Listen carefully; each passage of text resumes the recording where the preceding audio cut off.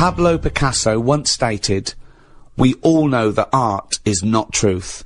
Art is a lie that makes us realise truth." From painting and poetry to symphonies and sculpture, the arts bring beauty and illumination to some, confusion and frustration to others. But what is art? The idea of a work of art, created by an artist, did not truly exist before the Renaissance. And what value do the arts still have?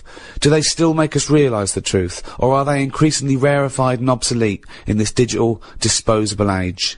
With me to discuss the wide spectrum of the arts are Stephen Merchant, graduate of the University of Warwick and award-winning writer. Thank you so much for having me. And Karl Pilkington, a man with no qualifications, very little education, but who is now known the world over as a man with a head like a fucking orange. Alright. Well, I suppose if I can pick up on something from your introduction, Ricky, you posed the question, in a sense, what is art? It's a very broad term. It's a very difficult one as well. I think the earliest people to ponder it were the Greeks, and I think they thought that art was, and its point was to try and emulate as close as possible the beauty of nature. So they knew art was a sort of, you know, a quest for beauty, and I suppose they thought nature was pretty perfect in its aesthetic, and so the point of an artist was to try and tap into that. Well, let me throw that question over to Karl Pilkington. What do you want to know? Well, we were just trying to clarify what art is. Ricky's just referring back to the Greeks. It's just something for your eyes to look at. Right. It's just a change from the norm, innit? I mean, that's why I think most people have it. But then, the problem is, I'd never buy a piece of art. I don't see the point in buying something, because I know that my eyes will get bored of it eventually. Right. So it's better to keep it in a museum, like a lot of places, you know, a lot of museums keep the stuff, they rotate it, because people get sick of looking at it. They shift the art around, don't they? People go, I'm sick of that now. They move it around the world, let someone else's eyes look at it. Well, that's more to get everyone the chance to see it, as opposed to the people who looked at it once and now sick of it. Oh, not the shitting Mona Lisa again. If No, I but have to how stare many at times that can you little look at the bitch. same thing? I think there's a snobbery with art. I think people do go, Well, I have you think seen that- the new one at the Louvre? Oh, Well, yeah, I think it's there should lovely. be a snobbery with art. Why? Because the world is full of idiots, and just because there's not safety in numbers with art. I think you should be a complete fascist when you're creating a work of art. I don't think it is open to utilitarian or democratic referendum. You end up with the X Factor winner that way. No, but that pleases the masses. That's what I'm saying. When there was a painting knocking about when I was a kid, right, called The Blue Boy. Yeah. Now every house had one, right? It turned out that it was just a bloke who had a load and he was flogging them to everyone. But the thing is, that sums up art to me. Someone's got a load, do you want one? Go on then, I've got a wall to fill. And they stick it on. It's not. No, what does that represent? Well, What's that going to bring to the room? It's just filling a gap. And that's what art is to me. It's filling a gap that would otherwise have now in it. but you're obsessed with the functionality of things. This is all you're ever obsessed with. What's its function? Things always need to get you from A to Z in some way. And art's not about that. Have you got much art in your house? Yes. Yeah. Because it gives me pleasure, and I don't get tired of it, I don't get bored Do you of look it. at it every day? Well, it's there, isn't it? It just adds Yeah, but other things a are there. pleasure to Dust it. is there, but Surprisingly, I've not compared I think art I've to dust as often as I perhaps should. But the thing about, and this I think may be intriguing to you, Damien Hirst, of course, is more of a conceptual artist like Tracy Emin, and a lot of what contemporary art does is followed on from a guy called Marcel Duchamp, who I'm sure you're familiar with. Now, he famously took a gentleman's white urinal like you'd find in a pub toilet, and he put it on its side, and he signed it with a fake name, and he put it in an art gallery. Now, he did that in about 1917, perhaps a bit later. it just annoys me, because there'll be snobby people who haven't got a clue, and they're looking at that and they go, oh yeah, see what he's trying to say. Well, that might make them think. They might. Damien Hirst, I don't feel angry with Damien Hirst really, because he's Right. getting away with it. But why does that annoy you?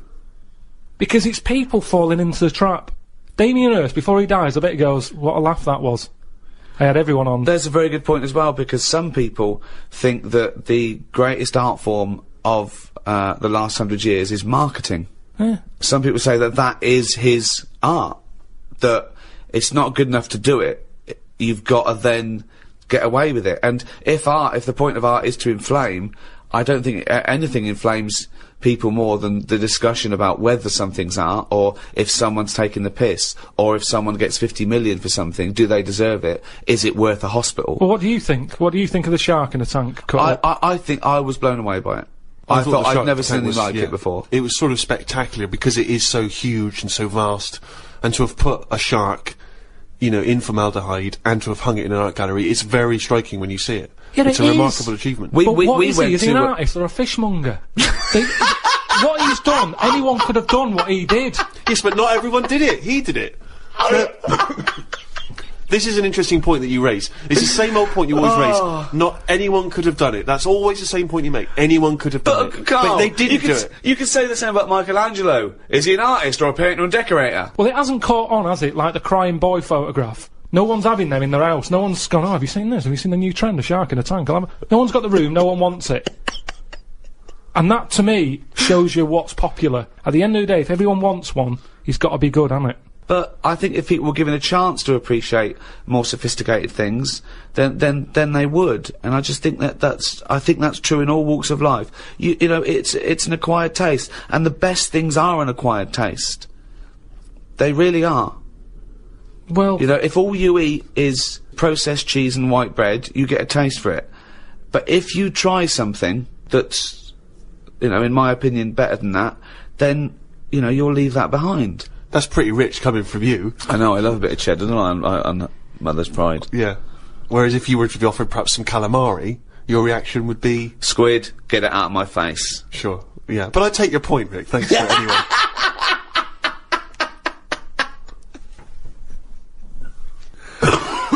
Calamari was an artist, by the way. I mean, I haven't got pictures in our flat because of that mirrored wall I've got. Yeah. Right? So, I mean, it's tiny. You've been in it.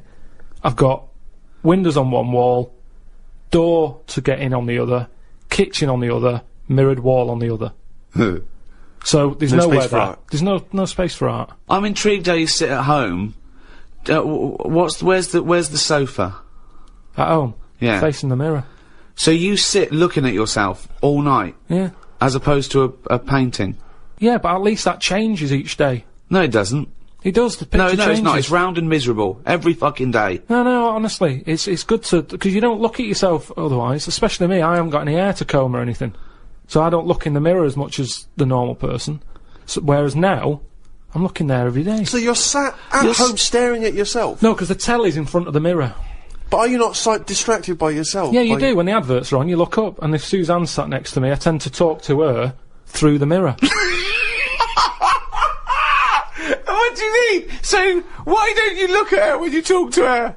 Well, you don't have to turn your neck or anything. There's no neck usage going on. I can just look forward, I look at the telly, lift the eyes up, look in the mirror, look at me, look at her. What does she do?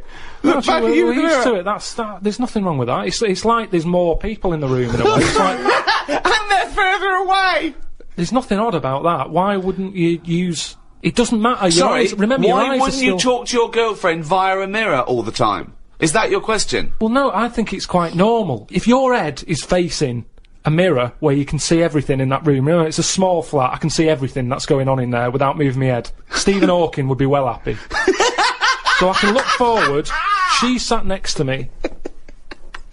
If I'm watching the telly, I can say something. Now, she's getting the sound from me still, because she's sat close. Yeah. But yeah, we're further away, but things look better from a distance anyway. So that's how you managed to keep this relationship alive? Maybe. You're such an odd little man. But no, it's not odd. You see, there was a woman on the estate who did use... have I told you about Miss Peggy before? No. It rings a bell. Go on. I think I told you ages ago, it's this fat woman who used to be on the estate. She had a three-wheeler bike. And her husband... Push bike, pedal bike? Yeah, like a tricycle thing, but a big one. Right. She used to sit her husband in the basket in the back. Cycle about, what have you. Yeah. She was known as Miss Piggy. Anyway. Oh, is this the one that she used to beat him up so your dad pretended to be a policeman? Yeah, that's it. Oh, that's yeah. the one, yeah. You remember? No, I don't remember this. Yeah, she used to always duff her husband up and that, and people in the area knew that she was being a bit tight on him. And my dad went round with his mate and sort of... But what's this got to do with the mirror? Anyway, well, the way she used to communicate, she used to always go in quick save and nick biscuits. And if anyone went up to her to say, stop nicking the biscuits, she'd pull out, like, a little mirror out of a bag, and she'd look in it, but talk to you via the mirror.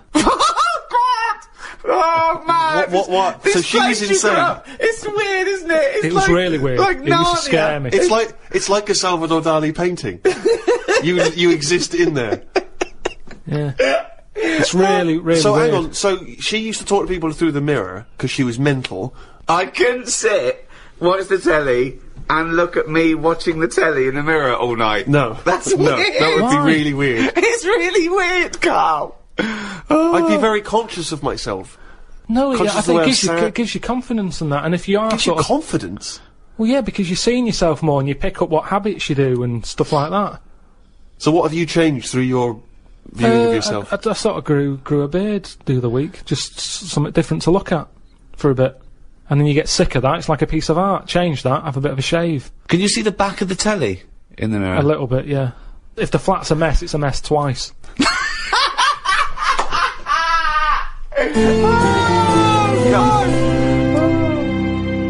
The earliest art, which we know, which we call cave paintings, they date back between 30 and 10,000 years BC. Even those people tried to brighten up their cave with a bit of art. So in many ways, they were more advanced than you. Yeah, but they didn't have a big mirror. I mean, if you're living in a cave, let's face it, you're not going to go mad if your kids start drawing, doodling on the cave wall, are you? Doesn't matter. Right. Brighten it up. But they always did the same thing. It was always a yak, wasn't it? Well, It was always a yak. Yeah, but they drew what they saw. I mean, yeah, I love the fact that 30,000 years ago they're being criticised for being a bit literal. No, but surely, if all you ever see when you step out the cave is a yak, do something different on the wall for when you get in. What? Why is it always a yak on every wall? Is it always a yak? It's always a yak. Whenever you see these Tom Robinson Time Team programmes... Who's Tom Robinson? He's the guy who did Motorway, isn't he? Yeah, and a 70s singer-songwriter. Tony Robinson, you mean? Tony Robinson, whenever you see him digging around, they say, hold up everyone, get the brush, what's this? It's always a yak. Yet they pretend they're interested. So you're saying that you wouldn't have, you'd have been no, I'm not going to draw a yak, I just saw a yak outside. This is what I'm saying to you about trends. One person has it, the next caveman goes, oh, I'll have one of them on my wall. Oh, I'll do a yak. Why was there no one just doing something a bit different? Well, like it's not true. They did. It's not true. This thing about it's yak. It's just in your own head. The programmes I've seen, I've been to Pompeii, where they had doodling on the walls, and that was all like knobs, tits and arse, all over the shop. Now, do that now, people go, that's a disgrace, rub that out, clean that, get it down. Whereas now, if you see one in Pompeii, they go, oh, look at that, look at the detail on that. Well, and that's what I'm saying, this snobbery in art, it's the same knob. The knob has not changed. Yeah, but I imagine in 50,000 years' time, if they dig up, a cubicle and there's tits and arse, people will take pictures of it won't again. Be. This is the interesting thing with the way we live now. We're cleaning stuff up constantly now. There's no almost no record of our time because we're getting rid of everything. We clean everything up. Everything's clean. Getting rid of rubbish, recycling everything. Well, that's a very good point. Is graffiti a valid art form? Some of it is. I think it is, yeah. I mean, we're not talking about the classic spunking dick, which is still, I mean, it's still great, isn't it? Well, I mean, if you see a lovely clean white wall and you see a spunking dick on it, you're gonna laugh. Always laugh. Do you add hair to the testicles when drawing the spunking dick? A few. The testicles. Because it's always clean. My testicles are always clean. Really? Yeah, I put the 4 or 5 bristles sticking out straight. See, I always thought that was a kind of commoner version. It looks like mine looks like I don't mean my real one. I mean my your illustrative. Yeah.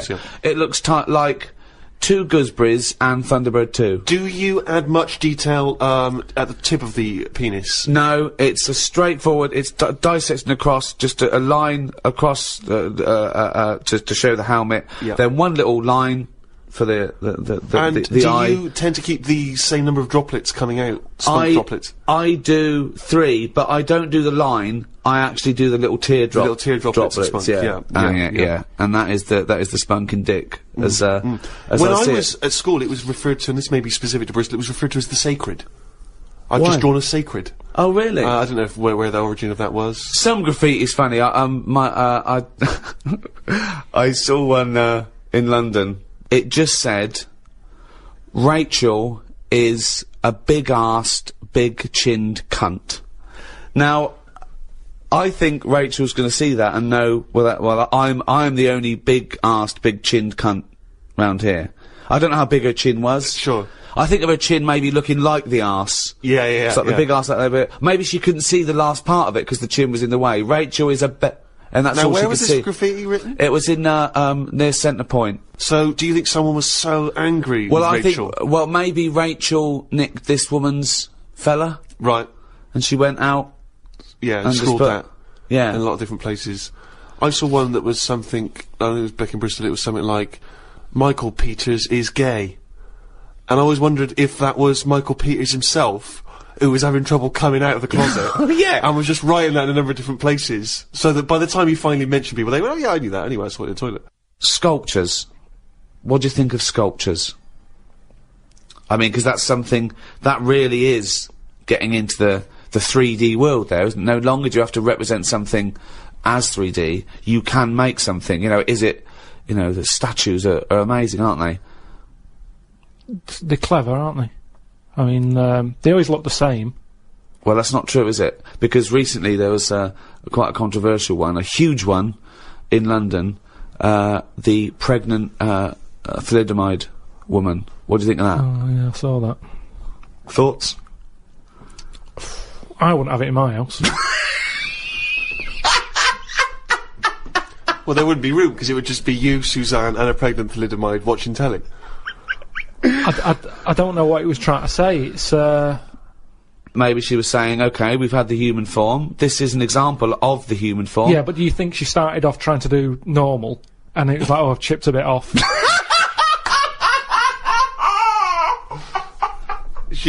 One of the arms got chipped Well, off. it makes you wonder, doesn't it? And why, you see that square, Trafalgar Square, you got that?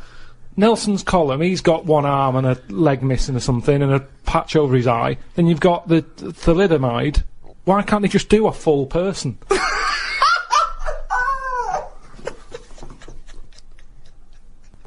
Well, that was what they saw. That was what the artist saw. It's about confronting us with certain preconceptions of what we expect of the human form, what we expect of sculpture.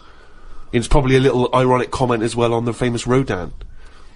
It's wrapped up with all kinds of ideas of maternity, of the human form, of what sculpture is. Why wouldn't you put that in a big public place? But what about the subject? Did you think, who's that subject? Who is that woman? No, not really, because thalidomides are around and we've all seen one. It's not like a shocking image. It's one of life's little things that it chucks out. There's some out there. So it's not shocking, is it? I don't understand what you mean. I think what I thought is, it just goes to show we're sort of running out of ideas. What do you think of people who are so angry at art, they try and censor it, or they try and destroy it? Do you think art should ever be censored? It's where you put it. If it's in a gallery, then it doesn't have to be censored. If it's in Trafalgar Square, where everyone's wandering around having a nice time, you don't want a 12-foot cock. So it's all about where you put it. I think some art looks better because of where it is. Angel in the North, that's a bit of art, but it's a bit of a surprise, isn't it? You're driving along a miserable motorway. Yeah. Oh, what's that over there? Gives you something for your eyes to look at again. Motorways are the most boring place to drive. But you go, look, there's a bit of art over there. Yeah, but Stick that then Angel again, in should the you be North. looking at art when you're going at 70 miles an hour along a motorway? Well, yeah, because it's really big. You can keep your eye on it and Look in the mirror. It's not a problem. Wait till you go past it and look in the mirror like normal. So you like the Angel of the North? Because it's something in the middle of nothing. Right, but if you put it somewhere else... Stick it in Trafalgar Square, you'd go, oh, more clutter. Now, you've spoken Karl, about, you know, art and what impact does it have, blah, blah, blah. And as Ricky's just pointed out, of course, in some instances, art has been considered incredibly controversial, very provocative, and has been banned. Famously, one thinks of the Nazis banning and burning certain books, not all of which were just books, you know, criticising them. It was often artistic works, things which they felt were subversive in some sense, and you get that in many repressive regimes, where people's artistic work is not allowed to express the way they feel about something. Stalinist Russia, for instance, art there, literature, are not able to express its views because people see it as dangerous, as provocative. Well, yeah, the threat always comes from scholars, with, like, any dictatorship, you know, and they know that. But not just scholars writing, you know, scholarly texts, criticisms, but also people expressing themselves through poetry, through creativity. Well, yeah, things which are not direct. dangerous. Yeah. They can be abstract, and yet they can still be subversive. Yeah, but I think if it's done in a way that isn't just like a lunatic, they get away with it. Like a nice poem, some people would read it in a different light. I might read it and go, I don't even know what they're going on about there. So, as long as it's done clever, get away with it, don't they? So Well, it no, makes the often not artist the better. case. But that's not often not the case, that's When? what I'm saying. Often, in these regimes, these things are repressed. No, but there's always like code words and that you can use and they can't have you on it. Such as? I don't know. I'm not into that sort of work. Right, Well- so you've just made a statement there, but it's not backed up with any actual No, information. what if you Well, do there it was in a good clever point way? there. No, there was a very good point there. The McCarthy era, where he was threatened by communism infiltrating the country, and he thought that entertainers might be a part of that, the conspiracy. It was a hotbed, and he made everyone come forward, writers, actors, say they're not a communist, and some people were out in the cold, and so people had to be a bit cleverer, like was it Arthur Miller, The Crucible? It's a metaphor. It's about witch hunts, but it's about the McCarthyism.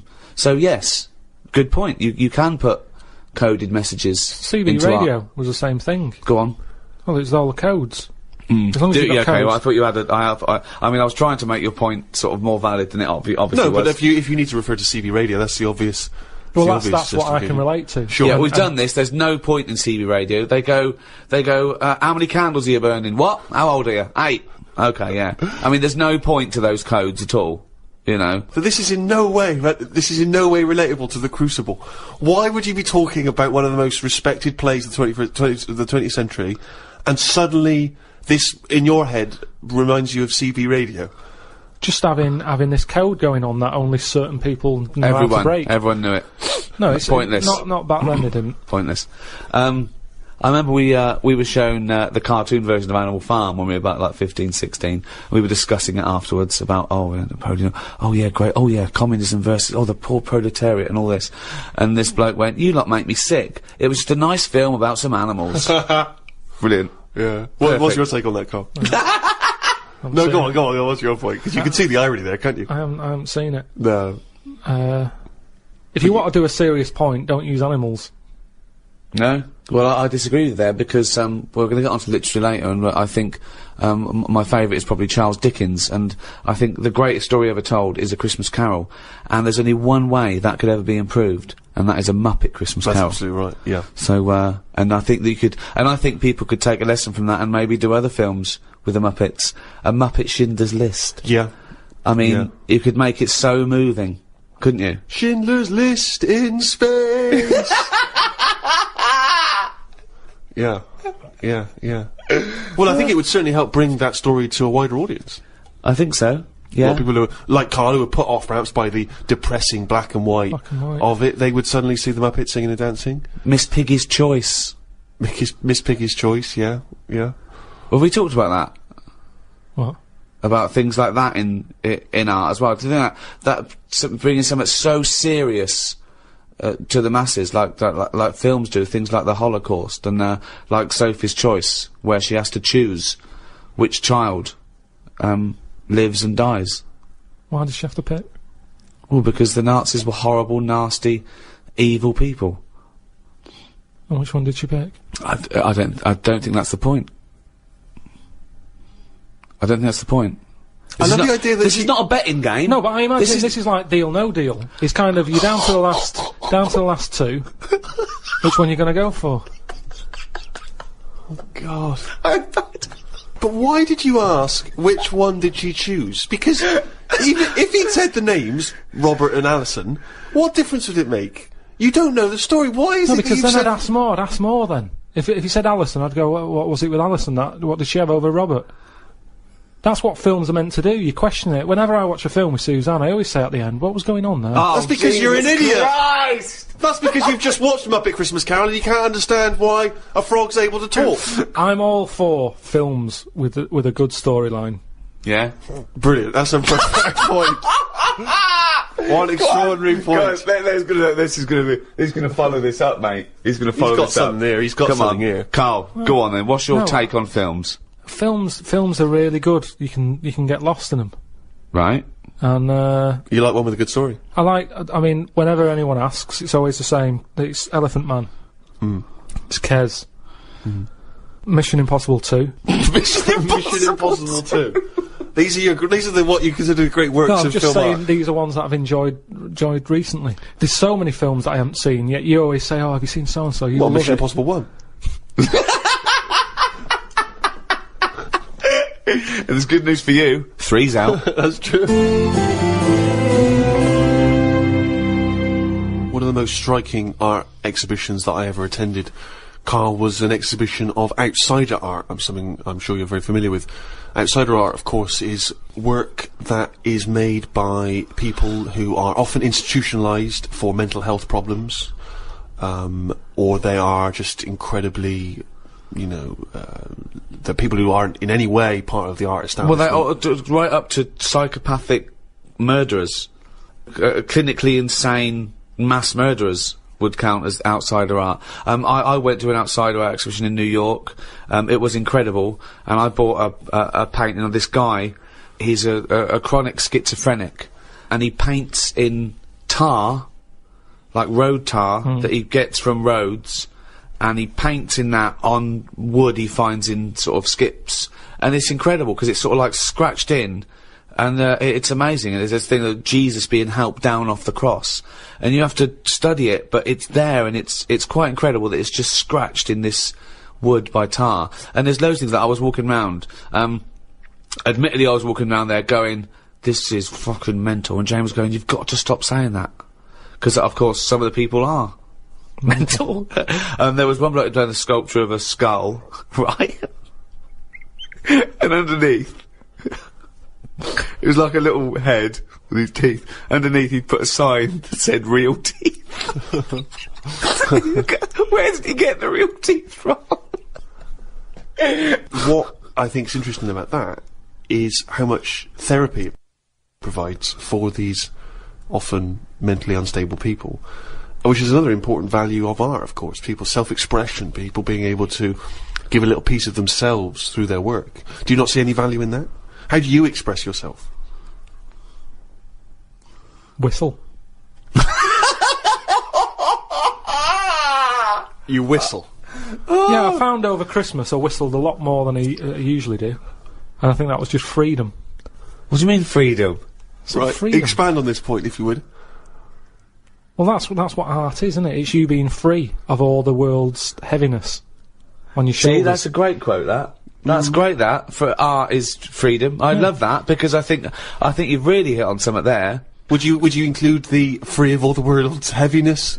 Well, I know what you meant. I know what you meant there. Would you include that one in it? I mean, I would include the world's heaviness in my freedom. You know, some artists are attracted to the dark side, the heaviness of the world. But I just want to return to you whistling as your Yeah. artistic expression of freedom. I mean, why did you find yourself whistling more? That's what was weird. So just few take us days off. through a typical day. When would the whistling begin? So this was that you spent Christmas down in Kent with Suzanne and her parents. Yeah. Yeah. Could I suggest something? Your freedom was thinking, I'm in my own place now, I'm going to annoy them. Well, it was mainly, it's when we were playing Scrabble. And they were taking ages to have their go, and couldn't have the radio on because the boiler affects the radio. It works, it just gives something off. Every time it kicks in, the radio goes all staticky. Right. So I just was sort of supplying the soundtrack. I think you've really hit on something there. Would you include the free of all the world's heaviness? Well, I know what you meant. I know what you meant there. Would you include that one in it? I mean, I would include the world's heaviness in my freedom. You know, some artists are attracted to the dark side, the heaviness of the world. But I just want to return to you whistling as your artistic expression of freedom. I mean, why did you find yourself whistling more? That's what was weird. So just take us through a typical day. When would the whistling begin? So this was that you spent Christmas down in Kent with Suzanne and her parents. Yeah. Yeah. Could I suggest something? Your freedom was thinking, I'm in my own place now, I'm gonna annoy them. Well, it was mainly, it's when we were playing Scrabble. And they were taking ages to have their go, and couldn't have the radio on because the boiler affects the radio. You got boiler problems down in Kent as well? It works, it just gives something off. Every time it kicks in, the radio goes all staticky. Right. So I just was sort of supplying the soundtrack.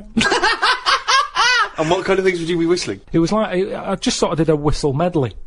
It was going from one thing to another. A Wedley. And a man was impressed. She was like, "Oh, you can whistle, can't you?" I was going, "Yeah." And then she was saying, "How loud can you go?" I was just doing all different levels. Sorry, this sounds like a scene from One Flew Over the Cuckoo's Nest. The boiler's setting off the radio. I can whistle. Oh, you're good whistling, aren't you? Oh, let's grab out. Talk about outsider art. I love the fact that Karl's life is like living in a home when you're in your 80s. Yeah. But you felt that this was your way of expressing yourself. I just found it odd because I don't whistle that much. I think just because I think I'm fed up most of the time when I'm in London. And you don't whistle when you're fed up, do you? Whistling's a happy thing. You never get an angry man suddenly breaking into a Well, whistle. the people who aren't whistling are usually pissed off. But yeah, the bloke who's whistling, it's like, it's the least, he's the least annoyed person in the room when someone's whistling. Same as holding a drill. The only person that noise doesn't annoy is the bloke who's drilling. Everyone else wants to punch his face in. Same with whistling. Whistling, there's no point in whistling. No, there is. No, there's not. The only point to whistling is in a bloke's changing room. Everyone's whistling, going, "I'm not looking at your cock." If I'm whistling, I can't be looking at your cock. Anything else, there's no calling a dog, maybe. Calling a dog. It changes the atmosphere. Yeah, it annoys everyone else. Dunno. I mean, our window cleaner was known as like, you know, that's how you knew he was there. He always whistled. And in the end, he fell off his ladder, broke his front teeth. Oh. Retired. What, because he couldn't whistle? That was it. It was like, Well, yeah, he whistled all the time. Can't whistle, can't clean windows.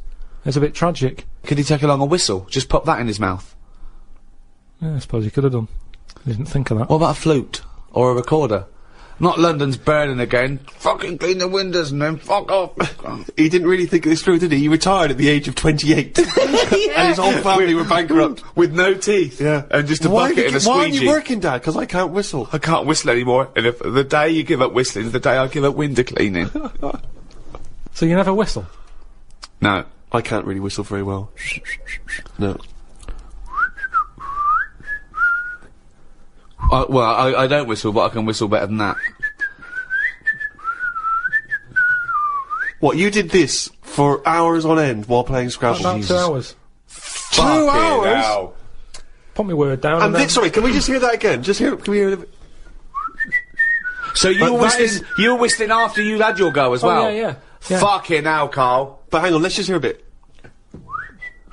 That is Karl's self-expression. That is his artistic self-expression right there. A name. No tune, no nothing.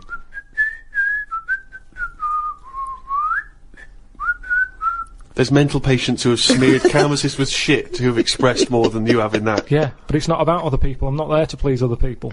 Right. You're there to annoy them. What was the best word you came up with in Scrabble? Don't knock me at Scrabble, because I do alright. What's weird is, when I play Scrabble, my brain can come up with words that I don't normally say. Okay, I'm intrigued here. Your brain can come up with words you wouldn't normally say.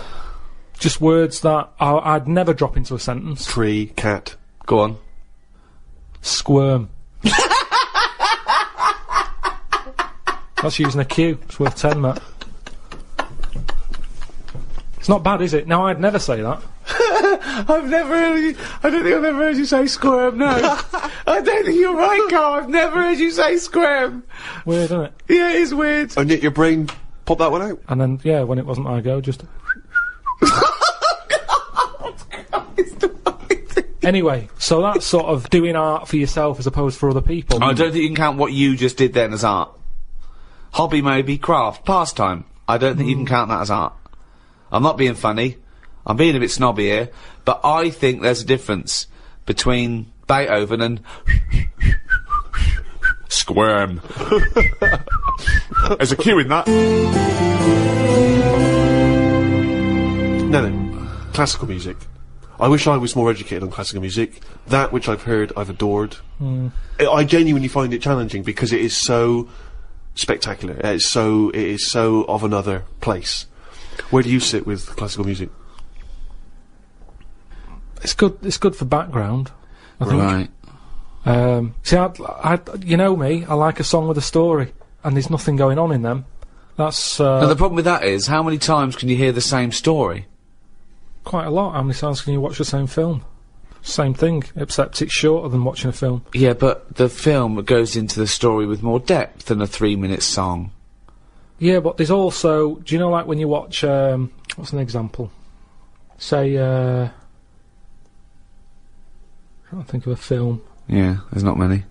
No, but a moment in a film that, it doesn't matter how many times you watch it, you go, I enjoyed that bit.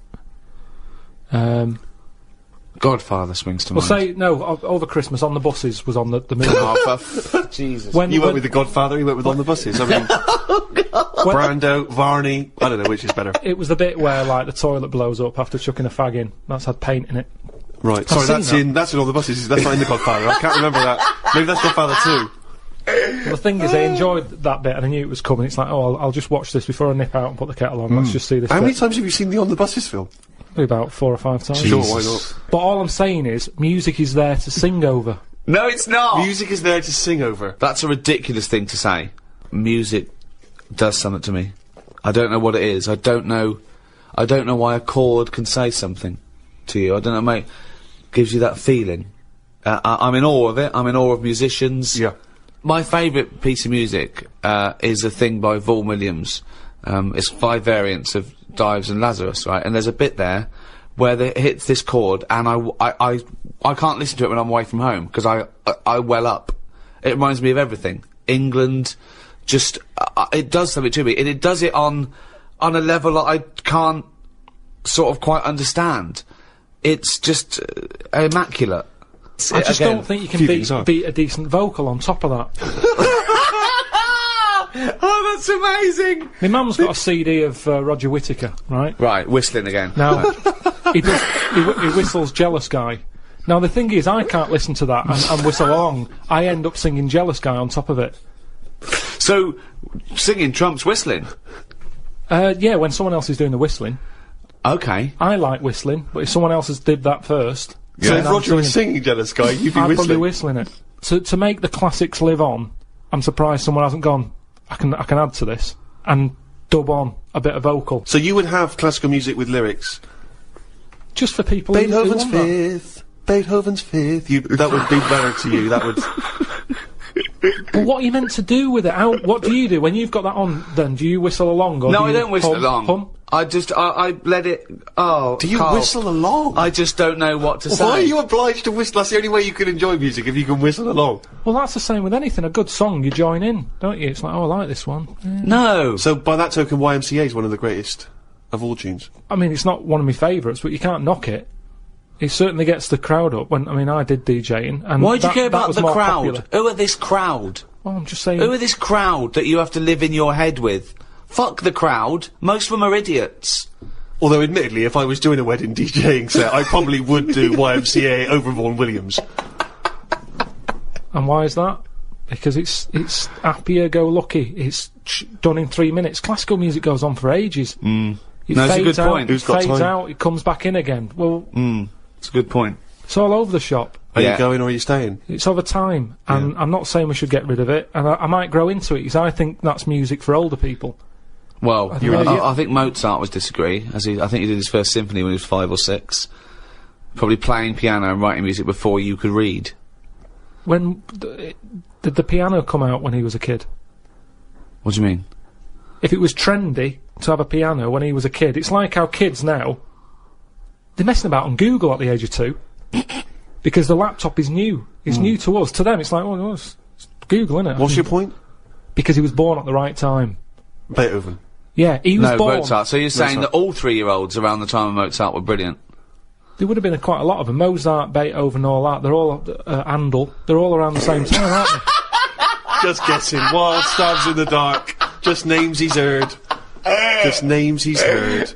So when Ricky was young, when I presume Rolf Harris's xylophone came out, everyone was composing on the stylophone, Yeah, weren't they? exactly. It's all what you brought up with, isn't it? Nothing's hard if you're given it when you're a kid.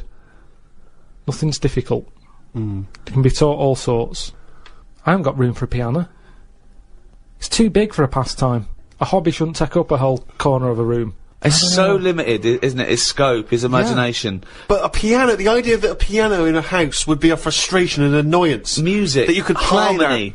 But I'd worry about annoying other people with it as No, well. you don't. You whistle when you're playing Scrabble. You don't worry about annoying people at all. I'm sure people would rather have gentle piano music in the background than squirm.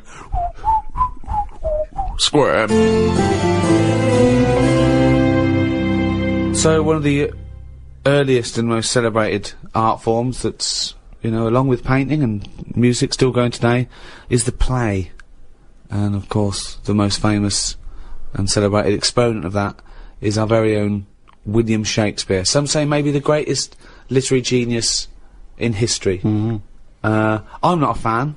Right. And I'll tell you why I'm not a fan. One reason and one reason only. Sure. Nothing to do with the structure, his themes, fantastic. The pun. Right. Oh, I can't stand the pun. Yeah, but I mean, although Shakespeare did include a few puns in his work, I don't think you could... No, I suppose it's the people It's that not have gonna taken bring on you the down. pun. It just reminds me of a bloke in a beard and a pipe at a party doing puns, you know. And it's things like Shakespeare, things like, oh, take their maidenheads. And you have to look at your Brody's notes to go, okay, cut off their heads, and take their virginity. Oh, brilliant. You know, you can't, it's like, you can't explain a joke in retrospect. You don't laugh if you then explain to you. I'm gonna have to take issue with the idea that Shakespeare was not a truly great master of our language. I think he was. If you listen- if he you added listen to the language. He invented words, or at least he stole words and changed them a bit. He took them from, you know, other languages, which is totally valid. And he made up loads of sayings that are still around today. And there's a poetry in that, inventing new. Actually, Karl, you like sayings, don't you? I've got a list here of some of the sayings and phrases that Shakespeare made up. Really, in a pickle was his. Yeah. Well, and we know what in a pickle Yeah, we means. know what it means. It's a saying I'd never use. Because when you're in a pickle, it's not something that you would say. No, if you're being if you're captured and you're being tortured for information, Yeah. you wouldn't, and you get access to a phone, you wouldn't go, MI5, I'm in a pickle. You'd be screaming, going, he's taking my teeth out.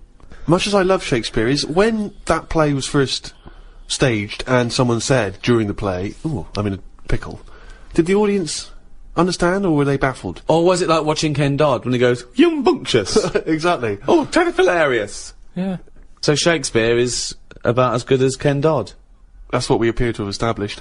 While you've been talking about that, I just was looking on the computer at the Pun of the Day website, because I feel I take much of what you say about puns and agree with it. There's a couple that you might like. There was a sign on the lawn at a drug rehab centre that said, "Keep off the grass." Okay, now if the pun is the lowest form of wit, and let's face it, sarcasm isn't, sarcasm is up there compared to the pun, then the drug pun, I think, is one of the lowest of the low. Oh, people who congratulate themselves on getting drug references, keep off the grass with. Grass, get it? Grass, you know, smoking the grass, yeah. Show me a piano falling down a mine shaft, and I'll show you a flat minor. Oh God. Okay. Good. Okay. Do you get that? Well, these are. I mean, that sums up puns, isn't it? It's things that kids get in a cracker. I think pun should be short for punch him in the mouth. Idioms are better. Go on then. What's an idiom? Is that a new word you made up? No, As No, in I Karl know. Pilkington's a complete idiom. I found out what it was because I thought, oh, I like them. What are they? Right. And it's like little sayings. Yeah, that's right. That sums stuff up. Go on, give us an example of your favourite. Oh, can I just say one? Talking about sayings, Karl was getting fed up with something. He was fed up with not getting replies from something. He's having a hard time, you know. And I went, "Oh, the worm has turned." He went, What? Oh, the worm has turned. You know, you've... Stupid saying, isn't it? No, well, okay, tell him why you think that's a stupid saying. Because how do you know when a worm's turned? Of all the creatures that you could flip over and know it's turned, why pick a worm? It's the worst thing they could have picked to express something turning. But you're taking turning literally. It means changing, doesn't it? Changing your attitude. A new broom, turning over a new leaf. Yeah, but things are going to be different now, and I'm Pick sick of it. Chameleon. No, but Chameleon is a brilliant thing to use for something to change. Chuck that in the sentence. There's nothing that you can link a worm to human life to. You're talking about something that's... It's blind, isn't it? It's blind, it's deaf. Gay. It's got no features. Why is he having such a go at a worm? Just because it's a weird thing to use. Something that... Its arse is more... It does more than its head. That could be said of you, Karl, to be fair. We've talked about what art is, we've talked about painting, sculpture, we've talked about music briefly, we've talked about whistling over music to make it better. Poetry. A completely different type of art form there. Karl, what's your thoughts on poetry? I've never really been a fan of it. There's a surprise. I think it's sort of... It's alright for the person who's doing it. You know, you say that whistling is just for the whistler. But I think poetry's more like that, because sometimes you read it and you're thinking, what's he going on about? It's always a bit... I don't know, it's sold in a bad light. It's a bit sort of... a bit gay, innit? Right. I mean, it depends what sort you're talking about, because maybe there's poetry out there that I haven't heard. There's some poetry gayer than others. Yeah. War poetry can't be gay, can it? That was people... I haven't heard... Go on. People fighting in the trenches and... It can't be gay. They weren't gay. They were writing to their sweetheart. I don't know his name. It might have been a bloke. I don't know. But so was it a sort of a what sort of poem was it? Was it sort of a limerick? Sort of a no. It was. Well, there's famous ones. Wilfred Owen and Siegfried Sassoon, and they're very moving. They're about you know what usually happens is that they talk about why are we here. This is you know we've been sold a lie here, you know, and they really. Started seeing war in a different light from their point of view in the trenches. Famously, some of them died soon after the, you know. But I prefer a proper letter. No sort of crypticness. That's the problem with poems. Okay, so you'd have been disappointed to get Dulce et Decorum Est through the post, would you? You'd have just said, "What are you trying to say, mate? What's the weather like? When you're coming home?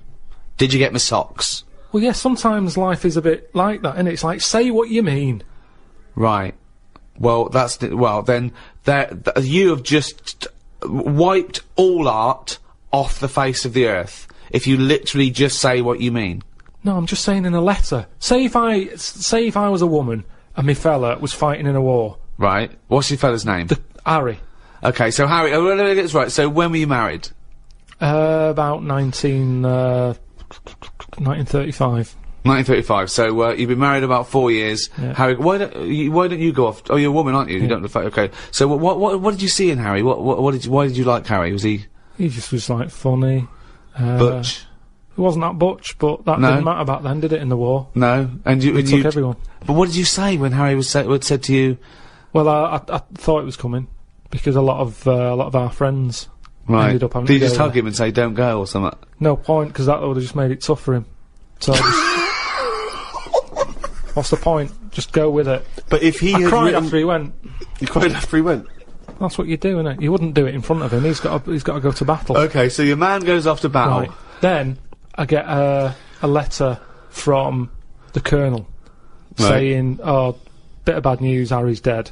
Now I get a letter in the post. He said what he meant, didn't he? In the Well, yeah, and they would do, wouldn't they? They wouldn't fanny around saying, "Oh, he was on the warpath and the cloud went dark." I go, "What? Just tell me what happened. I don't want a weather forecast." He got shot at the arse and the bullet came out his head. Right. Now, the Colonel, he would just tell me the basics. Now, because he sent his by Telegram. They sent a telegram. Mm. The letter I get from Harry has been stamped, so I get it late. Oh, okay. So I get a letter from Harry after he's died. Yeah. Right, and you know he's dead. I know he's dead, so I get Right. this letter with his handwriting on. I'm devastated because I was just getting over his death. Yeah. It's all brought back to me when this letter drops through the post. Well, yeah, 3 Right. days and you're pretty much over it. It's Yeah. his handwriting. Yeah? Oh, God, what's this? What's now he I written? open it, Yeah. and instead of saying, things are bad here, socks are damp, you know, everything's grim, it's cold, I'm sick of it, there's a poem. It wouldn't feel like it was from Harry. Well, what, Because it's not in his words. Poems are never in the person's words. But didn't you know Harry was a poet when you married him and made love to him No, that I only night? picked it up because other people were doing it. Something to do in the trenches. But when he carried you over the threshold, Karl, and he laid you down and gently kissed you, didn't he say any? Didn't he ever? He must have whispered some sweet nothings into No, it your wasn't hysterical like red that. It head. wasn't No, like that. Straight no. to the point. It was like, get your knickers off.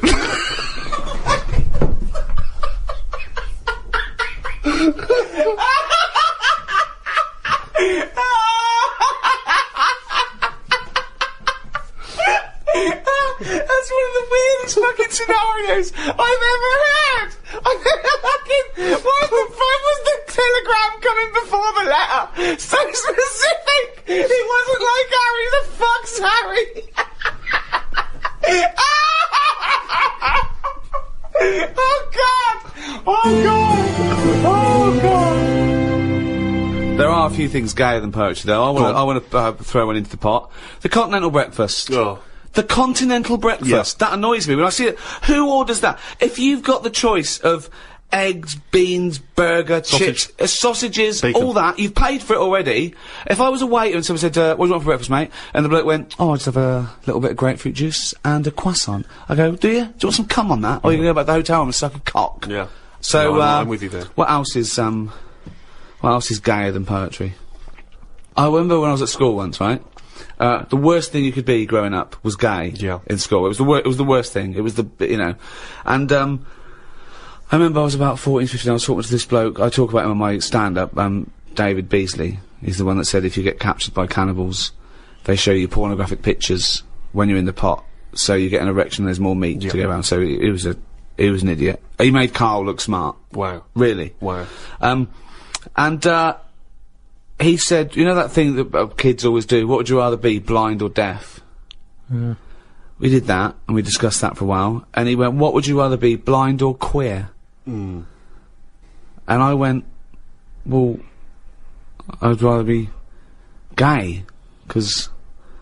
Still got all your sights, yeah. And he went, oh, would you? I went, well, yeah. Well, rather than be blind. I said, yeah. I said, also, if you were gay, you'd like being gay. He went, I wouldn't.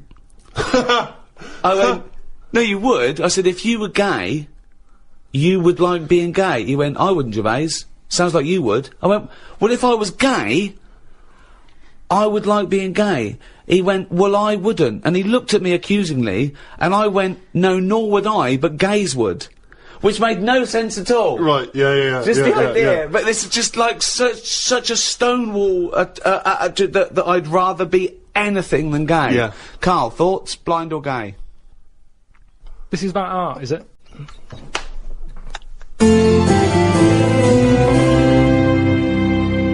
So there you have it, our comprehensive and definitive guide to the arts. Next in this series is philosophy. Well, I'm looking forward to that one enormously, Rick, because of course you have a honours degree from the University of London in philosophy. Yes, but I predict that that one will also be as big a load of bollocks as all the others we've done.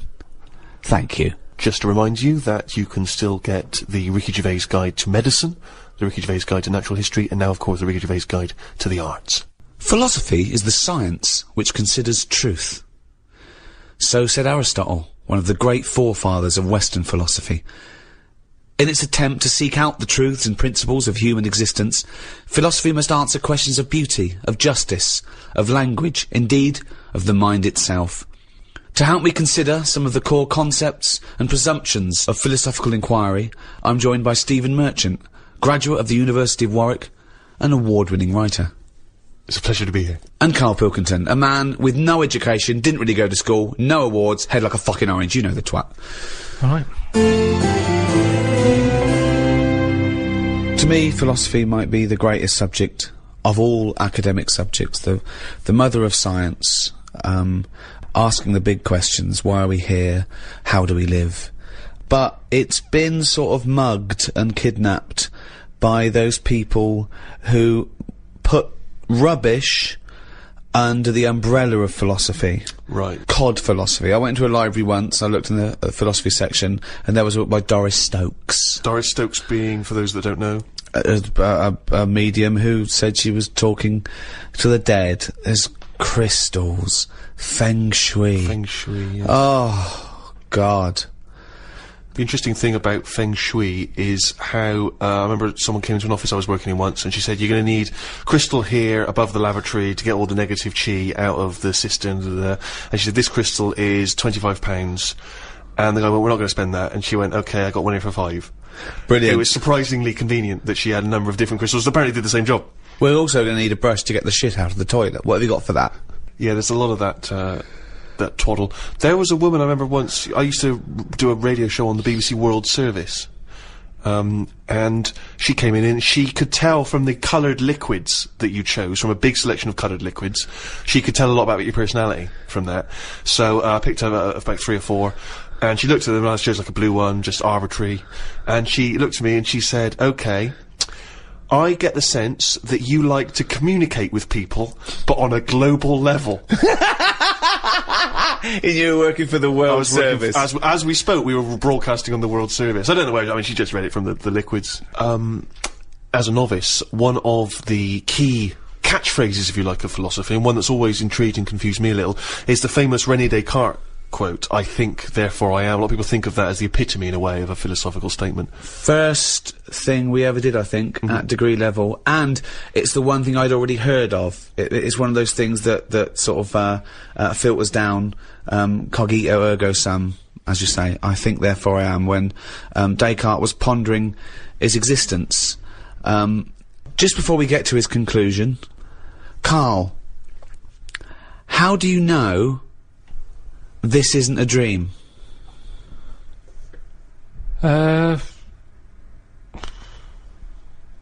Just because I haven't been sleeping that well. Right, okay. No, but you could still be dreaming, couldn't you? Because this could be a dream that you haven't been sleeping lately. You could be dreaming the last few nights you haven't been sleeping. In dreams, they're different, like, I mean, like I say, I don't have that many of them, because I don't sleep that well. But when I do have one, there's something different and vivid about it.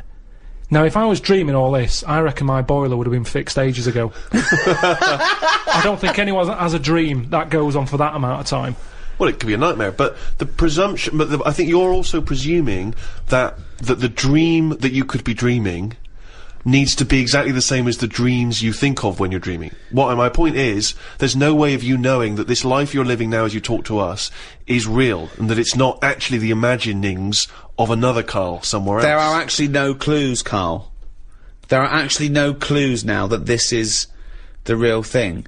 Well, most of the time, it's 1 minute I'm awake, next minute I'm asleep, then I'm awake again. Yeah. Sleep's just... You know the bit between you being awake and awake again, that's called a sleep. Yeah. Now, do you ever think things while you're asleep? Vivid things. It's that bit between the awake and awake I want to look at. I told you about one ages ago where... Go on. Where you burst in and I was on the toilet. I never heard this dream. The one that it was like everyone was German and it was at some gig or something, and you opened the door and everyone was looking and laughing at me, and I'm sat on the toilet, and you sort of said, oh, that's probably because you're uncomfortable with fame being put on the limelight. Yeah, that you might be yeah, possibly, yeah. But that's one dream that could be true. But exactly. Or there is a likelihood that you think, I bet he's going to burst in. I am always on edge when I use the toilet here. Yeah, I kind of think, is he busy at the moment? You have to wait till he's on the phone to go for a piss. I have to sit there holding the lock. Yeah. It's a weird thing it isn't to do. normal. It's not normal.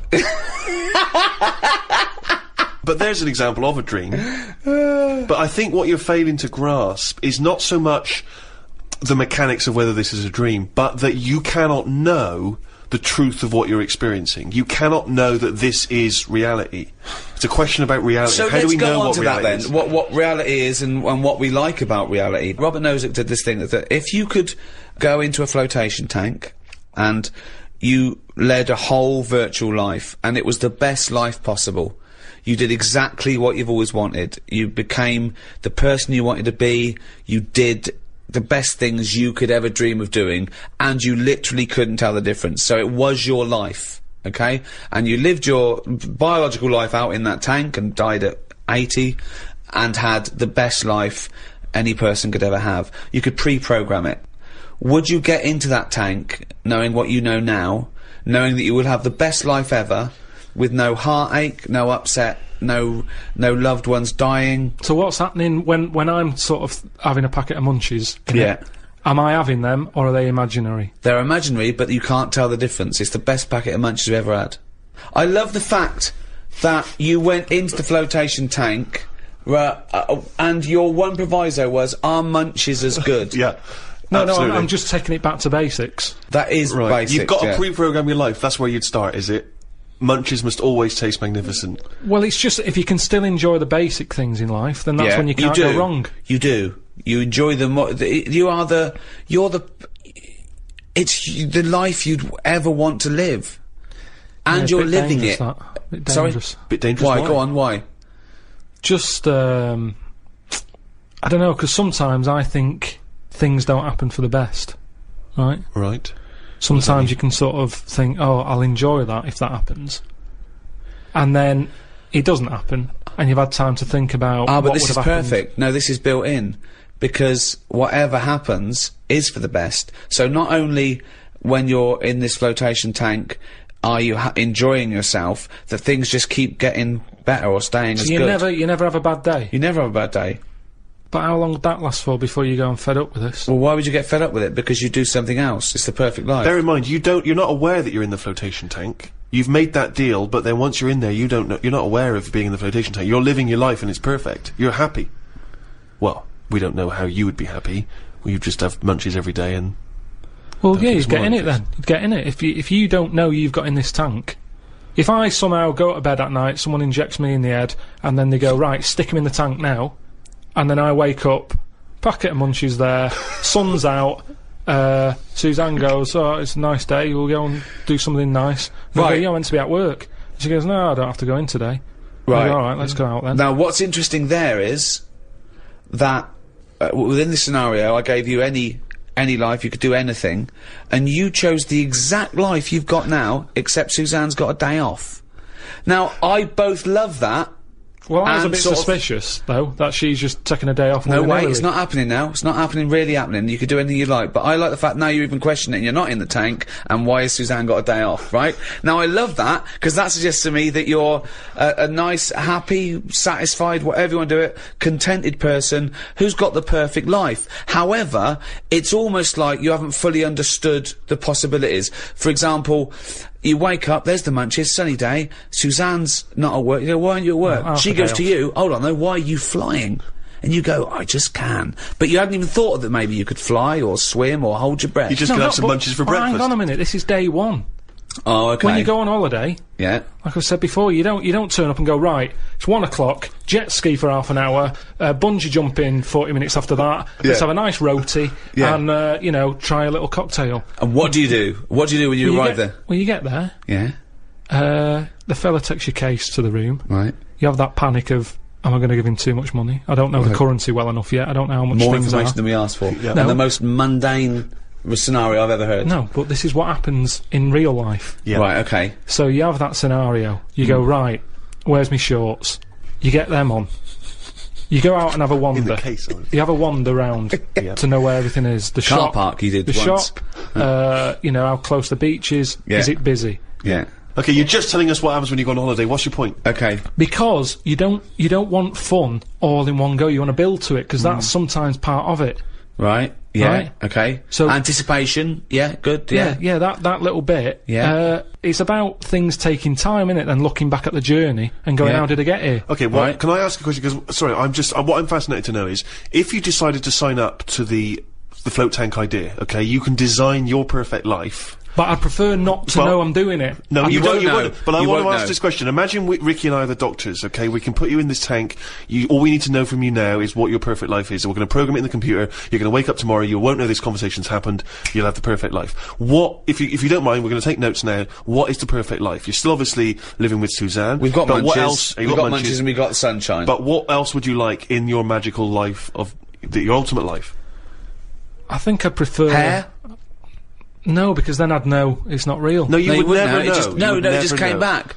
Suzanne comes in one day and goes, "Why aren't you working?" She goes, "Look, okay, I've left my job. Can we leave why am I at work? I'm always going to be here, right? I've got a new tonic, right, from Boots. She pops it on your hair. Boop, baby gorilla." Yeah, I don't like this idea of suddenly Suzanne's never at work.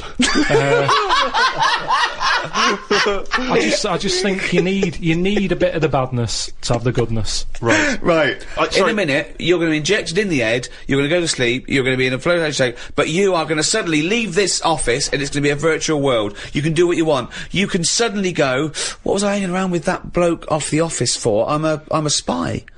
And you go to MI5 and they go, "Thanks for coming in, Pilkington. Listen, Drosky, he's coming from Russia and, he's got the, bang, what do you do? What's your scenario? What do you do as a job? We've got munches, Suzanne's never at work." I'd prefer to leave everything as it is. Brilliant. Go in it, but have everything the same so that I'm going, hang on a minute, has it actually happened? What are you talking about? No, you don't know about this. You don't know anything that's happened. No, because you've just said you're gonna put me in the tank and you're asking questions as to what I want when I get in it. But you won't know you're in the tank. Once you're in the tank, you won't know. You'll have a new life, a life that you've designed. Yes. You'd have different memories if you wanted. You could be 5 again, or you could be now, but you weren't born in Manchester. I prefer it to be the same, with the same memories, but the difference is, when I next get British Gas round, they go, "Oh, Mr. Pilkington, yes, Oh my God! the boiler so is he'd like fixed." to have a virtual life, so his boiler's fixed. No, Yeah, but so your boiler still goes wrong in your dream, but it gets fixed. But you don't Yes. even need a boiler. You could be the perfect But temperature this all the isn't the time. Caribbean anymore. I don't like the idea of too much change. I don't want that much of a change. But to you my life. won't realise, it won't feel like change. Well, it's changed already. You're saying the boiler's been fixed like that. I prefer to still have that problem. Go, hang on a minute, is this different? Suzanne's still going to work. Right. That's very important too. But then, You don't want her around all day. but then, things happen that wouldn't have happened in this world. Go on then. as? Right, okay, let's write that. Well, let's see the differences. What do you do? Because I've got to program this. So you've got the same job, all that. Are we still around? Yeah, because it's part of. I'm it's going to ask part you a of the question same now. thing. Do I still squeeze your head every time I see you, rest you to the ground, and wind you up, trying to stress you out, call you at all hours?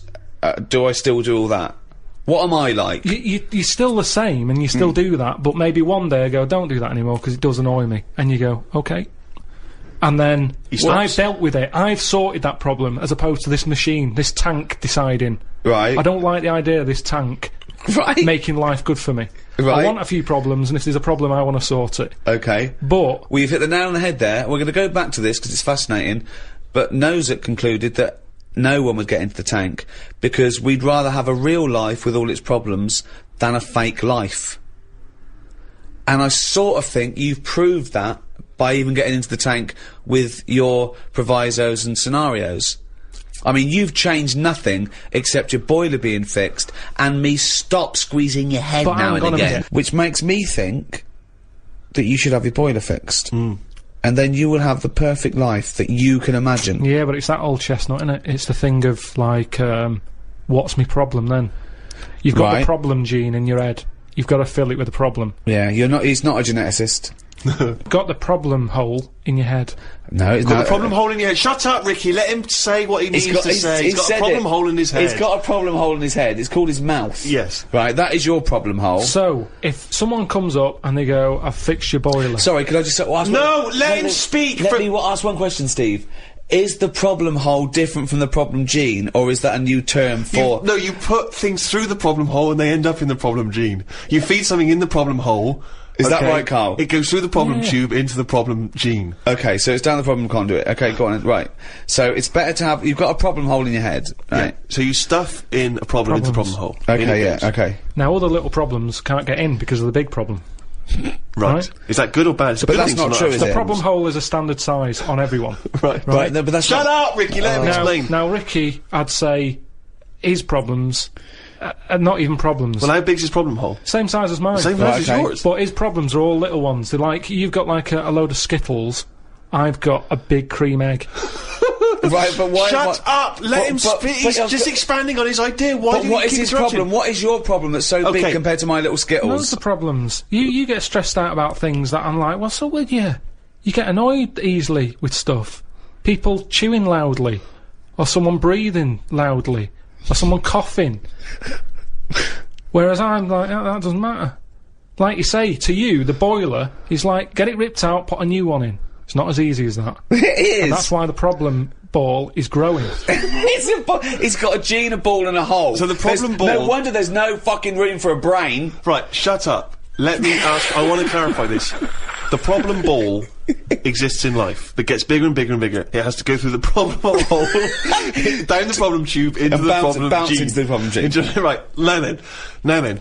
So you've got the problem ball. Everyone's problem hole is the same size. Everyone's. But some people's problems are smaller, so they can slip straight into the problem hole. I've got a question, Stephen. Wait. And listen, has anyone got a pair of problem balls? Or is it always just... Because ladies have a pair of problem balls? No, because Hitler had one problem ball, didn't he? But could anyone ever have a pair of problem balls, is my question to you. And some people's problem balls are much bigger than another man's. Or another woman's, right? Yeah, Right. depending on the problem. So you could have you could have a pair of problem balls and one problem hole. The way I'm saying So supposing I came to you and said, listen, but a man starving in a foreign country might have huge problem balls. he might have, but if I went to a doctor and said I've got a problem hole, and the doctor said, well, let me see it, and he said, well, let me see your problem hole, and hanging down in front of my problem hole was a huge pair of problem balls, what would he treat first, is my question. Well, would he look into the problem hole? He said, he'd say, right, take your problem genes off. Right, I want to see your problem hole clearly. But he would put his hand or his finger into the problem hole to try and remove the problem ball, wouldn't he? He could feel the problem balls, but he'd have to insert his finger into the problem hole, wouldn't he? Right. Okay, so Karl, go on then. I'll just get in a tank.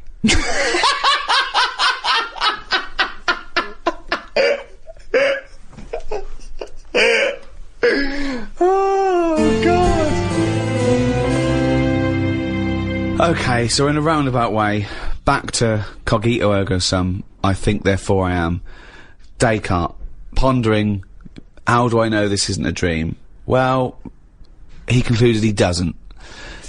When he took it further to, how do I know I even exist, he quite rightly concluded that, well, if I'm even pondering this question, I must exist. Whatever I am, wherever I am, the fact that I'm questioning, introspecting, thinking at all, I think, therefore I am. Because I'm even thinking, at least I know one thing, that I exist. That's all he said, Karl. I don't understand why he had so much time on his hands to be worrying about this. At the end of the day, get on with it. You're not doing shit all, Karl. So why are you so annoyed at other people who aren't doing anything? You're going out in the morning, you're staring at worms, at bugs, you're staring at the sky, you're wondering why it hasn't fallen on your head. You're making up the books. That isn't researched. What do you mean, making it? What is it that you're doing? One of the chapters in your book about travel was Australia. I've never been there myself. Forget it then. Throw it away. No, because you can still have You thoughts make up on- stuff about a grub eating a biscuit. We're all the same. Well, I mean, what is that? That's not. But I laughed. Yeah. So I enjoyed that book. Listen, everyone like me who That bought book that is book, absolutely pointless. it is in my lavatory. Every time I pop in there for a shit, Yeah. just take it off the shelf, have a little read. Yeah, Great fun. And I'm down to about 4 pages because sometimes I forget to get bog roll. But listen, that is a fun book to wipe your ass It's a with. great It book was, to it wipe was your ass me, with. but that book was good for me. I don't Yeah. know if anyone enjoyed it, but I was emptying my worry hole. and at the end of the day, Emptying your worry hole. Is that different to the problem hole, your worry hole? it's next to it. Once the problem ball is being processed through the hole, is it deposited through the worry hole? All I'm saying is, you're right, I do watch a lot of insects and stuff, and you never see them wasting time. They're always doing something. An ant's carrying something somewhere. Sometimes I watch it and it goes somewhere and comes back again. You think, does it know what it's doing? But at least it's trying. What Now, if there was a What big... is it doing though? What is that ant doing? work. It's building a house what's the point? Everything it does is pointless. How can you say that? It's pointless. I'll tell you what, if there was a bigger sort of being looking over the world and they went, right, let's look at the human race, and, well, they'd look at the ants first and they go, right, they've got their hands full, they're carrying big stuff, they try to save time by carrying stuff that's way too big for them, really. They could do that between 3 of them, but they don't. They're all grafting hard. Then they go, right, hit the human button. They hit the human button, they watch the humans. The amount of people who are just sat about doing now. They're reading about Amy Winehouse, Lily Allen in London at 2 AM. So what? What are we doing? I agree with you, but what are you doing? You see, the ant analogy, joking aside, I think there you hit on the fact that life is about working for what you get. And I'm right behind that. I am right behind that. I think that's, I think that's absolutely true. That's what I meant. What's dangerous is... A boiling kettle to an ant. At the end of the day, right? Yeah, but that's evil, isn't it? What? You know, I mean, you sometimes make out as if I'm an evil man. We had an ant problem in the garden. Suzanne said, we've got to get rid of these. And I said, well, it's a bit out of order, they are outside. And she said, yeah, but there's getting a lot of them. She went and popped the kettle on. I said, I can't handle this. I went in, right? What, you didn't want to see the ants, Fred? That's sweet, you know, they're there. Yeah, they might be causing a problem, but I don't want to see this mess. Now, the thing is, she went out, she poured the hot water on it, I left it a few minutes, I went out, I had a cup of tea, I thought, it's a waste of electrical light. So I took my cup of tea out there, and I'm sat there, and then I just saw one come back from wherever it had been. One ant. He looked devastated. Because that had been away. As far as that was concerned, it had been out to get a leaf or whatever. Came back, devastation. And it's that what that's the thing. It summed up death for me. That the ants that are dead, they didn't know anything. Suddenly they were there. Next minute, load of water, dead. It's the people who are still living in life that are the saddest, aren't they? After death. And that summed it up. What do you think? That ant would have been better off being there when it happened. How could you tell the ant was... What do you think? So you saw him... I mean, they run around in circles anyway, don't they? But this was just kind of going, what's going on? And what did it slow down when it got nearer the nest? Did it drop the leaf and then you see it run the last few inches? It just kind of got close and it was like a double take almost. Almost like it got near the hole and then it was like, hang on a minute, this can't be it because no one's around. And then it walked on and it went, no, it is the hole. And it went back and it just sort of stopped for a minute. Ah. And that for me, that's the sort of thoughts Descartes should have been having. What? Things that you can look at as a human and appreciate it and understand it and go, yeah, that's true, that is like life. Instead of, oh, am I awake, am I asleep or what? No. Well, you might as well be asleep because you're doing nothing else. Oh, God! Oh, Descartes! Winehouse, Allen. Slammed. What do you do towards enjoying your life? I don't normally enjoy the thing when I'm doing it, it's after. It's like that holiday. When I was on holiday. What do you mean you don't enjoy the thing when you're doing it, it's after? What's an example of not enjoying the thing at the moment but you do after? You didn't enjoy the holiday? Say like the holiday, I've just been So you enjoyed away. coming off holiday? What? I want to hear it. You enjoyed the holiday, you didn't enjoy the when holiday. I'm there, I had fleas biting me. Yeah. I had mosquitoes biting me. Yeah. There was a funny smell of damp in the bathroom. I was worrying, getting in the sea, thinking, is there stonefish in it? Right? Now, you've got all that going on. Yeah. When you get back, you forget about the damp smell. You forget about the fleas, because the bites have gone. They're not as much of a problem. Yeah. So then your brain starts going, well, hang on, what did I enjoy? And you go, I enjoyed the dorada fish I had that I've never eaten. Yeah. That's an experience. At the time, I wasn't enjoying it, because I'm thinking, when I get back, I'm going to have fleas on me again. Yeah. So you remember all the good stuff. It's like an old person when they're dying, and they go, I'm having flashbacks. They don't say, I'm remembering the time my shoes were too tight.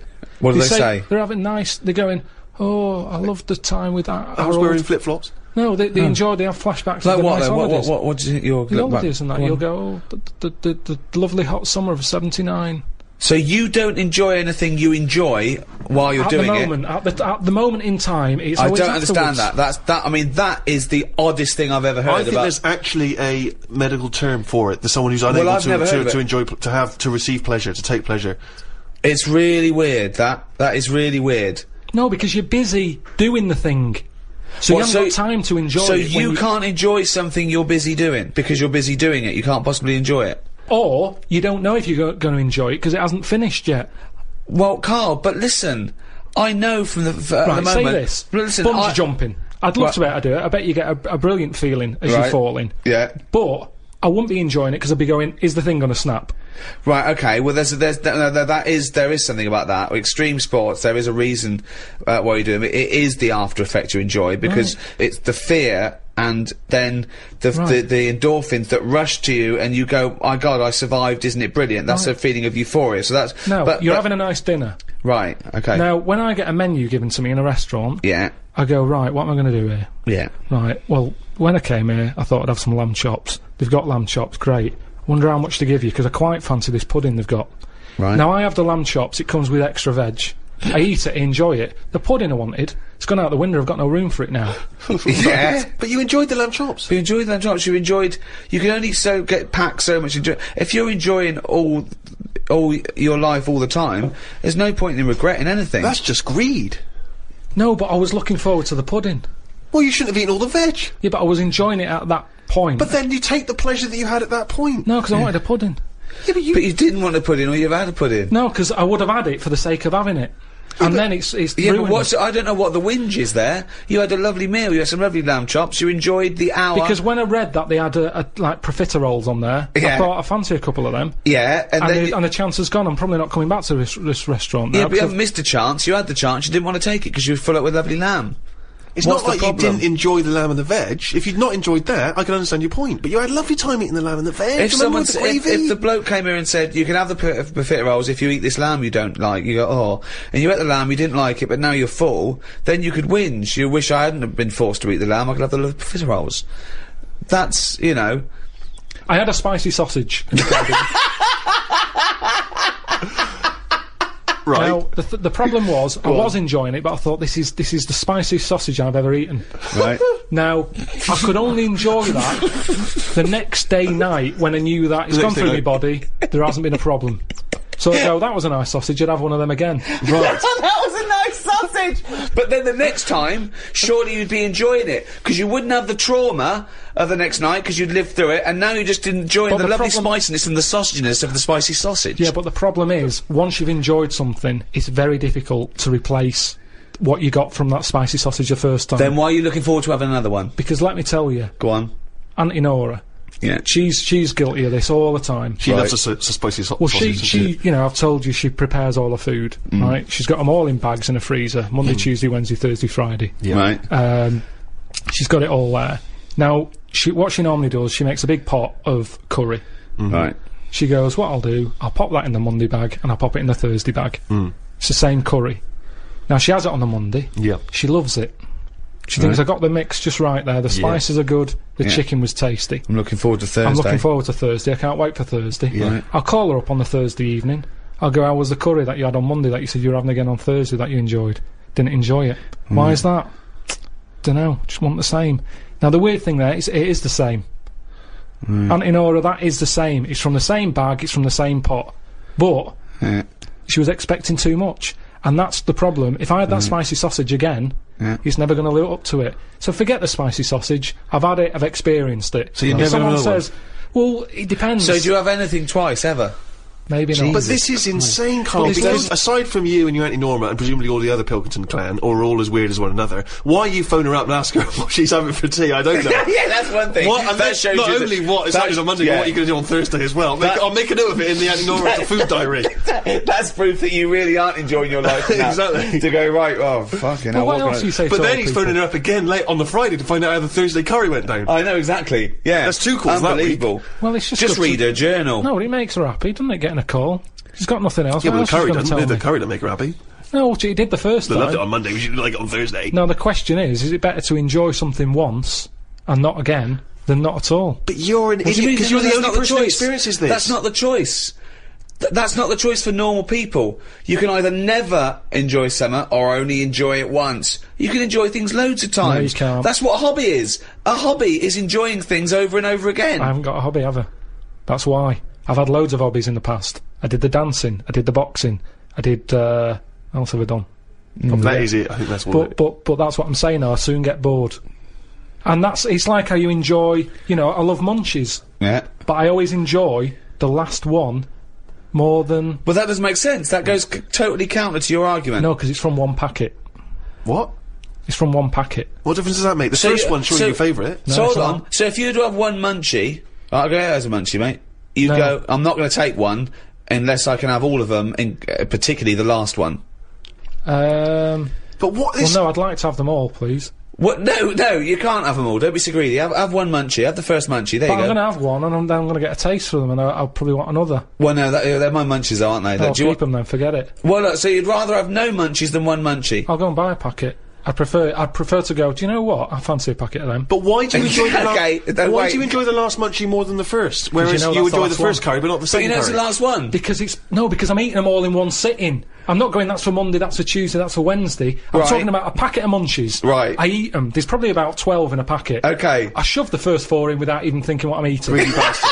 You shoved the first 4 in! Without even Right. thinking about what I'm Right. eating. Now, then, when you're getting towards the end, you make them last more, you might bite the top of them. You look what's inside them, you go, I'm liking this. But You know hold that on, last what, one? every time? What, every time you buy a packet of munchies? Yeah. Yeah. So, hold on, though. You must enjoy a packet of munchies regularly, then? Not as often as you think. They have an I don't offer of know. them. Well, No it's not opinion. as I think. I don't know.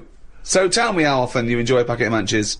Normally after sort of, maybe once a month. So, every month, you look forward to a lovely packet of munchies. And the same experience. Yeah, You but like at the first end, one. I like the last one. The only thing you know you enjoy, look forward to enjoy, and it fulfills all those expectations is a fucking packet of munchies once a month. Fuck me. What do you think happiness is? Again, you only know the happiness because of the badness. You've got to Well- have a yin and a yang. Well, I know what you mean there. I agree with you on this because it's sort of no good to be handed it on a plate. I mean, just from my own experience, working for someone does feel better. Because you've got a pride and a satisfaction. I genuinely think it's better to start a business, struggle, go bust, come back, than win the lottery. Yeah. I genuinely believe that, and the older I get, the more sure I am of that.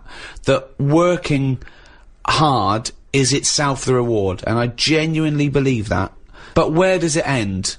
It's no point having the struggle till you die, and never get any happiness. So, what's your balance? We don't have to go into philosophical terms here. What's your balance? What's your yin and yang of a good life? And by good life, I mean one that you've enjoyed or been satisfied with, and one that you have no regrets or guilt or shame, and a bit of pride. What are you asking me? I've got a bit of all that. Right. But you need the mixture, don't you? So you find out what your favourite thing is. It's like a bag of Revels. Yeah, but you can't cherish guilt or shame. Did you just can say life is like a bag of Revels? Isn't that dangerously close to life's like a box of chocolates? In Forrest Gump over there, yeah. No, Jesus, but it is, isn't it? There's one or two in there that I don't like. like what? The raisin. The raisin no. with chocolate. Yeah, no. Now what I'm saying is, metaphorically, what's the Yeah, well, I'm actually using- named what Revel he doesn't like? yeah, well, I'm telling you because it works in life. Go on then. But the Revel You like is raisins? there. Go on. Well, maybe if you have What? enough raisin ones, Yeah. you eventually go, do you know what? They're not that bad. What? And that's the thing in life. Well, hold on, wait a minute. So what are you saying? Where's this metaphor? Are you saying suddenly all the bad things in life are pretty good, actually, if you just Well, get used to them? sometimes out of bad comes some good. Go on. At the end of the day, the Revel thing. What happened to the munchie here? Well, again, with life, if you have too much munchies, you get sick of the munchies. So move on, mix it up. What mixes it up? Bag of Rebels. You've got a bit of everything in there. Right. Even the ones you don't like, you might like in the end. You'll go, do you know what? I was wrong. Okay, I was lose wrong the judging." analogy now. Actually just talking about rebels now, in life. What about, what has he enjoyed before? What would you have written to Jim will fix it to fix for you? What would have given you pleasure as a kid? Dear Jim, can you fix it for me to do what?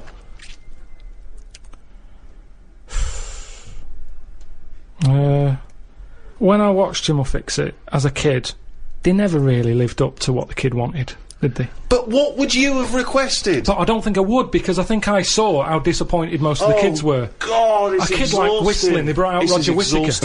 Yes, because they look at it and they go, can you fix it for me to go into space? No. Can I dance with Bananarama? No problem. That's the ones they pick. Yeah, so Do you know that's what I why I mean? wouldn't write in, because whatever you ask for, you're always going to get a watered-down version. But if Jim could fix it for you to do anything, what would you have chosen? There's not many things I wanted as a kid. One though. thing. Jesus Christ. Just one thing. To choose one thing, please. That my name was Brett. Oh, fucking hell! It's not unbelievable! I mean, it's extraordinary. There is no predicting that. Okay, you know what? I can make that dream come true for you right now, Brett. We can just call you Brett from now on. Not a problem, Brett. Brett Pilkington. It sounds good. I love the fact that it's the Karl bit he wants to replace, not the fucking No, but Pilkington. that doesn't work either, because like then Why I not, told Brett? because I told me mum and dad that that's what I wanted. They started calling me that, but then I forgot. They went along with it. Yeah, So you said, Mum, Dad, call me Brett from now on, and they went, all right. yeah, but then I kept forgetting that I was Brett, so I wasn't answering, so they went back to Karl. It's amazing. So you've had that dream come true. Yeah, and it wasn't that good, and that's what I'm saying to you. Things never live up to what you want. Dreams, what are they?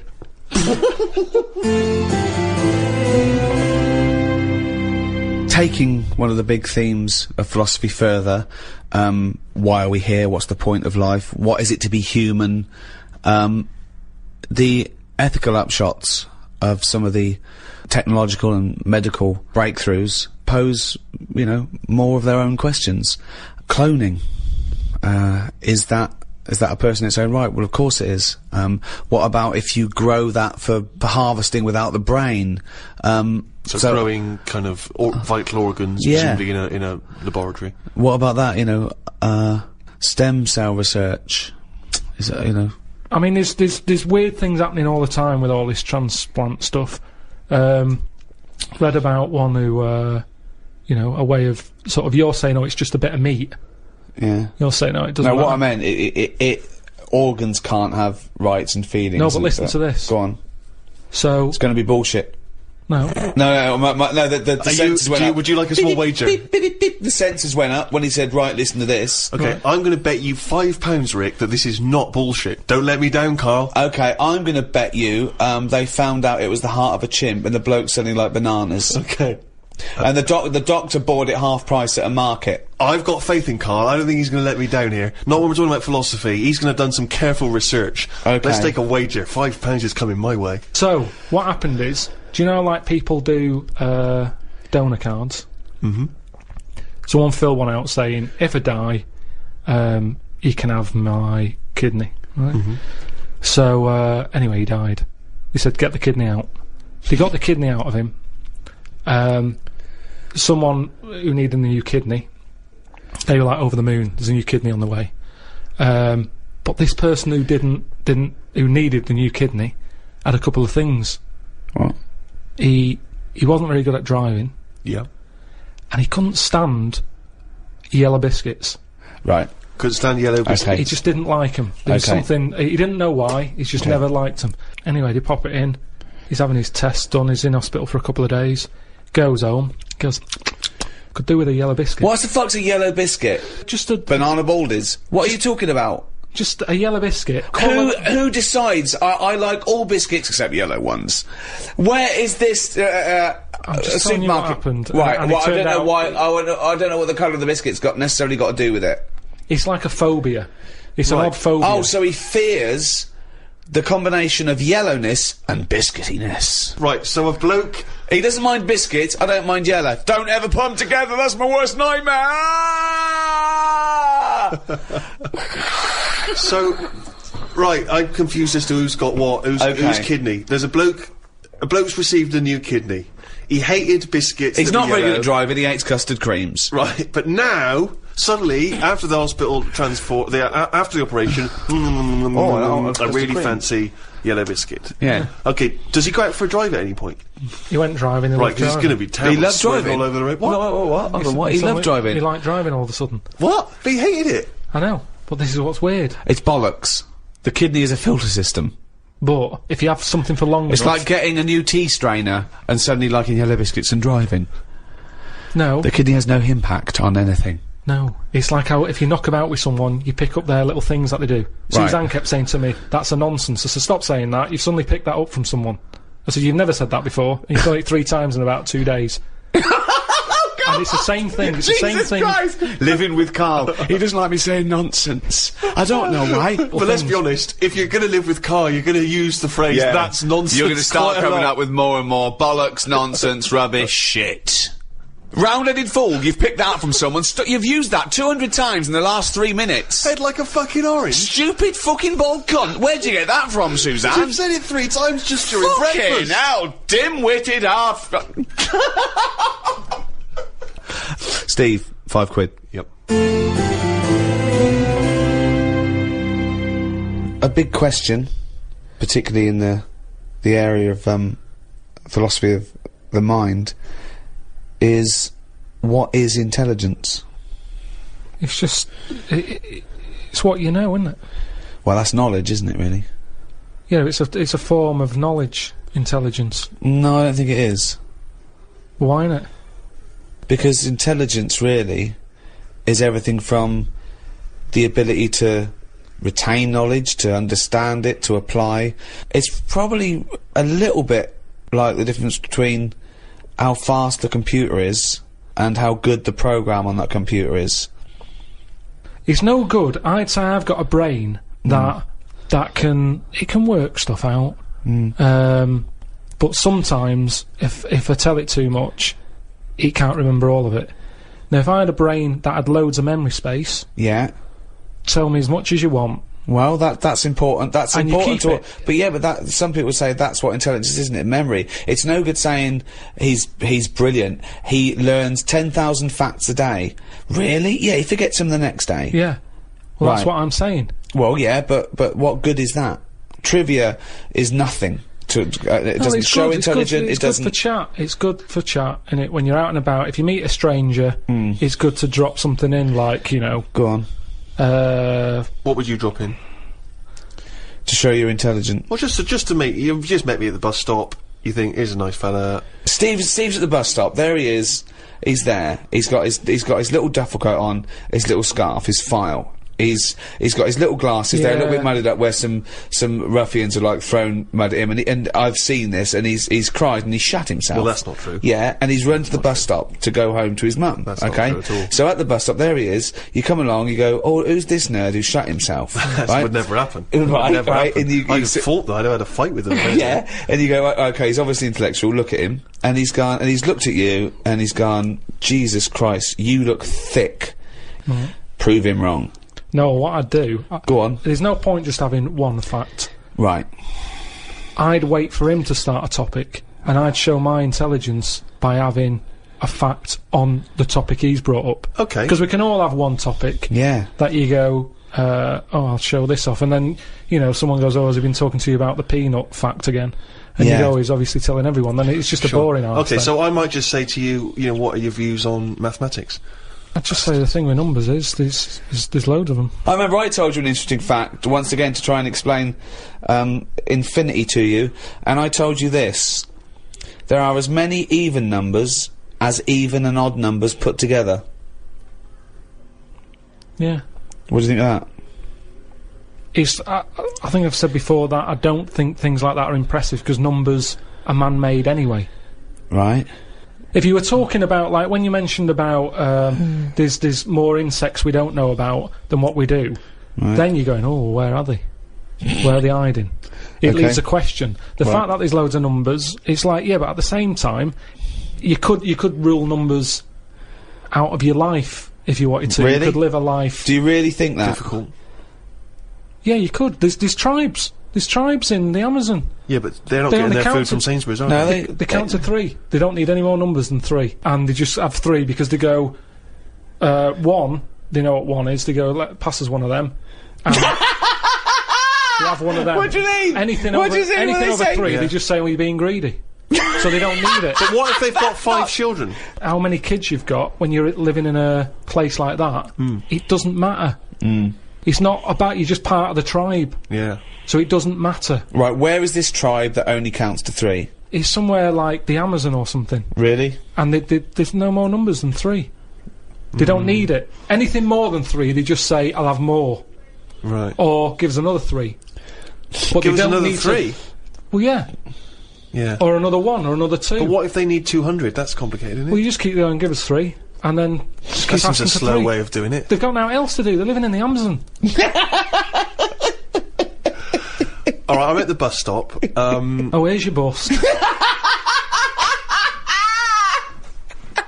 So far, you've told me nothing about maths whatsoever. So you're concluding that he is dim? Fucking idiot. When I was on holiday recently, Yeah.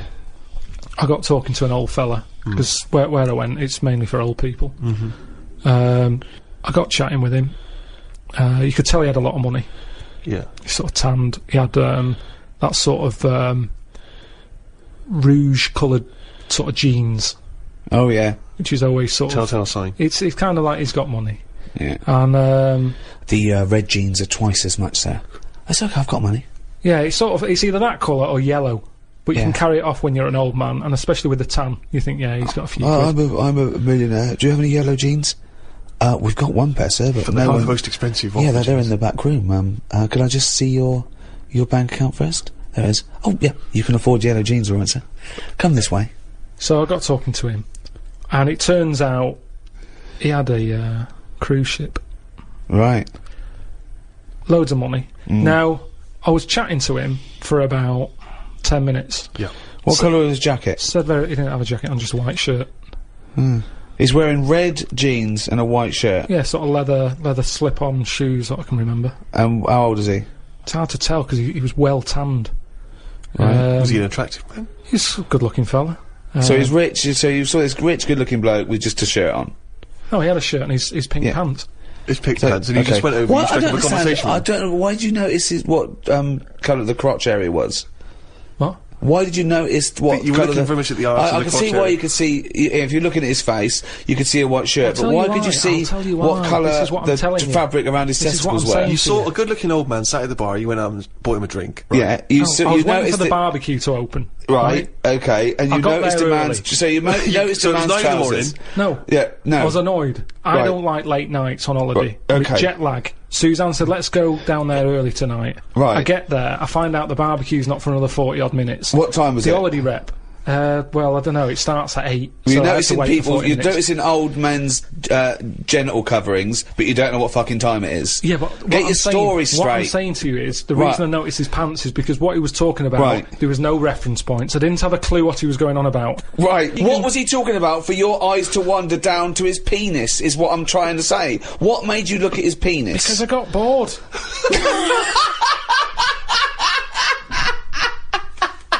I didn't know. What I'm trying to say to you is reference points. I had no idea what what was he he was going on talking about. about? He was talking about how he was in some Cuban war. He told me about how he'd met President Reagan. He told me something about how he'd cut up a cow once. There was and Who is this bloke? I think he's a maniac It's fucking who has Dexter. spilt blood on his trousers Yeah. whilst hacking up his dead wife. He's gone insane. He's jithering and chatting away, claiming he owns a cruise ship. he told me he spent 36 grand on furniture. And when I sort of looked at him like, what have you been beautiful. buying? And he's going, oh, well, I needed a couple of shade lounges. And it was just, there was nothing I could relate to. Lunges. nothing. Wasn't she in a TV series? I don't understand why you have no interest in either being in a Cuban war, having met Ronald Reagan. Because- why is that not interest? Why have because you I got no didn't know reference? I don't anything. know why the trousers were much more appealing to you. If someone was telling me, Tell you what, going, I was in a and war, then I met was- Che Guevara and yeah, Fidel Castro. Fidel Castro, and then why are you looking at my packet? So that's my point. It's just What's your point? That you can have a chat with a fella just like I'm talking to the geek at the bus stop. And He even pointed. sometimes What? you can't take part. What am I meant to say about him meeting Reagan? What am I meant to say about him being in the Aren't you Cuban just War? to ask him questions about he was in a war? When I sort of took it back to, I wonder what meat they're doing at the barbecue, he wasn't bothered. Yeah. I love the fact that that's your contribution. He's talking about the missile crisis, and you're going, He's met presidents and important people. He's experienced extraordinary things, which would be fascinating to anyone. And you're not interested. You just want to know whether the sausages. But I mean, there it is. You see, he's come down. He's looked at you without prejudice and thought, I don't know this guy. The language barrier probably saved you. And he thought he's probably a smart guy. I'll tell him a bit about my life. He Why is he never said looking at to my me. fucking ass? Why is he looking at my meat and 2 veg? I don't like the barbecue. You don't need the barbecue. It's a lovely little fucking sausage here. When you're talking to a stranger, aren't you meant to keep it... Above the waist. Keep it, Looking at his bollocks. Keep it to... Erect.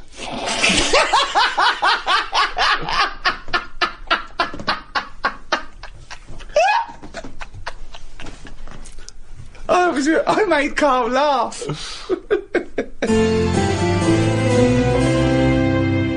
Well, there you have it. The in-depth study of the mother of science. The Ricky Gervais Guide to Philosophy. You can still enjoy the back catalogue of these guides, medicine, natural history, and the arts, and seasons 1 to 5 of the Ricky Gervais Show.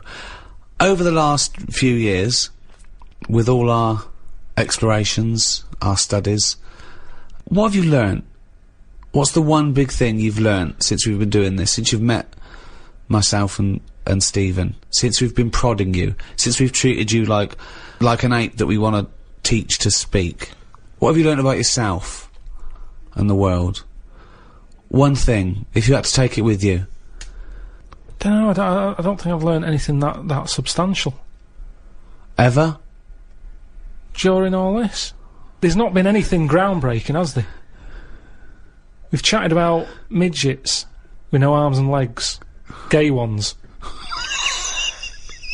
I don't know if that will ever crop up again in a chat. So even if I've learned something from it, I don't think it'll ever crop up again. So it's no use. That's what I'm saying to you about information and intelligence. It's if you can use it. There's So no you're point having a brainy saying head. this series of audiobooks at the price of £1.95 is absolutely worthless and pointless? Yeah, I suppose it is, yeah. Thanks, good night. With respect to Karl, never before have I understood so little of what a man says. Virtually everything that Karl talked about was aloof to me. What on earth was he ranting about? Flies and condoms, monkeys and pushing the left button, cavemen and dinosaurs. And that's just some of you. I mean, let's be honest, if you are in America, I mean, firstly, the accent is probably a problem. But that is the best write-up we've ever had. Yeah. Flies and... Imagine if you're a new listener, flies and condoms. What on earth does that mean? This one's from Kent Plummer from Nova Scotia, Canada. He says, Karl, he's wondering if you've got any personal mantras that you could pass along. For instance, he reminds us of Ben Franklin's famous mantra, waste not, want not. Who said that? Ben Franklin. What did he do? What was his job? Benjamin Franklin was a well-respected American politician from the 1800s. He was a sort of thinker, a philosopher, a scientist, deeply respected. Also a big political figure. He features on the dollar bill or the $10 bill or something. Yeah. So he's one of the great sort of American Enlightenment thinkers. And he came up with the mantra, waste not, want not. You must know waste not, want not. I mean, that's just... Do you understand the phrase waste not, want not? No, not really, no. What does it mean? You've never heard that? I think I've heard it. But I don't know. I've never used it. But when someone else said it, I don't know what. Well, in context, I mean, all I'm going to do now is paraphrase that and put some prepositions and stuff in it for you. I can't work out how you can't work out what that means. It's like, don't throw stuff away because you might need it, and therefore you won't be wanting anything because you didn't throw it away. So he was a bit of a hoarder. Well, if you don't waste food, for instance, then you He's a bit of a hoarder! For God's sake. No, but I'm just saying, he's a man in power. Is that the best thing he ever said? No, I'm sure he came up with many, many profound things. Why is that one he did remembered? experiments in electricity and conducting electricity, all sorts. But that impresses me more. inventing electricity than someone... He didn't invent electricity. Wait a minute! Don't impress you more than what? Just saying, waste not, want not. I don't think it's that good. It's not even catchy. What I don't understand is why he was the first person to sort of suggest, look, don't go chucking that out, keep it, you might need it later. He wasn't the first person. Say that again. That is brilliant. Why isn't that catch on? That is amazing that you've just come up with there. That's poetry. How would you word it? I'd just say, whoa, don't be chucking that out, you might need that later. Don't be chucking that out, you might need that later. Karl Pilkington. Whereas some would argue that waste not, want not is perhaps a little bit more pithy, a little bit more... We should go through great sayings and phrases and say if he could, well, firstly, does he know what they mean? And then secondly, can he improve them? That would be brilliant. We'll do that next time. Alright, let's see. Okay, Winston Churchill. Never have so few done so much for so many. What do you think of that? Do you know what that means? So he's saying... Well, it's with regard to the Battle of Britain and the pilots that gave their lives. Yeah, I'd just be annoyed if I was one of them who gave a lot for a few or whatever, right? No, gave a lot for so many. If you were one of those few that gave so much for so many, i.e., it means these few good men, their actions freed the world. They freed the world. They have an impact on every person in the world, and they were few brave men, and that's what he's saying. Yeah, but what I'm saying is, if I was one of them men who gave up his life, right, I'd want a name check. I don't want to be bungled in with everyone else who is saying a load of blokes gave it their lives, well done and that, see you later. That's brilliant. Did you just say bungled in? Bungled in, yeah. He made up a word! I don't want to be bungled in. You made up a word. See, that's it, you see, we've been looking for it. That's original, that's Karl Pilkington. I don't want to be bungled in. But anyway, we were talking about sayings and that. Right? Stitching time saves 9. Don't. I'm never going to use that. I don't think anyway. Okay. Suzanne. You're never going to understand it fully, are you? Suzanne repairs me stuff anyway. It doesn't really matter. But what about the one? About the one in greenhouses and that? People who live in glass houses shouldn't throw stones. Yeah. What? Does that confuse you? You've never understood that one? No, that's a lot clearer, isn't it? It's sort of saying, don't be chucking stuff about if you're surrounded by glass and what have you. Yeah, but don't forget, it's an analogy, it's a metaphor, it's not to be taken literally. It's not really just talking to people who live in glass houses. It's saying... Hang on, sorry, before you say that, Rick, I'm intrigued to know if he's fully got to grips with this. Okay. Just give us your explanation again of what you'd take that to mean. Well, just don't be chucking stuff about. Maybe. Well, if that was it, they just say that. No, but that saying's been around a lot longer than we think. That's when people probably did live in basic glass houses and stuff. What they mean now who's ever lived in a glass house? So cavemen went from rock to a nice crystal structure, did they? What are you talking about? When did people live in glass houses? What they mean now, when that saying's used now, they mean sort of, plasma tellies, ornaments. No, they don't. They're saying don't chuck stuff about because you'll break it. No, it's not about damaging your own property. They don't mean you're inside the glass house throwing rocks inside your own glass house. It's a metaphor. It means don't be having a go at people if you yourself have got more to lose. Do you know what I mean? It means it could be anything. Don't start a war where you could come off bad as well. It's about how fragile your situation is. If you live in a glass house, metaphorically, don't throw stones at someone else, because when he throws it back at you, your house is more easily damaged than his. Again, metaphorically. It doesn't mean that if you're living in a glass house or in a house with other precious objects, you don't, in your own home, throw bricks about. Because that would be a very specific audience that I was trying to reach, that phrase. I mean, let's be honest, what kind of a mental case? Do you know what? I think we've got the crux to this, right? I think I can answer. Right. Karl, what is an analogy? It's sort of like a little story told quickly. Isn't it? It's a little story told quickly. To what end? Well, it depends what the story is. Okay. Give me an analogy. Well, for me, I thought of one with the greenhouse. Yeah. Right? It's a greenhouse. Before it was just a glass house. Yeah. Alright, then a glass house. Okay. Right. What I mean is that glass house is metaphorical. It's about the fragility of your situation as compared to your aggression or your... You see, I just prefer sort of, what you say is what you mean. So people who live in a glass house have to answer the door. I don't know what that means. I don't know what that means. I mean, because you may be a genius, because I don't get that. People who live in glass houses have to answer the door. Okay, let's hear his explanation. Because the people knocking at the door will be able to see you because it's a glass house. But what? But you literally mean it, don't you? There's no analogy there or metaphor for you. You literally mean if you live in a glass house and someone knocks the door. So there's no hidden meaning there, is there?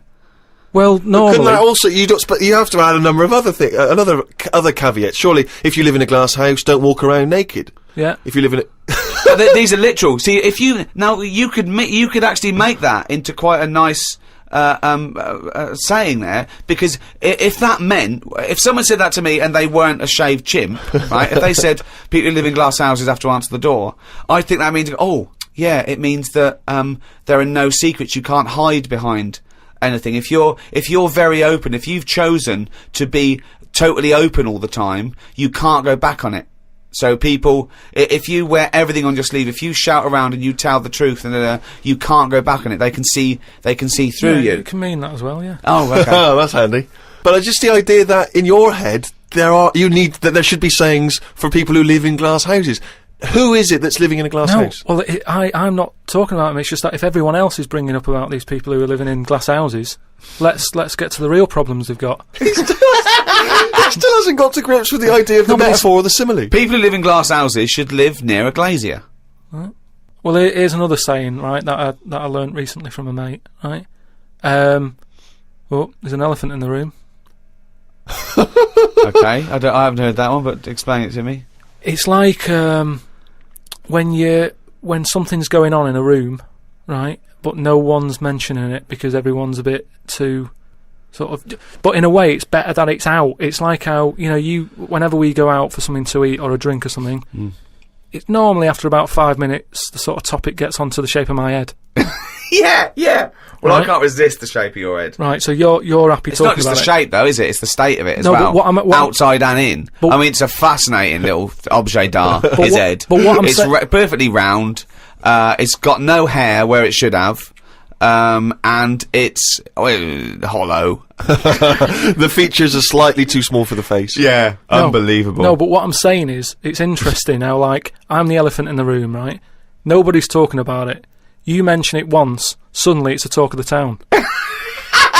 It's what I mean. Everybody starts joining in, going, well, yeah, it is round, but it does suit you. And these are people who I don't even know sometimes, and they're all dipping in. And that is an elephant in the room.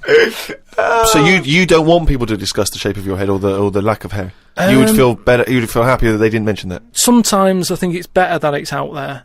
It's made me a stronger person, though. It's the same way, we were talking about religion and that. Samson Delilah, Yeah. he got weaker without hair. Whereas with me, I think it's made me stronger. Because, it's almost like it's treated like a disability. Everybody's sort of mentioning it and talking about it. What's it like having a bald head? And, you know what I mean? So it's made me stronger. But would you ever wear a wig? Not really. What was a long wig like Samson? Well, the only time I wanted a wig was when I did jury duty once, wasn't it? And it was annoying that I was sat on the jury, right in front of, like, these criminals, right? Everybody else has got disguises. The judges have them wigs on, right? That's not disguises! It is a disguise. That's a disguise. That's why judges wear them, right? So No! Well, then why did they print their name in the paper and have a picture? What do you mean it's a disguise? it's a disguise, isn't it? No! If it was a disguise, they'd go in with one of those glasses with a nose and the beard attached if it was a disguise. All judges would look like Groucho Marx if it was a disguise. Well, I'm just saying that's what annoyed me when I was sat there on the front row, right? I couldn't have been any closer to the criminals, right? I was sat there and I thought, why didn't I just pop a little wig on or a pair of glasses? I would have loved to have seen you you in the front row at Crown Court? No, I'd because love to see it because in this country you're not allowed to show pictures of jurors. You can't take photos in a courtroom, so there's always these sketch artists that draw drawings, and it's on the news. The idea that we'd have seen 11 people and a sort of Krusty the Clown figure would have been amazing. Yeah, I would love to see the artist doing a view, because it would be like complicated people. Oh, hey, he looks into characterful, and then just a little round head. Charlie Brown. Charlie Brown sitting on the end. Again, I can't remember which show this was that we were discussing this, but we talked about well-known phrases and quotes from the past. We talked about Benjamin Franklin. People have this is an email we've had saying, Karl, what do you take by the well-known saying, "A stitch in time saves 9"? A stitch in time saves 9. Oh, a stitch in time saves 9. Yeah. see, it's another one that I don't think I've picked up on a lot of these sayings that are being sort of thrown about willy-nilly. Willy-nilly. Willy-nilly. Okay. Willy-nilly. No, but I again, it's one of them like last week. I've heard of it, but What does willy-nilly mean? Just sort of like throwing it about all over the place. What do you mean? But what someone said, what does the term willy-nilly mean? It just sort of means, carefree. That's right, yeah. Okay, but what does a stitch in time So save you 9 understood willy-nilly, so you used a Yeah, but it phrase. sounds you nice, used doesn't it, you said it willy-nilly, but you sort of got the gist of it. So what does a stitch in time saves 9 mean? I don't know. What do you must mean you know. don't know? Think about it. A stitch in time saves 9. Is it to do with sewing? Well, yeah, sort of. So Okay, if- it's not that clear. So if you got a jacket, Yeah. and the seam starts coming undone, oh, there's a little bit of seam. I'll leave it.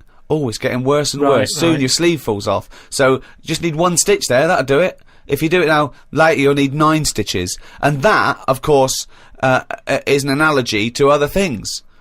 If you leave something that needs attention or repair, it'll get worse. So do it now. Do it in time. Yeah, but They could have said a tile in time saves 9 on your roof. They just used a sewing analogy.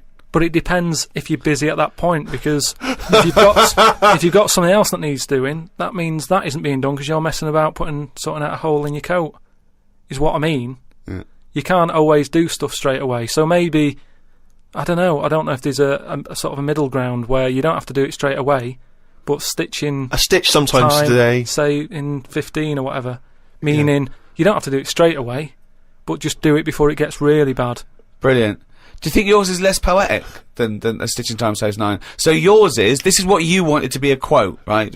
Well, you could do it now, but if you're doing something else, then, well, don't do it immediately, but do it soon so it doesn't get really bad. Karl Pilkington. No, but it's the same. That's the same way I treat most things in life. It's like I never go to the doctors unless it's really That is sensible. bad. That is very good advice. No. That's brilliant advice Well, for it anyone is, though. listening. Never go to the doctors. Unless it's really bad. But that's why a lot of people, particularly working class people, die because they don't want to bother the doctor, or they're mildly embarrassed, or they don't know symptoms, bad symptoms. Go to the doctor if you're not sure about something. Like you were terrified to go and have your prostate. Still not doing it. Why not? I wish you wouldn't talk about it, because now Suzanne will listen to this and she'll go, "Oh yeah, you haven't been," and start dragging it up again. But why are you worried about a little a qualified doctor? I don't know what they're doing up there. What they What just year pop are we in? They. What are you talking about? They pop their finger up. That's what I mean, though. Why? Well, it's 2006. Yeah. Why are they still using the index finger? What would you prefer, the forefinger or the thumb? Would No. you? No, what I mean is, we've got... Or a thumb on a stick? Some kind of thumb on a stick? Yeah, would you prefer it to a be mechanical thumb, a Oh, robot okay. thumb. Why isn't it just a little camera? Or something that can... They've got- Well, they put the camera up if they initially discover something.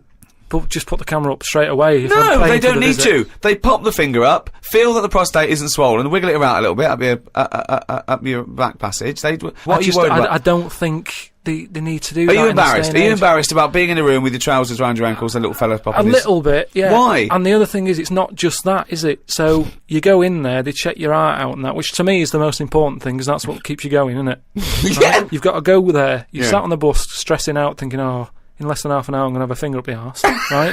What is the problem? And they go though? in, they check your heart, they probably check your testicles and that. What's up with that? They check your testicles, yeah? Yeah, but it's all building, and you sat there going, oh, soon that'll be happening. Yeah. And that's what puts me off.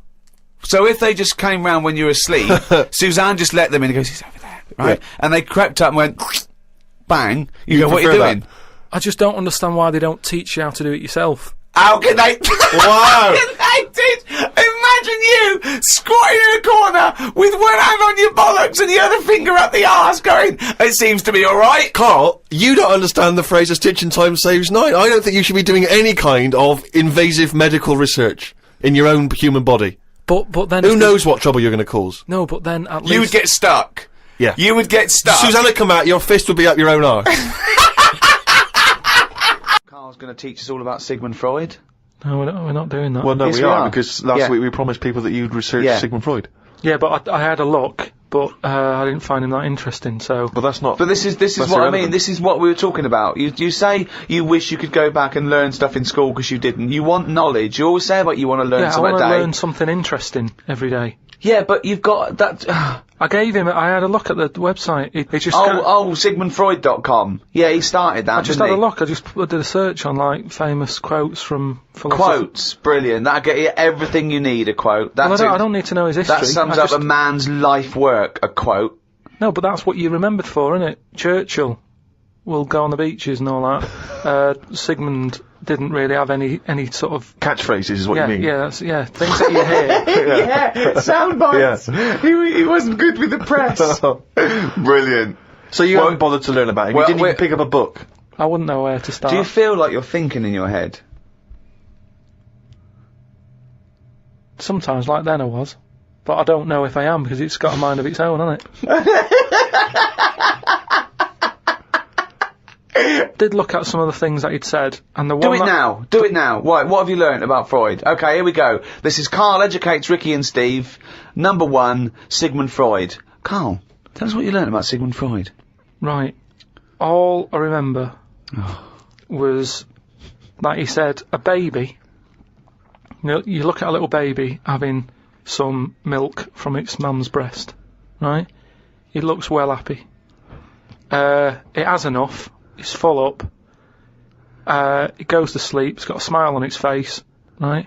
He said that's what happens when you're older as well.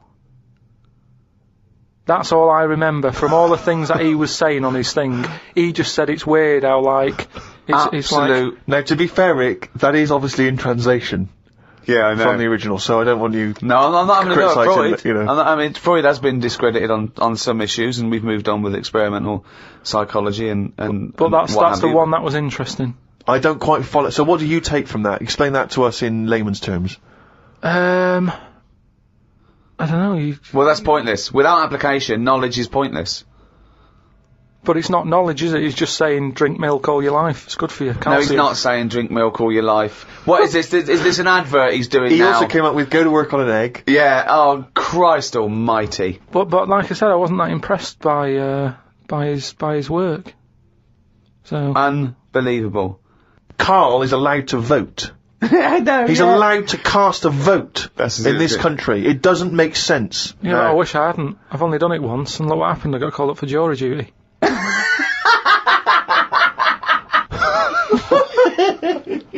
Not doing it again. People do what they do anyway. I think they only let us vote, so we feel like we're having a say in what's going on. But really, it just carries on, doesn't it? I haven't seen a big change. But that's exactly why you vote.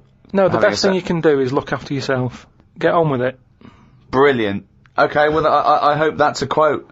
I hope someone out there who's, maybe making a dictionary of quotes or an encyclopedia, and they've finished with Freud, they've done Pavlov, he hit a dog on the head with a stick. Next, Karl Pilkington. Karl Pilkington, what did you say about the world? Just get on with it. Well, Brilliant. we're not in charge of it, is what I'm saying. That's nearly as good as let's go to the beach. Winston Churchill. I spoke to my dad about it, and he called up saying, "Oh, I'm sick of we're hearing going to about get this." some quality thinking here. Go on. Go on. No, he was saying about global warming and that. Yeah. He was saying he's sick of hearing about it. Right. Because at the end of the day, that's just the world, and we're all getting old, and the world's getting old. That's the end of it. Brilliant. What another amazing quote. Well, it is. What we're trying to do. This is what I'm saying about we don't like people to get old. We're always saying, oh, we can change that face, we can lift your chin up, we can put a wig on you. And Why are it's you the same- so annoyed about people wanting to live a little bit longer? Because enough's enough is what I'm saying. The world's the same. It's just getting old, and you know, it used to have more green on it, but now it's gone a bit bald, so it hasn't got as much green. It's got more soil. Treat the world like a head. That's an amazing quote. Treat the world like a head. You've actually come up with one there. I thought of another phrase you could just sitting here talking to you. Flogging a dead horse. Yeah. What do you think that means? Flogging a dead horse. A number of people are still amazed by your complete lack of understanding some of these famous sayings and phrases. So that's an easy one. Yeah, that's like you know, get a new horse, or No, he hasn't got it. no one's going to buy it No, it doesn't mean that sort of flogging. when you're hitting it. Yeah. right. So what's the point in hitting it? So It's dead anyway, so don't bother hitting it. It's absolutely, not it's feeling pointless. It's a it just means it's a waste of time. Yeah, but it depends what that horse has done to you. No, it doesn't. No, it does. It's that thing, innit, of like if a bear attacked you and you managed to hit it on the head and it went down, you'd go and you'd be annoyed. You'd still have built up aggression. You'd give it an extra clout.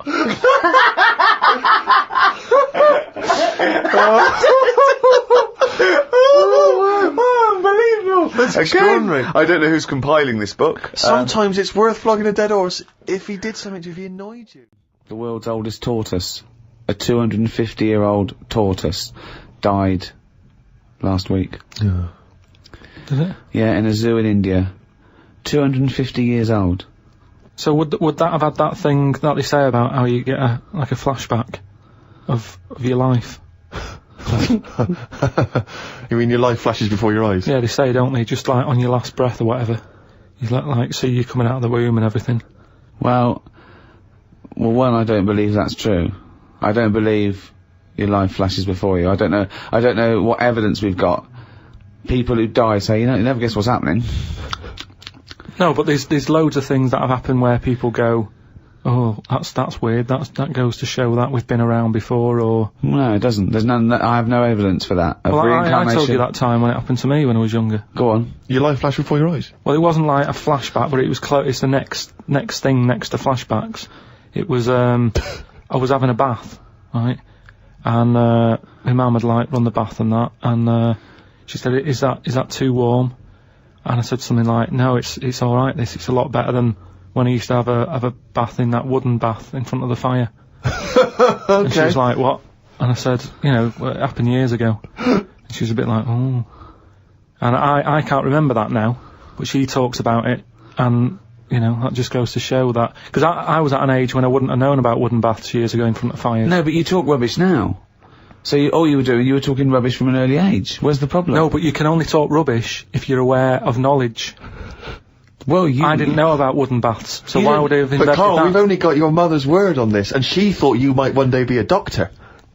Yeah. So, she put a rock with a feather on it to keep a parrot company. lest we forget. Yeah, but I'm just saying. Well, it's all bollocks. So have you researched this? You've tried to find out when little Karl Mark I and his wooden bath when he was No, around? I don't want to go there, because that's when you start digging out all sorts It's of trouble, rubbish. It's rubbish. No, it's not rubbish. Well, it is what rubbish. sort of stuff might There's you no discover? scientific evidence. No, but just like I've said about family trees and that, don't be looking at them, because you're only going to find stuff you don't really want to know about. It's the same as that, innit? Leave it, let it be. Do you know what I mean? If your granddad was Einstein, you'd know about it because your family would be shouting about it. If he was a bad un, you'd go, oh, keep that quiet.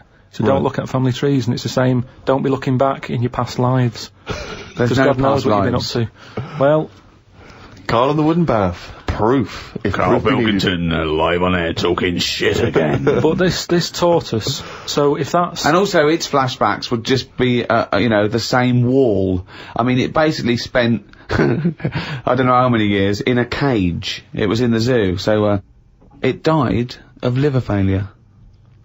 Which is a problem if you're a tortoise, because with us, they can cut you open and have a look at the liver. With that, it's going, forget it, we're not getting in there. It's like you when you didn't want the plumbers to knock through the tiles to check out the piping. It's the same with the tortoise. If it's a liver, we're not going through that. It's not worth it. If it's your head or your feet, we'll have a look, mate. But we're not looking at internal organs with a giant tortoise. Why not? 'Cause, what do you mean? Well, can't you drill into those things? It is only a shell. That is easier to replace than skin. Karl, I was joking. You can't do a liver operation on a tortoise. Why not? It's got all the same parts, hasn't it? All the same body parts and that. Well, I think that's the point. Well, not really, but yeah, it's but loosely better speaking. ones in a way, because they live longer. So they're doing something right, aren't Right. they? If they can live 250 odd years, our art can't do that. Right. Which is what I say about our tortoise has got it right in a way, that it's taking its time on everything. We're rushing about, getting stressed out. That's just, you know, getting on with it. It's not rushing. It eats healthy, doesn't it? It eats lettuce and stuff. Yeah. So that's probably doing it right, but to be honest, it's too much. I wouldn't want to live 250 years. Just eating lettuce. Let's not forget that all a tortoise does is eat lettuce. It's not like it's jet skiing weekends and then getting its lettuce on a Monday. That's all it does is eat lettuce. Yeah. And that appeals to you, does it? No, I'm just saying that it must be doing something right, though. Of course it's doing something right. Because it's living 250 years. But all animals do something right, however long they live. Mayflies live a day, but they're doing something right. Well, they're not, are they? They haven't got a chance to learn how to do it right, and then they're dead. It's, you know, that's from one extreme to another, isn't it? That just seems a bit mental to me, that living a day. I wouldn't bother, so forget it. Could you be bothered? You don't, just as you get to know someone. Yeah, another mayfly. Yeah, but I'm just saying, if we had that, if that's how we lived our lives, you wouldn't have a chance to make a mark or anything, would you? It's just... Would you try and pack a lot in that day? Disneyland, whatever? No, I'd prefer to make it miserable so I don't miss it, if you know what I mean. But I was thinking the other day about, you know, your body and everything, because it is amazing, isn't it? How it works. Oh, yeah, yeah. Does the brain control you, or are you controlling the brain? I don't know if I'm in charge of mine. Nor do I, There's Karl. a surprise. Nor do I, Karl. No, do you know what I mean, though, by that? Does the brain control you, or do you control the brain? Like, don't you ever sort of think sometimes, say if you're making... But you are the brain. No, but I was making a shopping list, right? Going, right, I need some rice, kidney beans, and I thought I had everything, and I sort of was rolling up the paper, and then something went, oh, an onion. Your brain did something that. went an onion. Was it Suzanne? No, well, my brain sort of went, you forgot something. Yeah. I didn't think I'd forgot. I was No, you are your brain. No, but don't you understand? My brain was I was in control of my brain when I was writing down rice and kidney beans. But you're not in charge of the onion. That's another part of the brain that's in charge of the onion. The onion sector. No, but I'd put the paper away, putting my coat on, ready to go and get the rice. Yes, but your onion lobe kicked in. What, so you put the paper in your pocket, you got the coat on, then you just suddenly hear Then from it was nowhere, just like, onion. Yeah, I'm not even thinking about that shopping list. It's in my pocket, I'm thinking, do I need my gloves, it's cold out. Yeah. Suddenly, onion. And it was like, oh yeah, onion, yeah, I had to get the paper out. So Right, what I'm right, saying that is, But who's in charge? The brain, the mind, the brain is the... What are you doing? Who's in charge? That's just, you forgot the onion and then you remembered the onion. You must have forgotten things in the past. No, but not like that, not where, like, it just made me think, that was weird, who reminded me of that? You did. Yeah, but I'm not... No, you are your brain. It's not like there's you, then there's a brain, then there's an extra one looking down at it, you know, the meta brain, the thing above it. No, but your brain... How does your brain work? You give it information, don't you? Well, it takes... Do you mean you give it information? Well, It's doing it, if isn't I it? sat in a room with nothing, not feeding it anything, it wouldn't know anything. No, but there's this thing But that there's then- two yous. It's this thing that there's There's this... Karl and Karl's brain. Yeah, there's not a duality in this. If you go, come on, now think. That's the brain saying that to itself. It's not, there's not two people in there having an argument come on, brain. And the brain's going, oh, don't you start, I was thinking then. And the other thing's going, brain, onion. And the brain goes, Karl, onion. You are your brain. If you are anything, you are your mind, your brain, your collection of memories, your personality. You're not what you look like. Does that answer your question, Karl? What do you think of then? You were thinking of a tortoise on a skateboard then when I did that last sentence, weren't you? Went home and looked up Freud on the internet. Didn't find him that interesting, so looked at some other philosophers instead. Socrates, Aristotle. Why have you just listed some philosophers? Just to show that I'm learning. Well, that's not learning. That's just learning their names. That's a list. you might as well write 1 to 100. Yeah, but if someone says, "Oh, what's your favourite philosopher?" I'll go, "Hang on a minute," and I've got them written down. But why you can't just Wait a pick minute, one? I'll go home, get my enormous diary out. Yeah, get a wheelbarrow, bring in my workings, and say one of the names I've written down. And when they say, well, why do you like him? Yeah, why do you like, just run away. Well, I noticed you put, Socrates first. Why is he your favourite philosopher? You throw the diary at them and leg it.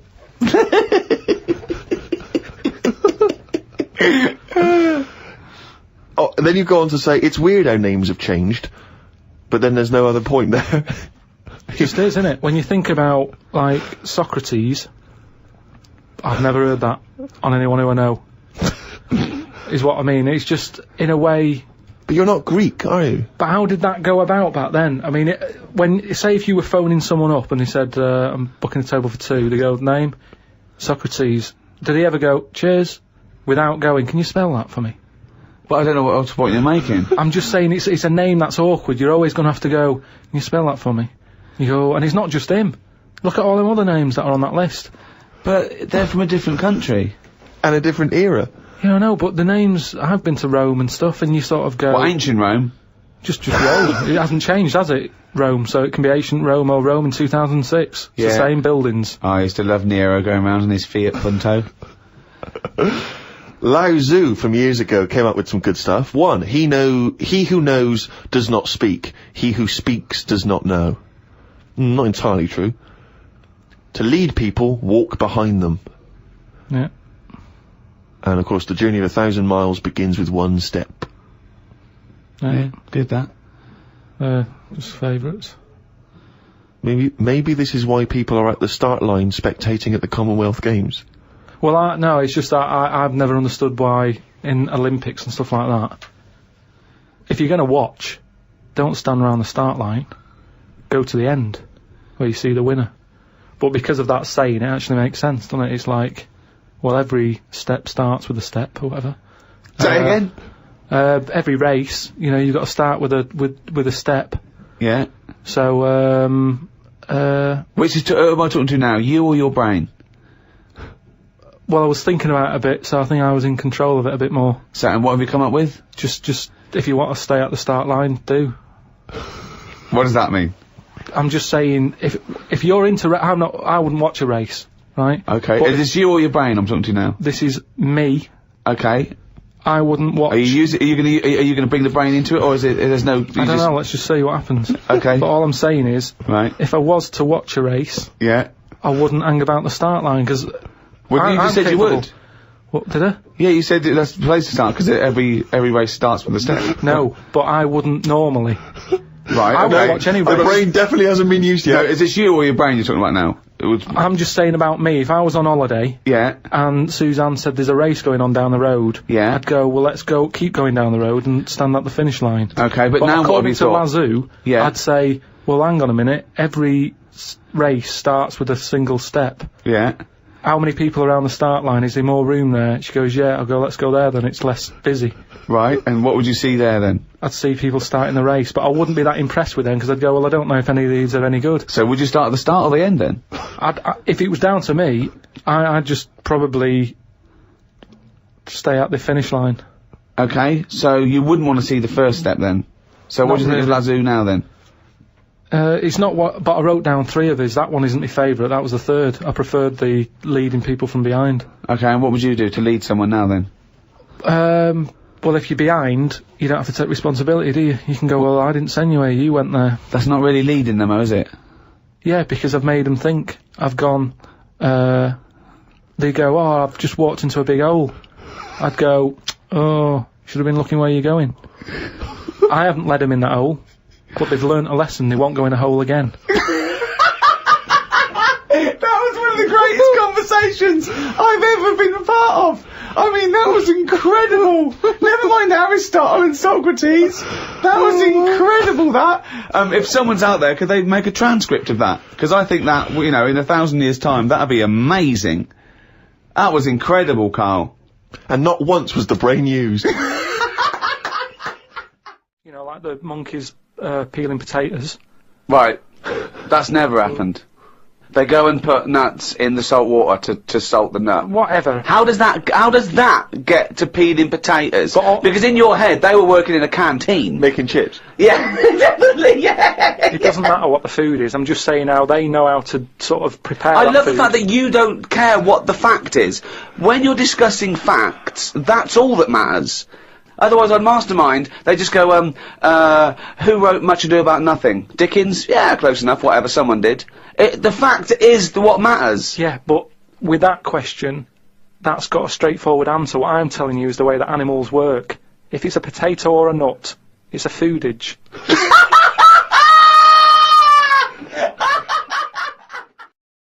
Do you know what he said to me the other day? This is unbelievable. This is one of the most stupid, incredible things I've ever heard.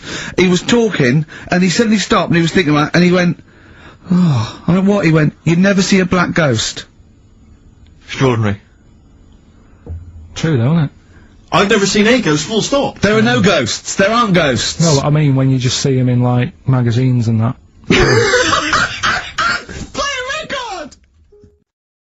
This is a bit of a bigger issue. We're always making more and more stuff, right, in the world. You know, big buildings, big planes, big boats and that. Will we ever get to a point where all this is too heavy for the world to handle? Right, what error has he made there, Steve? What physical, scientific error has he made there with that question? I can't begin to explain it. Karl, we're not getting the rocks from other planets. It's already here. It's like having a big pile of books in a room and then moving them over to the other side of the room and build a thing going, oh, can the room take it? I'm building a lot of things out of these books. What about plastic? Where's that come from? Other chemicals that existed on the planet. Yeah. Do you see the point? Hang on a minute, though. What about a little tree? You plant that as an acorn, it grows, Rick. That's bigger. That's more stuff. Yeah. Don't listen to him, Karl. He's patronising you. What about acorns and that, though? Right. They grow from minerals and proteins already in our atmosphere or in our the mass of Earth. What about a cat, Karl? Right, you get it. It's a very tiny kitten, but it grows up and it's bigger. Karl, he's doing it on purpose. Elephants. They're very small to begin with, but they get bigger and bigger and bigger, and so they get heavier and heavier. Mind you, dinosaurs have gone. You know, but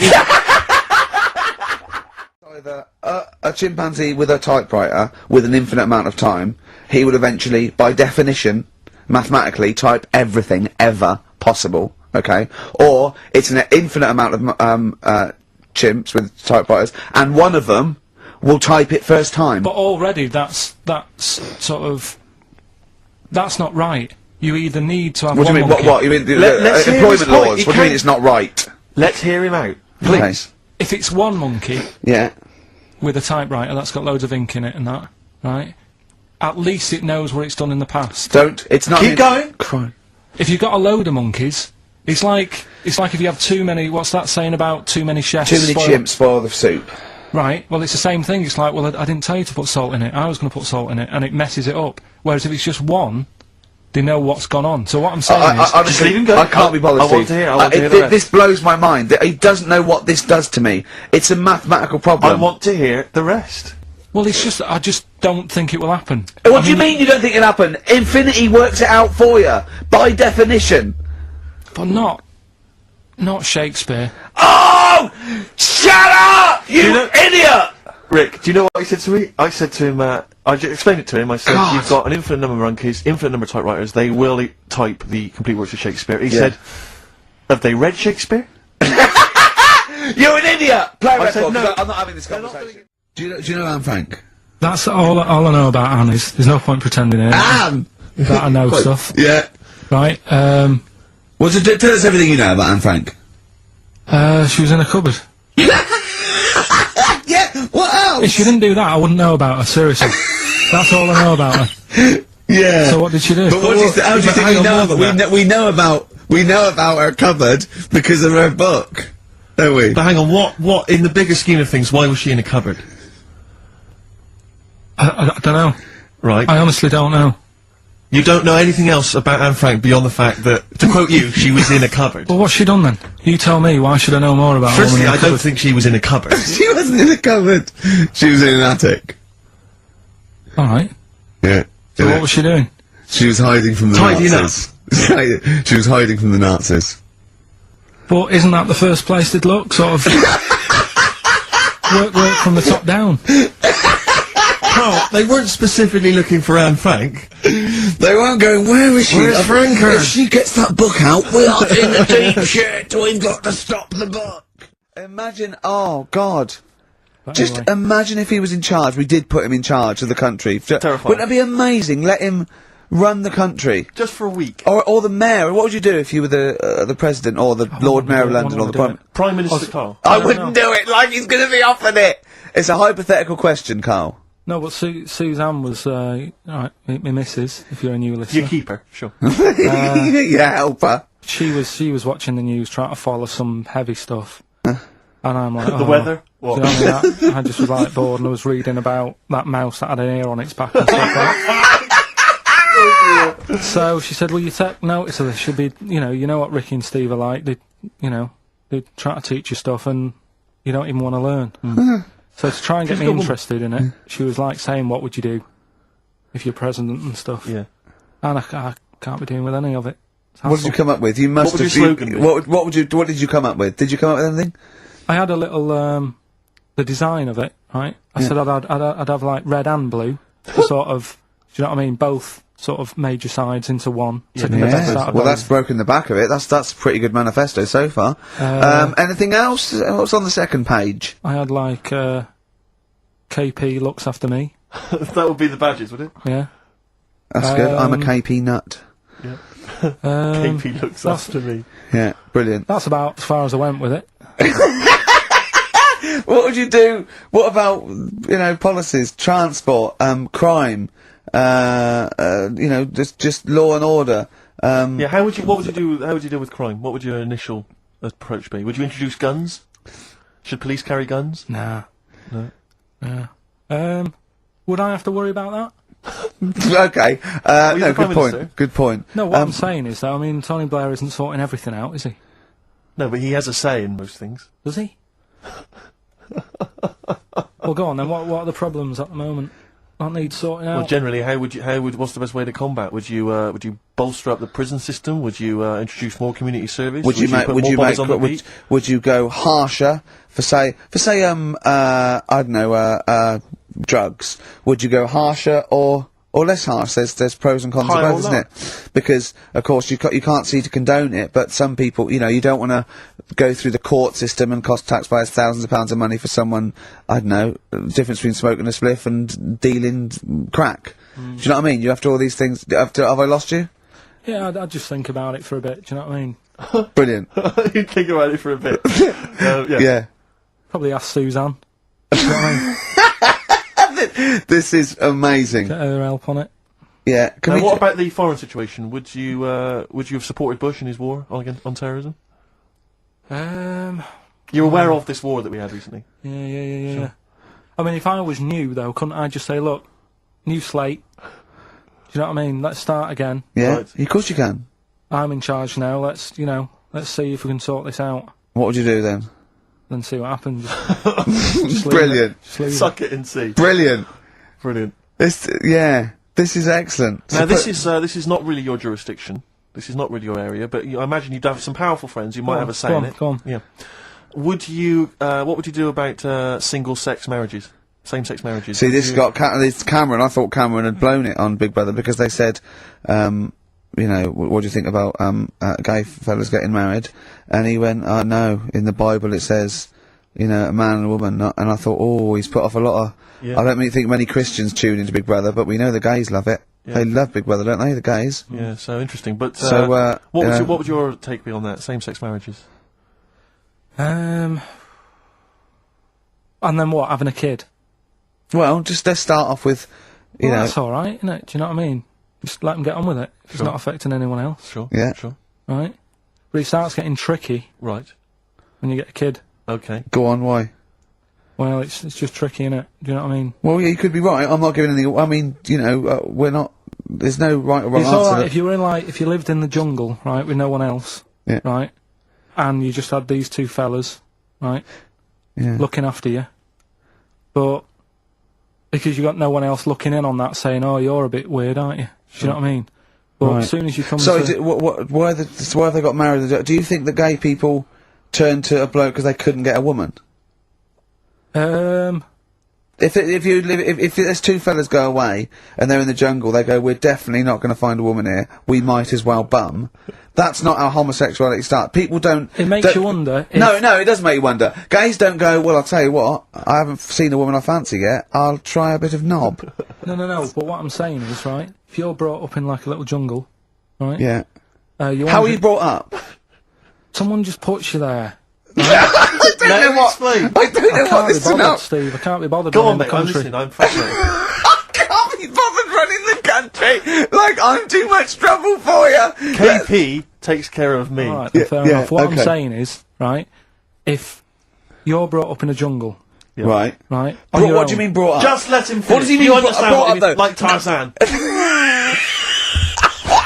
You've got to tell me what you mean by brought up. Wolves, chimps. What? Right, well, there's a good example of what I'm saying to you. Right. Right, what I'm saying is, there's a fella, right, he's brought up in the jungle. Shut up. Just let him finish. Let him finish. There's no women about, he doesn't know about women, he doesn't understand what women are. Right. Right? But another fella walks in the scene, Yeah. and he gets pally with him. What does he talk about? Then they've both got needs. This scenario is ridiculous. How has he lived? Or do you know what's his reference I points? can't be bothered with this. Honestly, Saturday should have been, day off and that, not worrying me about problems. So, there we go. Karl as president. He's still confused, aren't you, Karl? Just a little bit sort of amazed Yeah. by the body. Yeah. You're Just in awe the- of it, aren't you? Just the way... I'm amazed how two people can buy a baby on the internet for £3,000 and not realise it's a chimp till it goes to school. No, but seriously, what we're, talking about there during Elbow and Fallen Angel, we were talking about that I think Yeah. if you're locked up, well, not locked up in a room, you've got a normal life, except there's no women in it. Yeah. Right. But how would that happen? What would this point of reference be? How would you bring Right, up hang a on a minute, person can I just ask and you something totally now? go on? How can infinite monkeys and a typewriter? Right, again, I've told it before, right? That is not, you don't actually have to test that model. It's basically a model for that explains the nature of infinity. Okay? Yeah, but I've told you before, it works because of the definition of infinity. There's nowhere in the world you'll ever be able to get an infinite amount of monkeys and typewriters to But anyway, all I'm saying Yeah. is, I think if you don't know about women, would you crave for a woman, even though you don't know they're around? when you hit sort of puberty, your hormones will kick in and you'd start getting urges. But for what? If you don't know about it? You don't have to know about it.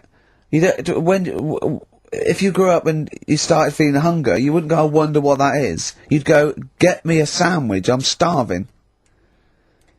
It's different though, it's different. But I'm not, but we're not Body's saying weird. it's all hardwired or people can't change their natural state. We do it all the time. We fight nature all the time with conditioning. Body's weird, isn't it? Yeah, well that's that one. I'll tick that. It's weird, isn't it? No, I'll the body is. There was something. Yeah. Did you read that thing the other week about? Man with two penises? No. We don't need that. We don't need that. Lawyer who got in office realised he was actually an orangutan and they just shaved him and put a snooze on him from Hugo Boss. And the funny thing is, he won the case and the judge said, well, don't send him back to jungle. Let him set off on his own. Bodge it, wibble and podge. You'd make the best judge in the world. No, there was a fella. Here's a banana. Hang on. Here's something I've learnt. Remember? Go on. Back to like show 4 or whatever. Go on. What is it? The flea can jump over the London Eye. No! No, it can jump the equivalent of if it was a 6-foot man. It can jump about 6 inches high. A flea cannot jump over the London Eye. Yes, it can. Yeah, it can. And Tell your kids that. Carl. Oh, remember. Oh, a flea can jump over the London Eye, and an ant can lift 3 Volvos. It's a slightly truncated show, isn't it, today, Carl? We've got I don't monkeys, like I would it. trust. I don't like change, and that's what's happened. I'm not You happy don't, do today. you? You're like Rain Man. Yeah. He really is like Rain Man. Anything change? He's got to get in a little routine. You can't. No, I don't like to. I'm not like Suzanne's mum and dad and what have you, where routine cannot change no matter what. Like what? Well, we've talked about it where, you know, if it's a Tuesday, I'm having sausage, egg and chips no matter where I am. That's what they're like. Right. That's what they'll remember, actually. When I'm saying about stuff about Live 8 and all that, you know, people will remember. If people said to a dad, you know, you remember Live 8? Okay, what day was it on? Tuesday, well, I had sausage, egg and chips. Nothing changes. But the thing is, today, normally we have a bit of a, you know, I know what we're doing where and all that, and it's all sort of messed up. We don't usually know what we're doing where. We say, what should we do next? No, but I know, like, Rockbusters has been done early. Right. So that's normally done at that's about really about 5 throwing you. I minutes. say, I just don't, I don't like all this change and that, it's messing about, innit? Rain Man. If you get, I mean, I think I read that, like, a big chunk of ice, fell off one of the ice, what do you call them? Caps. Ice caps. Something like, I think they said it's the size of the Empire State Building or something. Right. It snapped off and went into the water, and it's melted. And they said, oh, it's bad news, you know, that something that size is melting. But the way I look at it, if something that size falls into the water, it's like a big ice cube, and it's gonna freeze it up again. You with me? Not really, Carl. Go on. Right, you get a giant ice cube, Yeah. the size of the Empire State Building, Yeah. stick it in the water, Yeah. it's gonna make, it's gonna stick back on again, innit?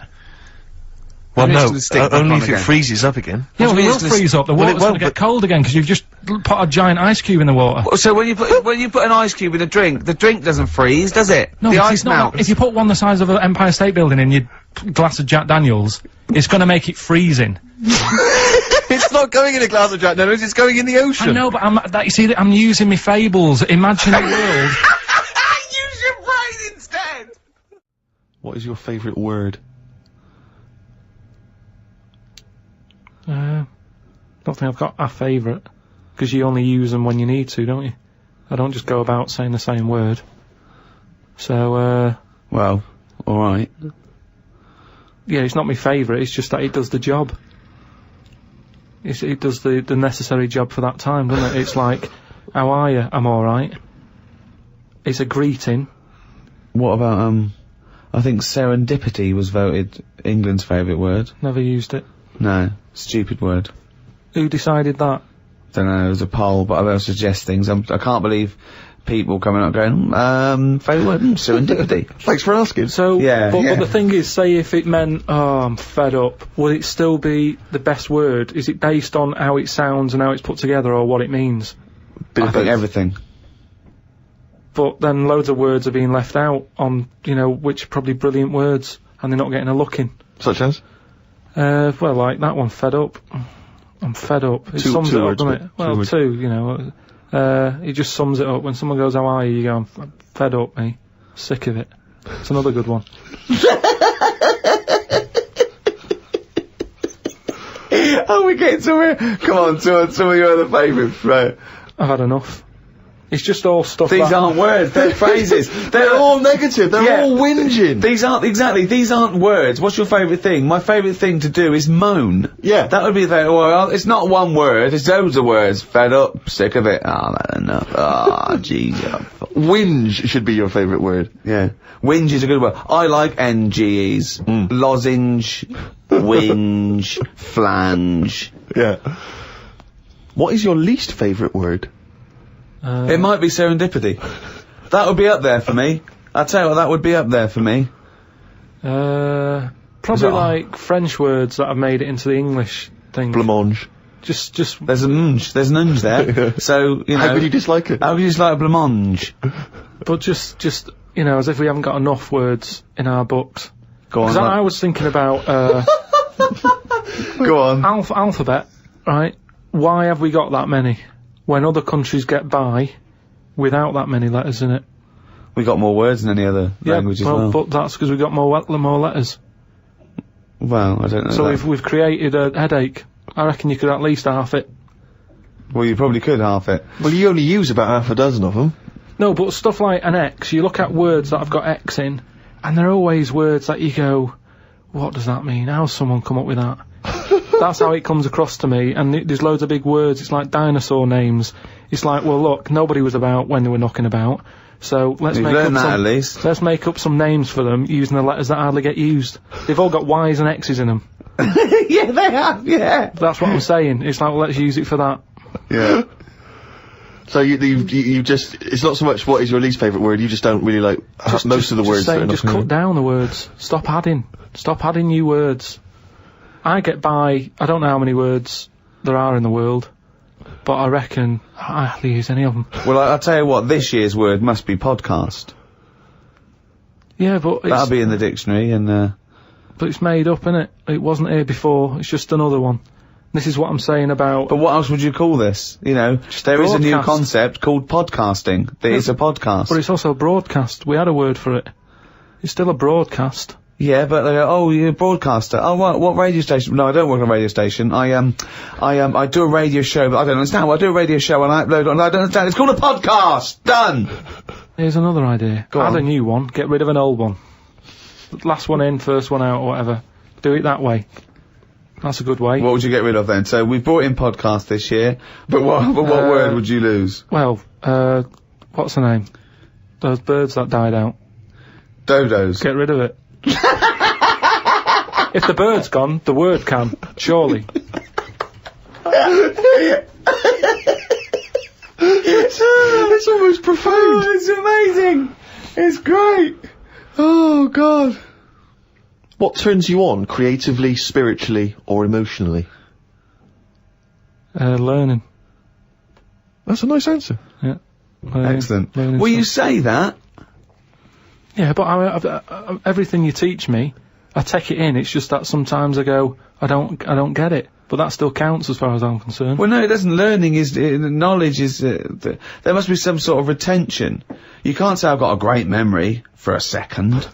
You can't say that. It has to stay there. And then knowledge has to be, applied. You can't just have all this knowledge that isn't applicable because it's useless. I mean, trivia is useless to a large extent. It's not real knowledge because it doesn't really help you in, practically. No, but there's a lot of that going on. You're always reading stuff that you go, I've just read that. It's got me thinking for a minute. It's not going to help me in any way, but it gets a reaction, doesn't it? Well, that's good, yeah. That's what art does, and yeah, sometimes education's good for its sake if it really does inflame, but then sometimes, like I've said before, you can know too much where it gets you down. Go on. I just was reading something about an octopus. That's like a killer octopus. And it annoyed me that this was knocking about now. Because I didn't know, I thought they were quite friendly. Whenever you see them in cartoons and that, they're always happy, aren't they? And then suddenly, like, they've sort of brought the whole sort of creature down. Do you know what I mean? No, what do you mean? Well, just you know, when you see them in films, they're running about and that, and everybody likes an octopus. But this one that's on it was your fault really, because you told me about that frog that's going about killing people. No, I didn't say that. So I looked it up on the internet at like other creatures and stuff, and there's some octopus that's in the sea, and what it does, you don't even have to like threaten it. It just spits in the water, and if that stuff gets on you, does you in. Again, So in a way it's good knowledge, because, I mean, I don't go in the sea anyway because it's full of stuff like that, but that's just reassured me that I'm doing the right thing. If they're knocking about, just gozzing everywhere, you don't even have to be near one, you don't even know if it's been spitting and stuff. It can kill you. It just seems unfair. I haven't harmed it, I haven't gone near it, why is it getting annoyed with me? Doesn't seem right. So that's where a knowledge has not helped that octopus out.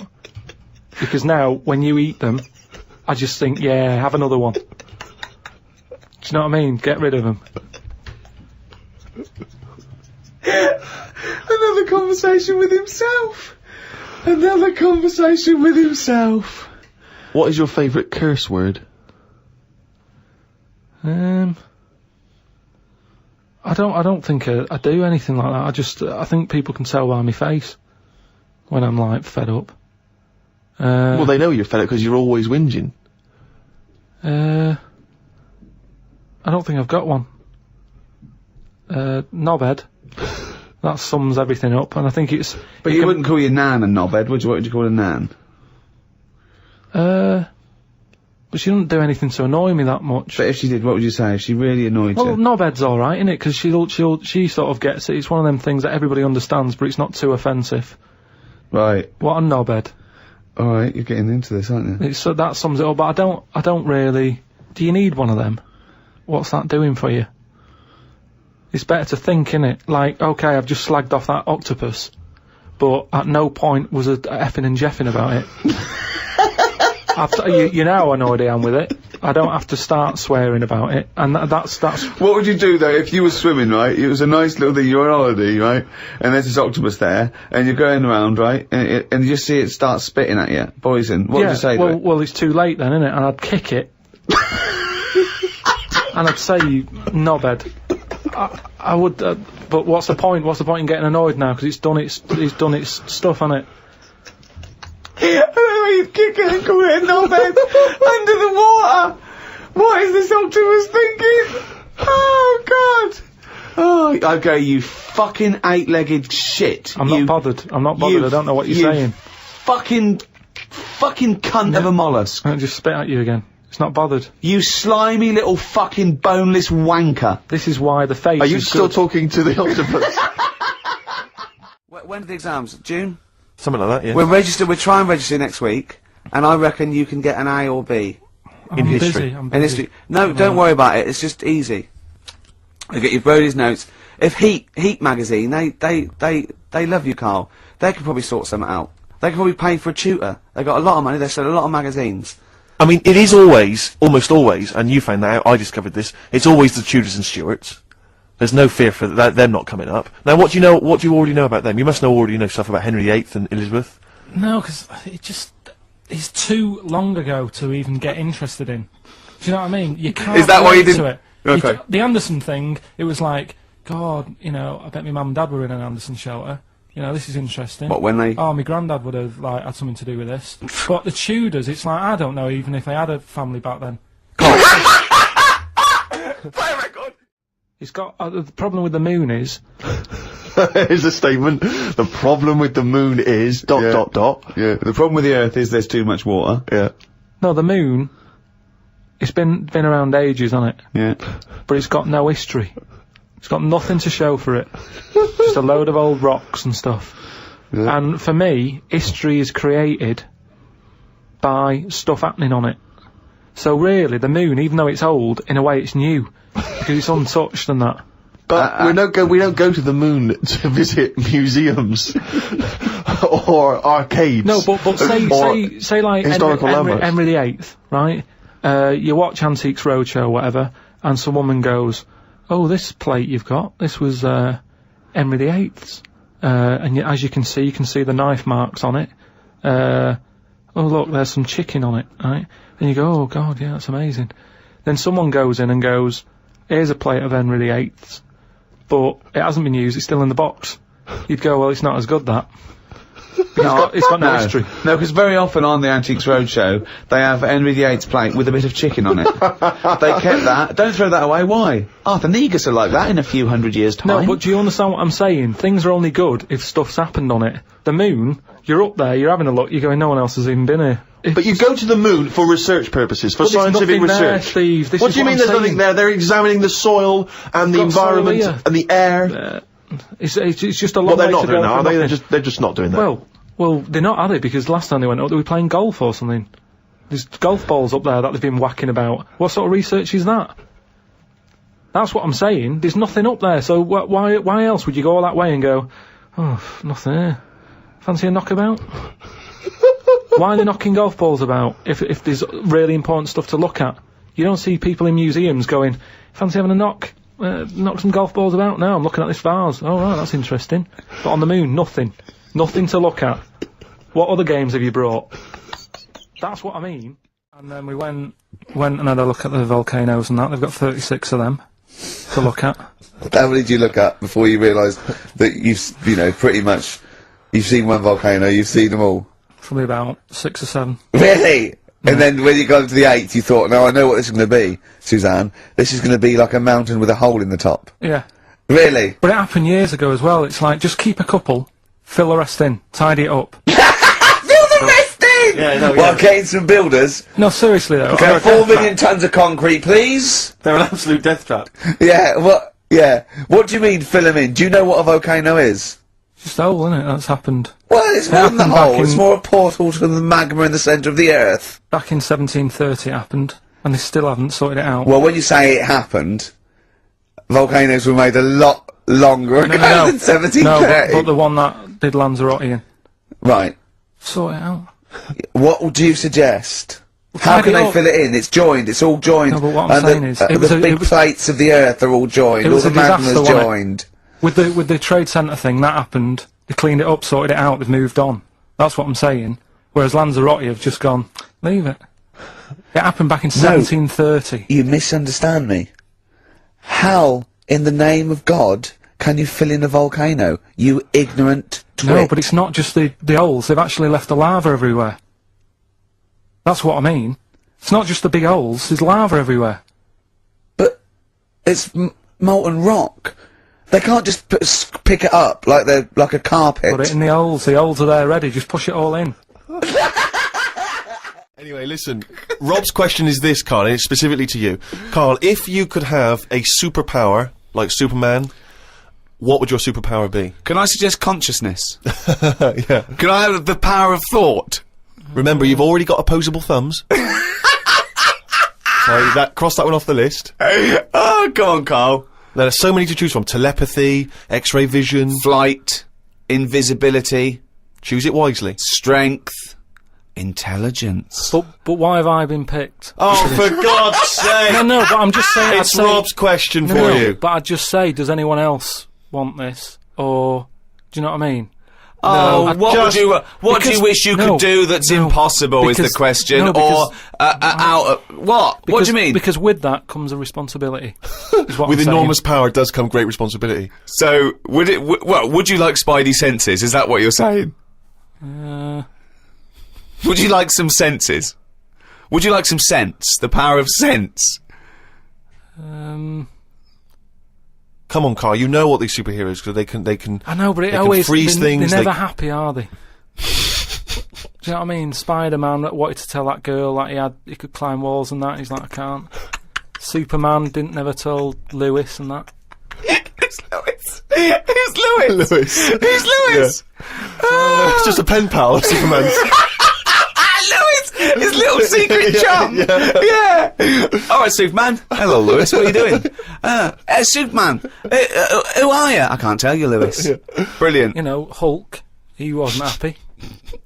So, But you're being allowed to choose the superpower. You don't have to get it forced upon you like the Hulk. Hulk, he wasn't happy! It's true, he's got a theme. He has got a theme. There's not many happy superheroes, are But there? leaving aside the superheroes you're already aware of, Yeah. what superpower would you want? You don't have to fight crime with it, Karl. Everyone around the world now is thinking, what can Karl choose? Let's deliver it to him now, Karl. Think about it and give us the answer, please. Let me just remind you of some of the other things. Invisibility. all the time though, or can I sort of turn that on and off? Let's say you could turn it on and off. Would that interest you? Yeah. I'll have that. Right. Okay, and what would you do with this power of invisibility? Just sort of wander about and that, just not get seen. It's a brilliant power! It's a brilliant... And it's put to such brilliant use! It's brilliant! Well done! And why would you want to walk around and not be seen in that? Don't What would you gain from that? know, you could sort of go in shops when they shut, so you don't have to go with How the would you get crowds. in? Just get in just before they lock up. Oh, yeah! How would you get out? Wait till the morning. Brilliant. So hang on. So that's your use of invisibility. They found the power of invisibility. You want to sneak into. Bear in mind. No, hang on. You want to sneak into HMV, right? Wait for 12 hours, and then buy something. Ah, I love it. Just so that you don't have to be in there with other people. Do you know what? I don't want it. I don't want a power Why not? because I just don't think it'll do me any good. I think it's more of a hindrance. I love this. Just think of his presence. We've given you a go, a trip into space, and the chance to be invisible. Not happy with any of them. Yeah, what he wants is a voucher for HMV. Yeah. He just wants some tokens for a record shop. These are milestones in human evolution. The opposable, the forward-facing eyes, the upright. These are massive things in taking us out of the animal kingdom. And one day, Karl, you'll walk upright. But what do you mean about eyes facing forward? You mean before we got here, there was people whose eyes were looking in their head? I don't understand. Is that what you mean? No, because when we got sort of binocular vision. Is that the answer? Yeah, just cavemen in front of dinosaurs and that. They sort of went, oh, and then. Well, it wasn't cavemen in front of dinosaurs, was it? Because cavemen weren't alive when dinosaurs were alive. There was a couple knocking about. Right. Okay. Fair enough. There was a crossover point, surely. Not dinosaurs like 15 million. Was the probably the Ice Age. There were still big reptiles. I think it's fairly common knowledge that the dinosaurs did not exist. Well, who gave the dinosaurs the name? Well, no. Well, no. Karl, now tell me back now. What are the Amish?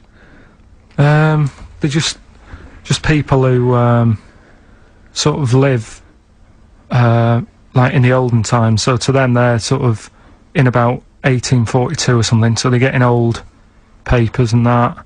They haven't cut up to. No. They haven't cut. They don't have telly. They don't deny that 20th century has happened. They just don't want to be part of it. They look up and they see planes and they know what they are, and they go into the town and they see it in the window of Dixon's, a telly. They just don't want to be part of it. No, they're still living. They are still living like it's that's what I mean, yeah. But they know about everything else. They just don't want to be part of it because they think that the sort of the revolution was a bad thing. They think that society became more and more depraved, and they wanted to go away from it, and they want to go back to old values, and they think they don't need TV and jets and that way of life. They can survive in the old way because the old way was better. Missing out on Live 8. Yeah, but they haven't had Band-Aid yet. Yeah, I think this is the problem that Karl had. He in his mind, they were just a bit delayed, so that in his head they were slowly moving towards the 20th century. They wouldn't be able to watch most of these bands, all their electric guitar. They'd be allowed to watch Tracy Chapman. Yeah. Doing an acoustic set. Yeah. Between the bands. Yeah. That'd be alright. But no, in Karl's mind, it's like if he. Although they wouldn't like Fast Car. They wouldn't like singing about that. They go, I don't know what you're talking about. Pony and Trap. You got a pony and trap. That'd be alright. But are they still? Do they still get sort of rubbish post and that saying we need your money for this, or get behind this charity? They live in a isolated community. They're farmers, aren't they? They're farmers. It's an agricultural community, and they're obviously very staunchly religious. In actual fact, it would suit you very well because you hate crowds, you hate groups of people, you don't like the modern world. You'd love it down there, wouldn't you? He wouldn't like getting up at 4 o'clock to milk a cow, though, would he? Well, no, but he'd get used to it. Go back to bed, couldn't you? It's probably out. I mean, have they got anything to do with the Hare Krishna people? No, nothing at all. Because out of all the religions, that's I'm not a religious person. I don't understand. You're only saying Hare Krishna because you've got the head. That's the only reason you think it'd be. I'm halfway there. Yeah. But the thing is, out of all, you just what was that? Money just fell out of my pocket where I'm nearly laying down. That's the danger of wearing sweatpants everywhere you go. I'm only ever lying down in a chair. No, I've never been a religious type. If people want to do it, I let them do it and what have you. Good of you. But out of all of them, I want one that's not going to take over your life. I don't want one where you've got to get up 3 times a day and you've got to go and pray and that you've got to get up early. Forget that. It's getting in the way. But if it's something like, I was walking to work the other day, right, across Oxford Street, there's a little Hare Krishna fella there, and he sort of had a leaflet and stuff, and he said, are you interested? And I said, what do you do? And he said, well, we're against getting stressed out and what have you. And he gave me a plum. They hand out food for some reason. But I sort of asked a few questions. Just the imagery. These 2 bold people, one of which is wearing an orange smock, holding a plum in the middle. He hands the other one a plum. It's almost like you can imagine some kind of religious painting. Yeah, exactly. Yeah. But you know, what is their sort of main thing? Because he didn't really tell me that much. He was a Japanese bloke, so I didn't know what he was saying that much. Why? He wasn't speaking English? Not very well. He wasn't the best sales bloke to send out for them, is what I'm saying. Yeah. But what's that? Are they? You're saying they're nothing like? Well, I believe Hare Krishna is a kind of as an offshoot of a sort of Buddhist faith. It is. I think they are Buddhist, aren't they? Yeah, and obviously their kind of trademark, as it were, is that they have to say. I believe they have to say Hare Krishna, Hare Krishna in a certain rhythm, in a certain order, a certain amount of times per day. That's why you see them walking down the street saying Hare Krishna, Hare Krishna, because it's actually a sort of religious chant which they're obliged to do. So you see, even if you go into the Hare Krishna faith, you may find yourself, you know, in Tesco or whatever, forced to say Hare Krishna, Hare Krishna. Perhaps out loud, not just thinking it. Yeah, no, out loud. You can put it on an iPod and you couldn't put that on an iPod. No, it doesn't count. No, I think you have to actually say it. So I guess that kind of eats into your social life a little bit. And there's the wearing orange as well. Particularly frustrating, I imagine, if you're in a cinema or a library. A little bit awkward there, you know, midway through. Or Star you Wars, live whatever. next door to a bloke called Hare Krishna, Yeah. who constantly thinks you're calling him. Yeah. That probably. Yeah. So that's in essence. I mean, I don't think we've quite done the Hare Krishna faith its full service there, but so interesting to you. I mean, you got handed a plum. You've been treated well by them. Yeah, well, but he couldn't tell. I just wanted to know how much time it would take up. What are the benefits? You know, what can you do? What can't Well, I you think do? the benefits are they probably don't get stressed out. They've probably got that sort of that zen, that chi-ness about them, where they try and interact and Quite meditative. yeah. Yeah. They've got some nice trainers as well, don't they, with their orange. What are you looking for then in a faith, Karl? You say what are the benefits? I mean, obviously Catholicism, you get the communion wine and bread, so Yeah, but I can afford that. right. Probably, just, I liked the Crusaders. I was forced into joining that as a kid, because a mate sort of joined it, and, he sort of said he'd join in. I sort of swore at him. I said, I'm not doing that, right? Yeah. He said, right, if you don't come with me, I'll tell your mum that you just swore. So I was like, oh. So I went along, and they used to just go on the Friday when they played, you know, Sabutio and stuff, and then I went on one Sunday, and it was totally different. There was no Sabutio. There was no sort of, you know, Table tennis. the thing where you hold a thing and knock things over. Skittles. There was all that on a Friday. Went on the Sunday, it was rubbish. He said, right, sit down in this room. They gave me a Bible. Thought, this looks too heavy, this is too big. I'm not interested in this book. And I never went again. I used to hide on a Sunday when they came round. And that's been the only sort of... I suddenly, why did it suddenly turn out to have to hide on a Sunday when they're coming round? Because they wouldn't leave. They wouldn't leave. Who was the it? Were they house. adults? It was sort of a... Well, he seemed like an adult to me at the time, but he was probably about 27. Well, that is an adult. Yeah, but do you know what I mean? He seemed a lot older when I was a kid. Yeah. And he came knocking and that, and he used to say to me, Mum, I'll just tell him I'm ill or something. And he used to hang around to see if I'd eventually come out to play and that.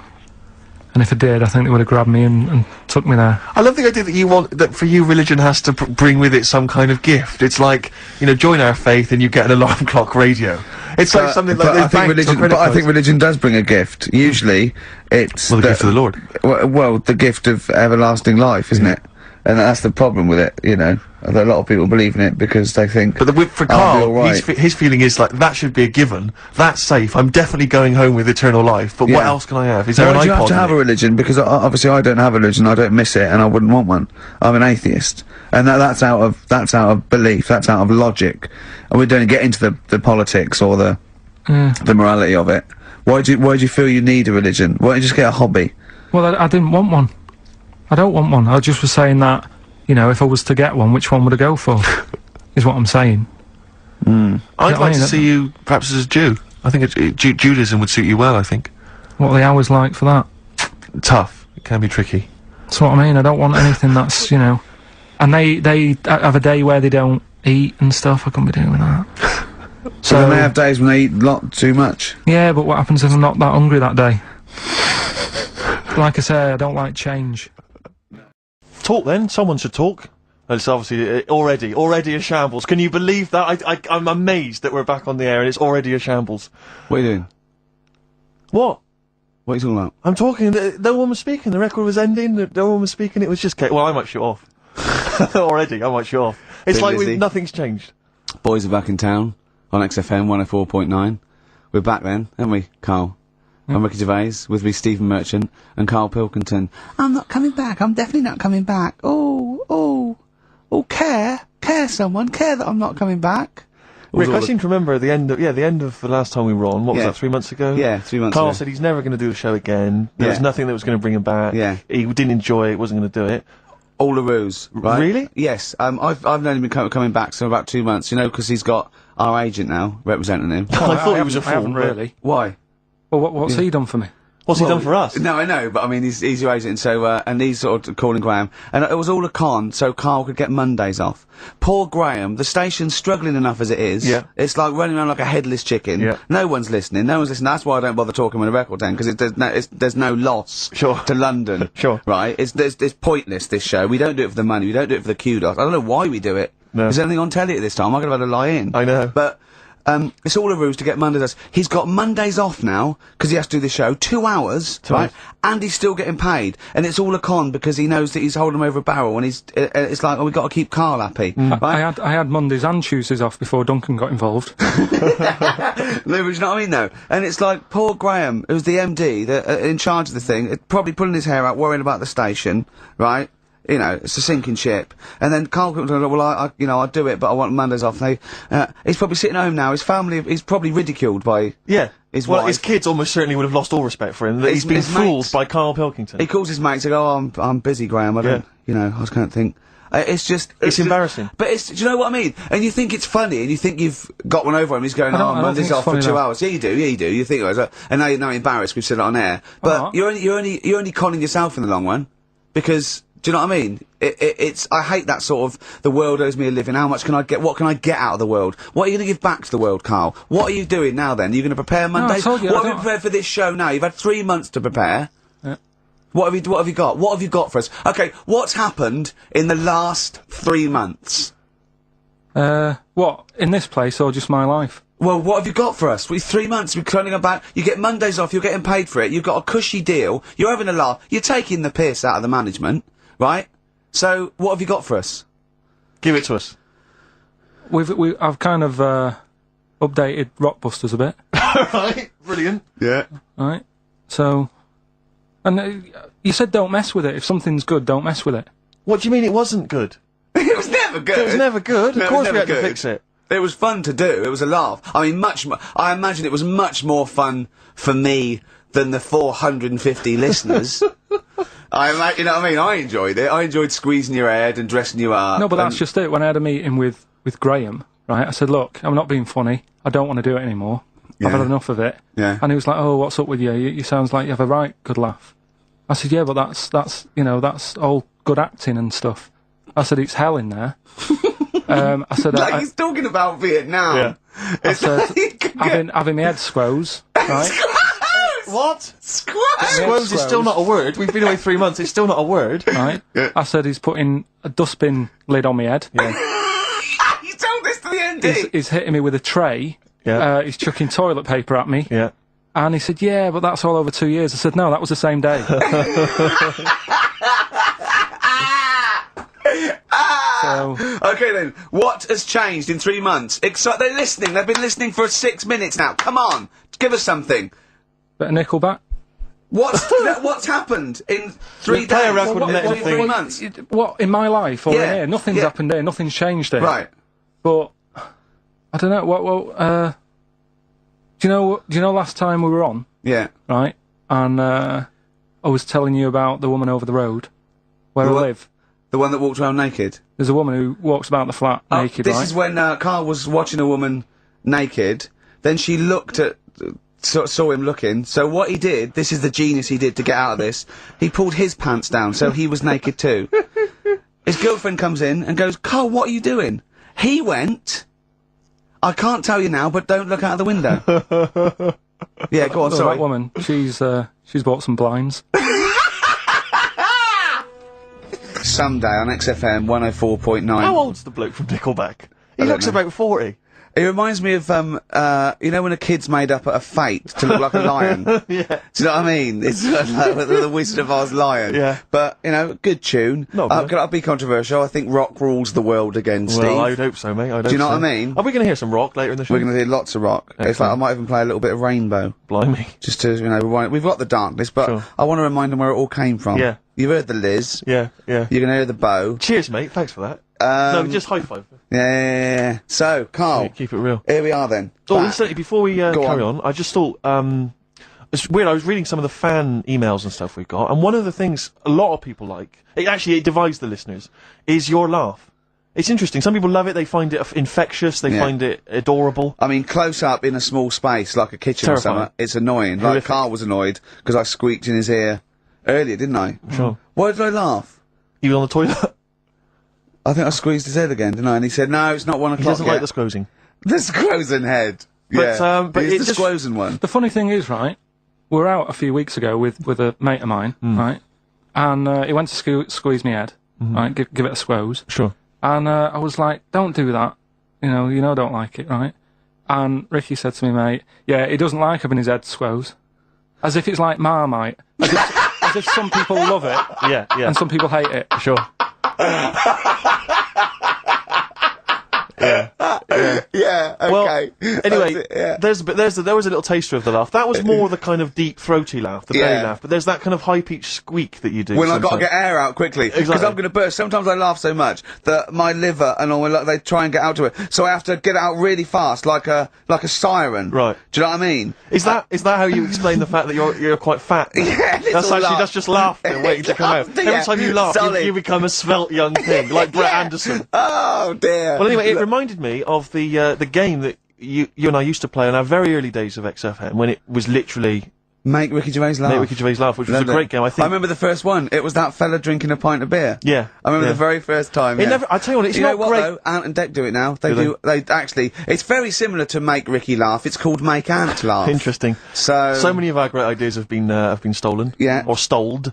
stoled. Yeah. And anyway, I was looking through the paper in the week, and there was Go a on. picture which which I think might be a Ricky Gervais, make Ricky Gervais laugh. I don't know. Again, obviously, it doesn't really work for the listeners at home, but I'll try and do my best to describe it. Can we stop saying my name because it's like a Dave Gorman project? Can we just stop? It's getting. Let's say a word often enough, it doesn't mean anything. Yeah.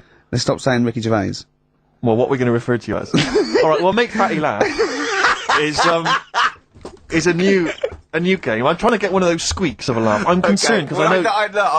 I'm not a monkey. I'm not Sure, you're not a performing monkey. No, okay. I know that. Right. But anyway, let me just briefly summarise the story for those at home. Okay. The headline was Mum 48, a mother of 48 seduced boy of 14. Well, that's not funny. Not her own boy, obviously, but No, still. a neighbourhood child. I don't think it's a funny said- story so far. He said Grand Lana Allen, 48, led him upstairs and undressed to her waist, then took his trousers off.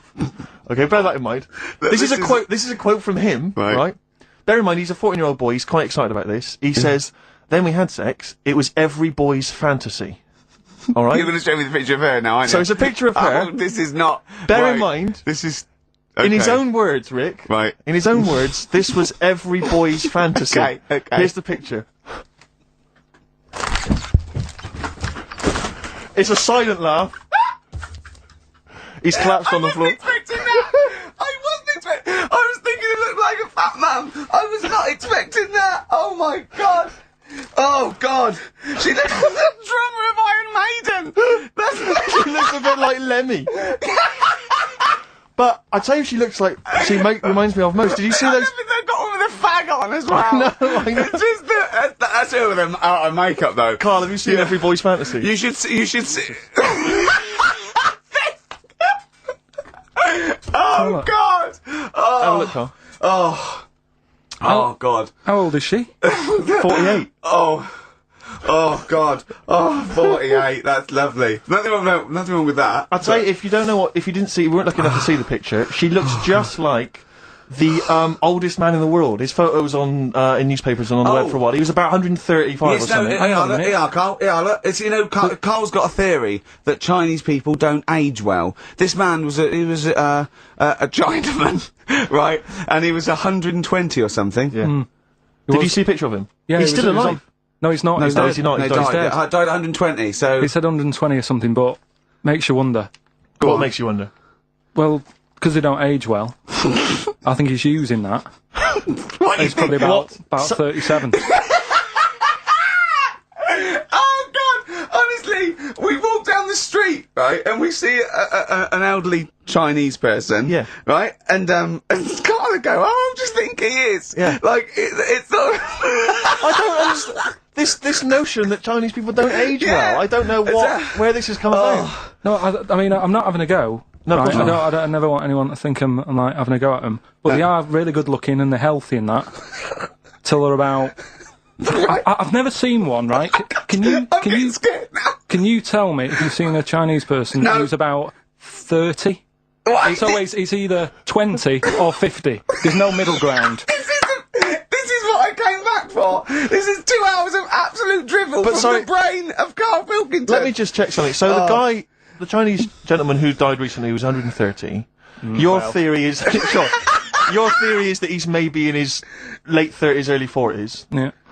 This is an elaborate conspiracy on his part, because obviously whenever they talk about the oldest people in the world, it is always a Chinese person. Yeah, invariably. they do. Yeah, I mean, they seem to win that Again. every year. Go on. So your theory is that in those small backwater villages in China... Ross McWhirter comes to a little Yeah, village. they go, the and Guinness he guy's on the he way. goes, well, until recently, the oldest person in the world, how old are you? And they're so embarrassed, because they think they look about 120, they go, 120, they go, really? They go, yeah, can I have his birth certificate? No. In fact, I think this Chinese bloke it wasn't verified with the Guinness Book of Records, because he didn't have his papers. Didn't have his papers, no. So... Is this the same one or a different fella I think it trying might be on? the same guy, I'm not sure. Trying it on. So there's a huge conspiracy amongst these Chinese villages that every when time... you get to about 50, say you're 70, because no one will believe us. Well, if you can confirm or deny that, then please email in ricky.gervais@xfm.u. This is the Racist Show on XFM 104.9. Call in if you're anything less than a little mank. Cast Hey Ya on XFM 104.9 with me, Ricky Gervais, you, Stephen Merchant, GQ Presenters of the Year. Radio Personalities of the Year. It's official. We're the best radio personalities of the year. We got that award sent to us, didn't we? And we did Yes. a little thing. But it was only our two names on it. It so- had your name, Rick, definitely. I remember that. It had my name. and your name. Didn't see Karl Pilkington's name anywhere. No. And yet he's the one with the day off and the money and He's got the free day conning off. the MD and making him cry at home. Let and me just his mate- remind. Go Can on. I just check that Go again? on. So he's made a fool out of the MD He's made a fool and out of all the the MD, major, all basically this- all the all capital this shit shareholders. about, oh, I'm not sure if I'm coming back or not. I want a day off then, which is the same day off as his girlfriend gets off. So he's just like walking round, I don't know, Hyde Park, Yeah. just feeding ducks when he should be working out what he can do instead of Rockbusters, which is basically Blockbusters with a word changed. Christ's sake. Right, little If that's annoyed you, I'll tell you what has really wound me up. Go on. The last week or so, this postal strike. I tell you, Rick, I have got no sympathy for him. I'd be a scab. I'd be walking through there, and I'd be giving him the finger. I'd go, "You can intimidate my family. I don't care. I don't care because the post has got to get through." Because I'll tell you what. It's not the fact that the unions, they could organise a strike. I'm behind that. It's fair enough, but not when it's these wildcats. They're just out there. They're just taking days off willy nilly. They're sealing up the post boxes. It's going crazy. Maybe Karl could deliver a few records Well, Monday. I know so if you could- Karl must be livid because his copies of the New Scientist and the Literary Review haven't turned up. So he's in a terrible way. And I got important documents that are supposed to be coming to me. Yeah. There's nothing. There's hiding a hair of it. And I was cooking last night, and it got me panicked because I was thinking about if this just is going to spread now amongst other organisations and other groups. And you know what? Like It's a cancer. It was partly because I was cooking. Yeah. But you know, I suddenly become terrified that they might go on strike. Go on. The guys in charge of the potatoes. Oh, Anyone involved with potatoes. I had so much the mash farmers. last night. I had so much sausage mash, second helpings, that I had to sit on the edge of a seat so my stomach could hang down. I love spuds. Spuds and bread. I could not do without spuds and bread. I feel like maybe I could make my own bread. Spuds, I wouldn't know where to start with a spud. Yeah. And it's like, they're amazing. You can boil them, you can broil them. Yeah. I don't know what broiling is, Nor do but I. I suspect it's tasty. I don't think it's as good as... I mean, obviously the chipped potato is... For the working everyone's classes, favourite. the chip. It was always on. The chip fat fire was always on in my household. The ceiling, the death trap fire, polystyrene ceiling was yellow. Exactly. Come Wednesday in our house. Yeah. And, always had chips. Because all I remember hearing, if I think back to my childhood, all I remember was, got to stop and get some potatoes, or phone your dad, tell him to get some potatoes. Well, that was your job, wasn't it? Get the potatoes. Yeah. It was It's, like, I mean, it does concern me What because did you have to do? Did you have to fill a diary out for your well, it's teacher? when, do you know when you're at school? I don't know if you do the same thing, but you get like a little red book, right? And every night, I think it was a way of the teachers sort of keeping an eye on you. So if you went out robbing, if you wrote it in your diary, they'd go, what you're playing at, Sure. right? So you'd have to write down what you did every night. Yeah. But I didn't get up to that much at that point. Sure. I used to just go on my errands, Yeah. and it was my job to like... I haven't heard errand since No, the it's 70s. nice to hear that. Go on. I went to U-Phase, right, the little local supermarket, Yeah. and I got... What's it called? Euthanasia? What? I did... U-Phase.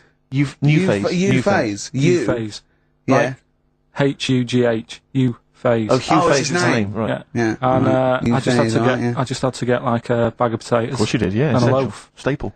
So I used to put that in my diary every day, and it got to a point when like even the teachers were like, just make something up. Yeah. Stop putting the same thing in. Sure, start joyriding or something. Live. I remember when Jane was little, she was at school, I think it was about 10 or something like that, to do a project over the week, and they were given a big list of, like a list of 100 animals that they had to tick when they saw one that week. And the teacher knew she cheated because she ticked beaver. So she was trying to win and get it, but she knew, unless it was Susie Dibblethwaite's beaver, Oh, I know the school Dibblethwaite had one. slut. I She don't did know, have one, maybe. Dibblethwaite. I don't know, but yeah. So I'm just, as I said, Potato strike. it feels like the potato people have got me over a barrel. You know, I mean, they could hike the prices up. I still have to buy the potatoes. I got nothing else. I got to have that. You know, you got your fancy pastas for the upper classes, but for the working classes, it's chips or mash, isn't it? Really? yeah, no, I wouldn't worry. I don't think people who do potatoes are going to go on strike. I don't think so. Could we just go and pick them ourselves, don't we? Or grow them ourselves? Sure. What would be the most pointless strike? What would be the strike that we won't sow? Do you know what I mean? I'll tell you one strike that would go so. Those guys who do sketches in Covent Garden. Yeah, paint me a picture, or they do a caricature of you. The strike! Yeah. Imagine the strike! You go out and you go, well, I want one with a big nose and a big chin. I want them using caricature of me and my sister. yeah. Oh, dear. But I need a sketch. I need a pencil drawing of Leonardo DiCaprio. Looking like a monkey.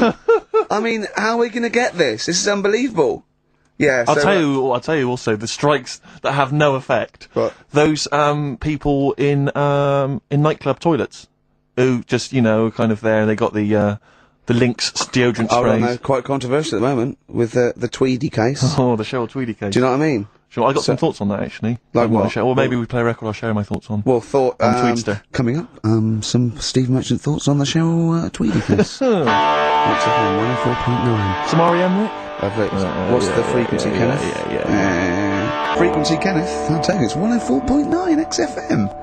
I'm Ricky Gervais, with me, Steve Merchant and Karl Pilkington. Karl, the user Pilkington. Just takes. Takes. Destroy the man. Over to you, Steve. You should talk like that more. It's cool and sexy. Thank you. I make it clear now, I do not condone in any way, shape or form what Cheryl Tweedy did. But I have to say, they wind me up. By they, you mean toilet attendants? Yes. Right, Yeah, yeah, not not- Pop Idol winners. That's what I thought you meant, Yeah. So, go on. But, because I'll tell you what it is, you go into a club or pubs, or big trendy pubs, you go in there, and there's the toilet attendant in there. He's got his little display of aftershaves, sprays, some sweets maybe, Blue Straw whatever House, it might. Yeah, and maybe a Blue lollipop. Straw House, maybe a lollipop.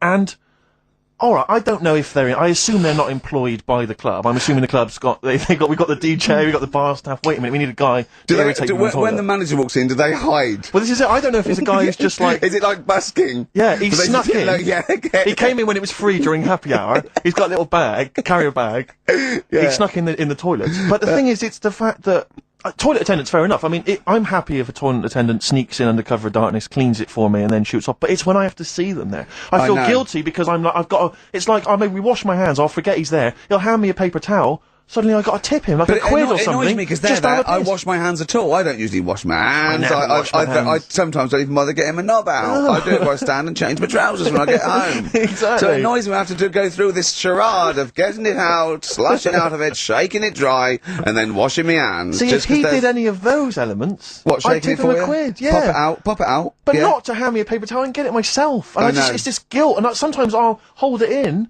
because I'm nervous. I don't want to go back in there. What It's annoys costing me me a is that, fortune. like a posh award ceremony, it's a pound a piss. It is a pound a piss. Do you know what I mean? So, Or in a top hotel or something. Yeah. It's absurd. And I'll tell you what's worse than that. I know that he's doing it because he's got to feed his kids. but it's the fact that I've got to look him in the eye.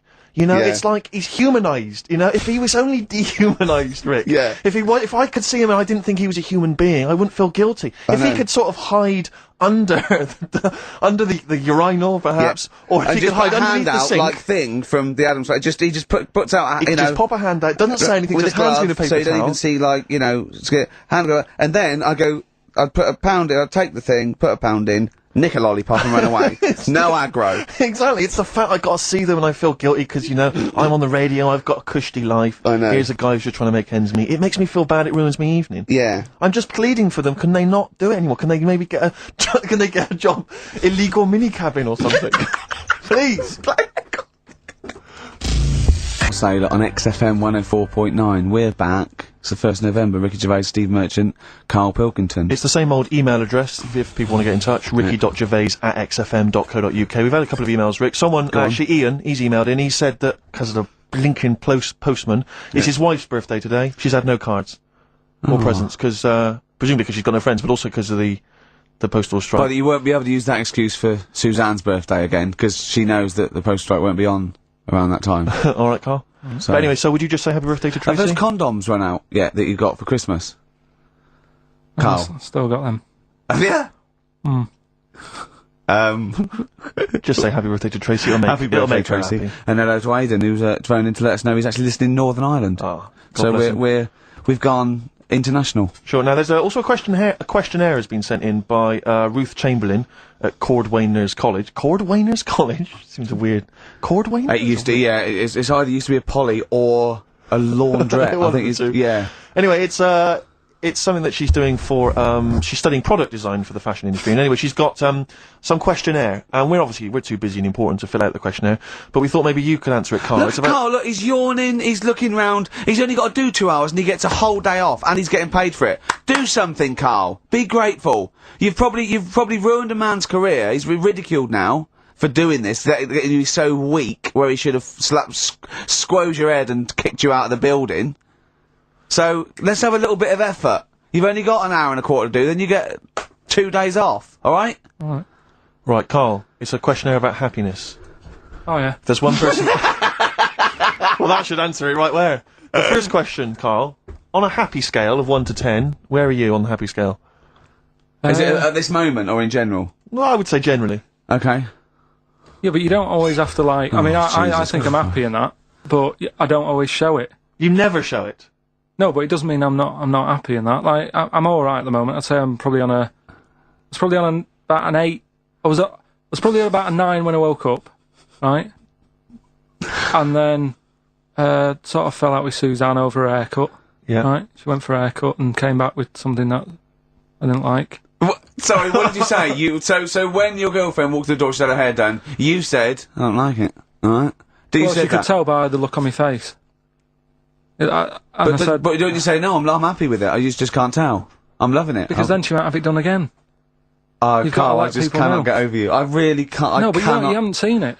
Right? Oh, So then I was fed up, but then I thought... Sorry, what authority have you got to talk about haircuts? yeah, you had well, officially from a barber in Manchester above a railway station in a shack, it was £2 a cut, told you have the hair of a Chinaman. Well, you wish you had the hair of a Chinaman now, you got no hair. You're a little bald mank with your mouth open, so don't... Is she listening to this, Suzanne? Sitting at home with a woolly hat on? I don't know. Well, she knows now, doesn't she? What did you say? What words did she did do you say? about I it, just though? said you look like someone out of Slade. Interestingly, that's what I look for in a girlfriend. Oh, God! Which one of Oh. Slade? That one with the funny... Not Dave Hill. Yeah. The one with the crooked fringe and the goofy... She had her teeth done as well, did she? She had 2 front teeth put in. Dumper. So anyway, So prior to that, you're on a 9. Then you saw the haircut, you're on an 8. Yeah. yeah. And Now then, what you on? I'm probably on about a 6 at the moment. Why? What's happened? Well, while Star Sailor was on, bit more head squeezing going on. So yeah, about a 5 or 6. So generally speaking, what would you say you're on? About a normal? 4. You're on a 4 normal. Alright. What would you give someone who wasn't very happy? What would you give them? What are you thinking, Karl? Depends why they're not happy. They're low, okay, so what would you give them? I mean, yeah. Depends, innit? If it's someone who's just lost their arms and legs in an accident, you don't give them a lollipop. Sure. Or some mittens. Yeah. You give them a hat. Yeah. Yeah. And dare I say it, a smile. A skateboard. Yeah.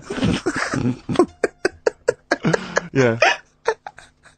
I don't know. You don't know. You got to answer the question. Alright, so hang on, let's assume that you've upset your girlfriend because you slagged off her haircut. What are you right? do now feel to go and guilty. make her happy? How are you going to cheer her up? And not buy her a baseball cap. I don't know yet. I haven't thought about it because I've got this to sort out. So when I get home, get her some gel or something. Oh, God! Oh, Christ. Okay, Oh. and, alright, just name something that always puts a smile on your face, Karl. It always cheers you up. If you're feeling a bit blue, it always cheers you up. A monkey, innit? Learning something. Right. That's a bit weird. I love the qualifier. That's a bit weird. I think it was two different sentences. I think it was learning something. That's a bit weird. yeah. Oh. Learning something that's a bit weird. Okay, and finally, if you could have something to make you happy, what would it be? Little chimp, wouldn't it? Little chimp in a suit. Well, don't answer for him. Don't put words into me. You could have anything you want. It'll cheer you up and make you happy. What would it be? You can't say a skin of titanium. It's got to be something possible. Yeah. X-ray vision. No. What would you have? It can be conceptual. It could be world peace. It doesn't have to be, you know, a new watch. Yeah, let someone else wish for that. Sure. It'd be a waste. Yeah. Yeah. Why should you do it? And then someone else gets a nice new watch and there's world peace. Exactly. You're walking round, it's nice and peaceful, you know what time it is. He's swanning round, he's got a lovely new watch and there's no threat of him being bombed. Exactly. I'm quite happy the way I am, really. I don't really want Are that you much. really? But you're on a 4. Yeah, You're on a happy scale of 4. Yeah, you're on a 4. Surely you want to get to 10. Surely the point of life is to be on 10. Yeah, but what's a 10? Do you know what I mean? No. What's a 10? Contentment, absolute contentment, joy Bliss. in your heart, Yeah. inwardly and outwardly. Not walking round with a little round mank head with your mouth open going, what's the point of that? I've done it once. Is that why you've still got all the condoms? Because I've done it once. What's the point of that? Alright, we're gonna get over some hair gel. Come on. 10. Just one thing that would make you happy. That would cheer you up if you were feeling low. Tuesdays off as well? I'll have the MD just, you know, resign straight away, shall I? I honestly don't know what would make me happy just like that. Because I am happy. I know you say I'm fed up and that. Do you know But- what? Do you but know I what am he fed- said? I'm alright. He wouldn't want to be too rich. He said because if I was too rich, then Suzanne would say, "Let's go around the world." He said he wants to be rich enough so they're happy in that and they got their bathroom and everything, but they can't. They still can't afford any more holidays a year. Think of that. Think of that wish. Think of that capping your wishes. Yeah. Do you know what I mean? Putting a ceiling Yeah. on your ambition. I love it. It's genius. Look at his face. Play a record. You're an It's idiot. like if you'd won that ticket round Charlie's Chocolate Factory, and he'd said, actually, Karl, I want you to take over the factory, it was a test. You'd have said, I just wanted to look around the chocolate factory. Yeah. I'm happy to go back and live. No, he just said, poor. I'll work it, but I'm not working Mondays. Exactly. Play a record. Imagine giving a chocolate factory to a kid. I know. Idiot. Give it to the fat one at least, he'd Yeah. enjoyed it more. Billy Bragg from his Essential Billy Bragg compilation. Now, I know a lot of people are thinking Billy Bragg, I can't be bothered, politics, and I have to say, buy this CD, skip past every song that is, for instance, There Is Power in a Union. Don't be duped by fascism. Yeah, it's your right and duty to vote. Yeah. Right wing, wrong wing. Exactly. Ignore Yeah. all that. But Just no listen. slouch. Just listen to the love songs. His love songs are beautiful. Yeah. It's fantastic. Tonight I celebrate my love for you with a pint of beer and a new tattoo. It's great. brilliant. Yeah, look, lose the ones about Exactly. Exactly. Striking. Yeah, exactly. Because we know what we think of that. So, yeah, I heartily recommend that. What Carl, we're on happiness. Carl, Yeah. Oh, I'm trying to explain Carl's to Carl that happiness. the aim to, is really to get on a 10. Yeah. For Well, I like happiness. the He's fact on that a he 4. started on a 9. But I love the fact he's happy with 4. Yeah. I love that. No, but what I mean is, right, I'm not looking for, like, happiness. Right. I'm You're not alright. looking for happiness. What? What's that for? What I mean is, right, I'm happy when I'm not fed up. So what I mean is, I'm happy... Is this in your new book, Psychology of the Mind? What is that? I'm happy when I'm not fed up. That's like an 8-year-old trying to explain happiness. Johnny, what is it when I'm happy when I'm not fed up, miss? Well done. Good boy. That's it. You're happy when you're not fed up. talk like an adult. Yeah, but that's what I'm saying to you, though. I don't. What? I'm happy most of the time. It's just that when things niggle me, I find that I realise when I'm annoyed more than when I'm happy. But Karl, every time we talk to you, you are whinging about something. You've got Yeah. something that annoys But you. he's one of those people that if he whinges loud enough, he gets away with it. Like he's in here, I think he goes, "Oh, I'm really busy." I come in and he's doing nothing. He's chatting because he's having big long chats with everyone about how someone's wound him up, and they all come in and they go, "Oh, Karl's fed up," because he's got this show. You know what I mean? He's wormed his No, way. but hang on a minute. Go You on. came in moaning about the post and that today. Yeah. But everyone's annoyed and frustrated by that. There's small businesses going out of I'm not. business. I'm not. You haven't heard me No, moan you're not, about because that. who's sending you letters? No one. You've got no friends. You've said that yourself. Yeah. You've openly declared you don't want friends. They're too much hassle. Yeah. Yeah. Yeah. Yeah. Yeah. That is my joy. Friends that is the point of life to me. I can't wait to see them. I squeeze their head. I welcome them in. You know, They Friends annoy are me. annoying me. I love it. Friends are annoying. He's even scared of like doing something with a friend or getting a gift because he goes, "I have to buy him one back now." Yeah. It's sort of like life's a bit of a chore for Karl, isn't it? Well, anyway, all right. Let's leave that aside. Obviously, you're never going to be entirely happy, although apparently you are already on the brink of happiness. All you No, had to I told say you was that, your right. hair looked nice. I That's was all you at- had to say. Yeah, I it was- looks good. Yeah, and that's it. End of story. what's the point in that? What is the point in Because that? she doesn't really care what you think, but she doesn't want to hear that she looks like Dave Hill from Slade. She's not having her haircut just to please you, Karl. Despite what you might think. He's taken aback by that. Sorry, happiness then. Yeah. All right, The well, thing let's is, I was happy the other week, right? When I was going up to Manchester on the train, nice quiet carriage, I'm sat there reading about sharks and that, right? Nice and quiet. And I got annoyed, I texted you, didn't I? Yeah. When two fellas got on. Can we talk about it? Well, yeah. I mean, you've started it. Two gay men got on. Go on. Two gay fellas got on. And it wasn't the fact they were gay that bothered me. It was No. like, each to their own. Let them get, you know what I mean? Let them do what they do. Yeah. And, Behind closed doors. but they started talking really loud, right? And they were going on about, That's meeting annoying anyway. That's annoying whether you're straight or gay. Yeah, Talking too But do you know loud. that theory I have about they go out late? Yeah. Gay people always go out late. Yeah. Yeah. Right. When I mean, what time do you go out in the evening? 7:30. If you go out about 7:30, if if I'm out of work, I might go out about 8 o'clock or something. Yeah. I can guarantee I'll sort of be in bed by about 12:30. Sure.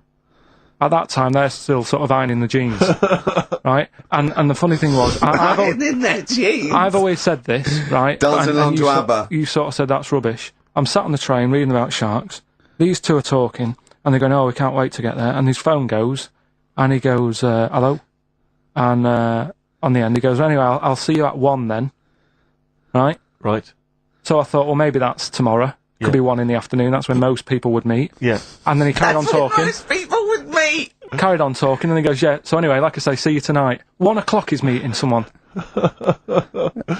Yeah. I don't know You were why you go livid. out that late. Do you remember when his favourite record of all time is The Killing of Georgie? Sure. He said, would he have been killed if he'd have been back at a decent time? There's a no fair mention point. of the time in Sure. this song.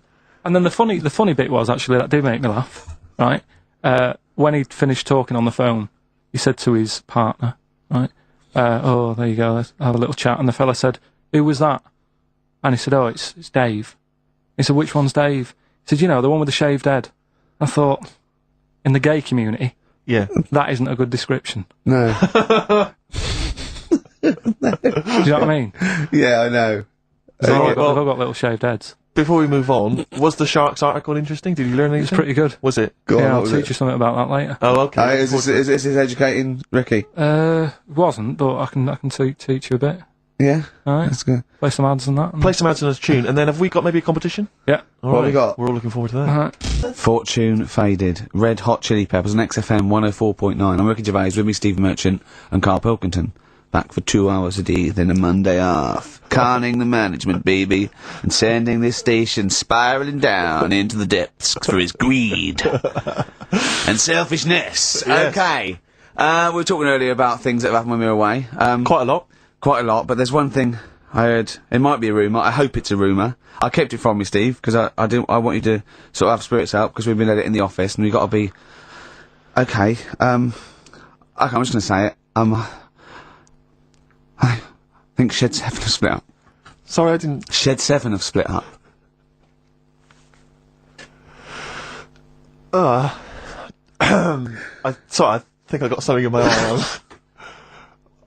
It's just a bit dusty now, I think. So, okay, if it's true, it's true, and if not, at least we got their music. Their music didn't. The music lives on. So we're going to dedicate this show to Shed 7 and all the bands they influenced. So we're just going to play...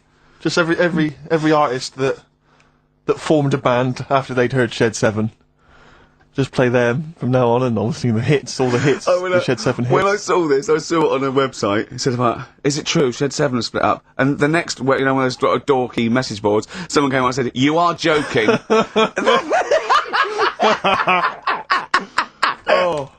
Oh dear, what else is happening? I just pray that it is just a rumour. It's just a rumour, yeah. Then get in touch. Just call in if it's true. Well, no, call in yourself. Well, if Shed's listening, yeah, and he's not busy, he's got Mondays off now. Call in and say what was the split all about? Tell you what I read about. Sharks, monkeys, or jellyfish? It's 10 past, isn't it? We haven't done a little bit of knob news. No, right? We haven't done knob news, no. But it's been 3 months. It's been 3 months coming. There's this thing. I don't know the full story. I don't know how it happened, right? But little Russian fella. Yeah. He was sort of having sort of emptying his bladder, right? And somehow electrocuted himself. Right. And sort of did a bit of damage. How did he slashed onto some live wires or something? Something like that. So did anyway, it damage to himself or to an electric fire or something? No, to himself. To himself. Yeah. And so the doctor didn't slip and curling tongs went up his arse when he was pissing, because that's happened a lot in yeah, we've hospitals. We've all shoved the old curling tongs up the arse when having a piss. Right. So I can't even be bothered. No, go on. We're interested. Come on, we're interested. You can't be bothered. You get Mondays off. Do some work. Right. So anyway, the doctor says, "Oh, it's not looking good. We'll have to take that off." What? He's like, a knobectomy? Yeah. Really? But the funny thing is, right? Nothing funny about that. They've done. You're doing me head in. Just tell the story. It's doing me head in. Oh, you can chill out on Monday. I've only got 15 minutes, but I'm gonna talk to you every Saturday. I'm gonna get the money's worth out of this, because you get Mondays off, and I can't bear the fact someone's getting away with something like that, because it's terrible. So you're gonna stick this out, or you're gonna have to work Mondays. So take it on the chin, right? Okay. Just finish the story. Yes. I command you. Just do it. Anyway, so they said, he said, will you be able to sort me a little knob out? A prosthetic now, cock, yeah. But they put him out for the operation. Yeah. He woke up. Yeah. Right, and he's thinking, oh, thank God that's over and done with. Yeah. They've only grown it on his arm. What are you talking about? You twat. Shut the you're an idiot. What do you mean they've grown it on his arm? Apparently, like, that's the way they do it. Oh, yeah, but to then put it on... That wasn't a mistake. It wasn't doctor going, did it go there? Some bloke I didn't do a degree. Are you a real doctor? Yeah, yeah. No, but why put it there? Because it's got to grow. It's got a graft there, so they can control it. To the skin tissue. But on your arm. Well... But they're going to your remove it back from the arm itself. What do you mean on the back? On your back. Somewhere, well, we can't wear a t-shirt. Yeah, but you could have a ridiculous. He's in hospital. This way, you can still have a little tug, can't he? But they'll leave it there for quite a bit. It's not... Do you know what I mean? It's not going to be like, oh, it's just there for a few days. Yeah. It's there for a bit. That's not good, is it? So he's got a cock on his arm? Yeah, what's up with that? What do you mean, what's up with that? Well, I mean, you could say it's a thumb or something, couldn't he? Yeah. But they remove it. Be good and for attach hitching. it down below later. If you had a knob instead of a thumb and you went hitchhiking, just tickle it. They can see it like a mile down the road, couldn't they? Posting. Yeah. If I'd lost my knob, I'd go, oh, I'm not going to have all that stuff. Just whack a pair of tits on me. Do you know what I mean? I think, oh, just forget it. But why not just put it where it should be straight away instead of messing about? Where should it be straight away? You know. On the forehead. Listen, are we doing a competition? Let's play a tune. Come on, Karl, you can't be bothered. Right, okay, we're going to scrap this and you're going to work Mondays again. Been Gone by Rainbow on XFM 104.9. Well, it's what the Londoners have been waiting for. It's Rockbusters, isn't it, Karl? Well, it's not Rockbusters. It's something we've done. It's a bit like Rockbusters, but it's been tweaked. Brilliant. Right? So remember that it's done with sound effects and that. Oh, God. Really? What do you mean? Alright, come on. Right, remember this one? We tried it before. Hold on, when wait a minute. There's headphones on, right? Hold on, wait a minute. And this is one you've done in the past. This is not the competition. This is not the competition, but I said, like, what song is this? Smack my bitch up, yeah. Brilliant. Brilliant. Smack my bitch up. Yeah. Right. So it's kind of that, but rather than just doing songs, it's that film or song sounds good. You know, when you do these things, you can't do them in the week. You've got to do them either Saturdays or Mondays. Yeah, I do, yeah. Well, I'm going to check on that, because that really annoys me. Because it's been done, so it doesn't really, you don't have to worry about it when it gets done, that, do you? Because it's done, so... Well, yeah, but I don't want you taking time out of things you should be doing at work. You're already weaseling way out. XFM's going down the tube, and you're taking the piss left, right and centre. Right, so here's this week's little grab. That film or song sounds good, so what is it? Come here.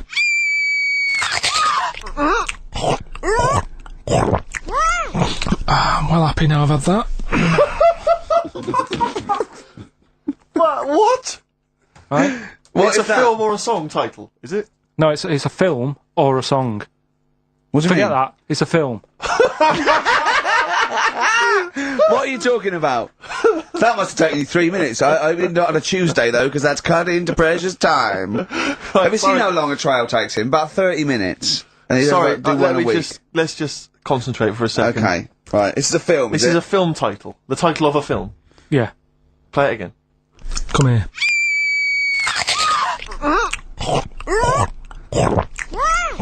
I'm well happy now I've had that. Right? Oh, dearie me. Dearie me. 3 months they've waited for that. 3 months for that. Shite. Do you want to say what the prices are? Oh, I can do. I'll tell you, there's good news and there's bad. I don't know, I think maybe this is what people think of Karl's quizzes. This is the respect they show us. Because you know that the various companies, they'll send you product which you can include in competitions. It's a promotional tool. Yeah. They've sent us I'm Alan Partridge, Series 2, and Fawlty Towers, the complete series. Brilliant. On VHS. I mean, who's got a video player anymore, Karl? It's for losers and the working classes. Yeah, for up north. They still sell them up north, I think. Thankfully. In market stalls. It's been redeemed. I mean, I wonder how we got hold of that. Yeah. Yeah, the Office Series 2 on DVD. That was a nightmare getting hold of that one. The best album in the world ever. It's got stuff on there. Super Furry Animals is on there. Supergrass, Gold Frap, and also the best of the Boomtown Rats, which is not bad, and a couple of Teachers DVDs. So some good stuff there amongst the VHSs. And you can win all of those treats by identifying this film. Oh, God. Come here.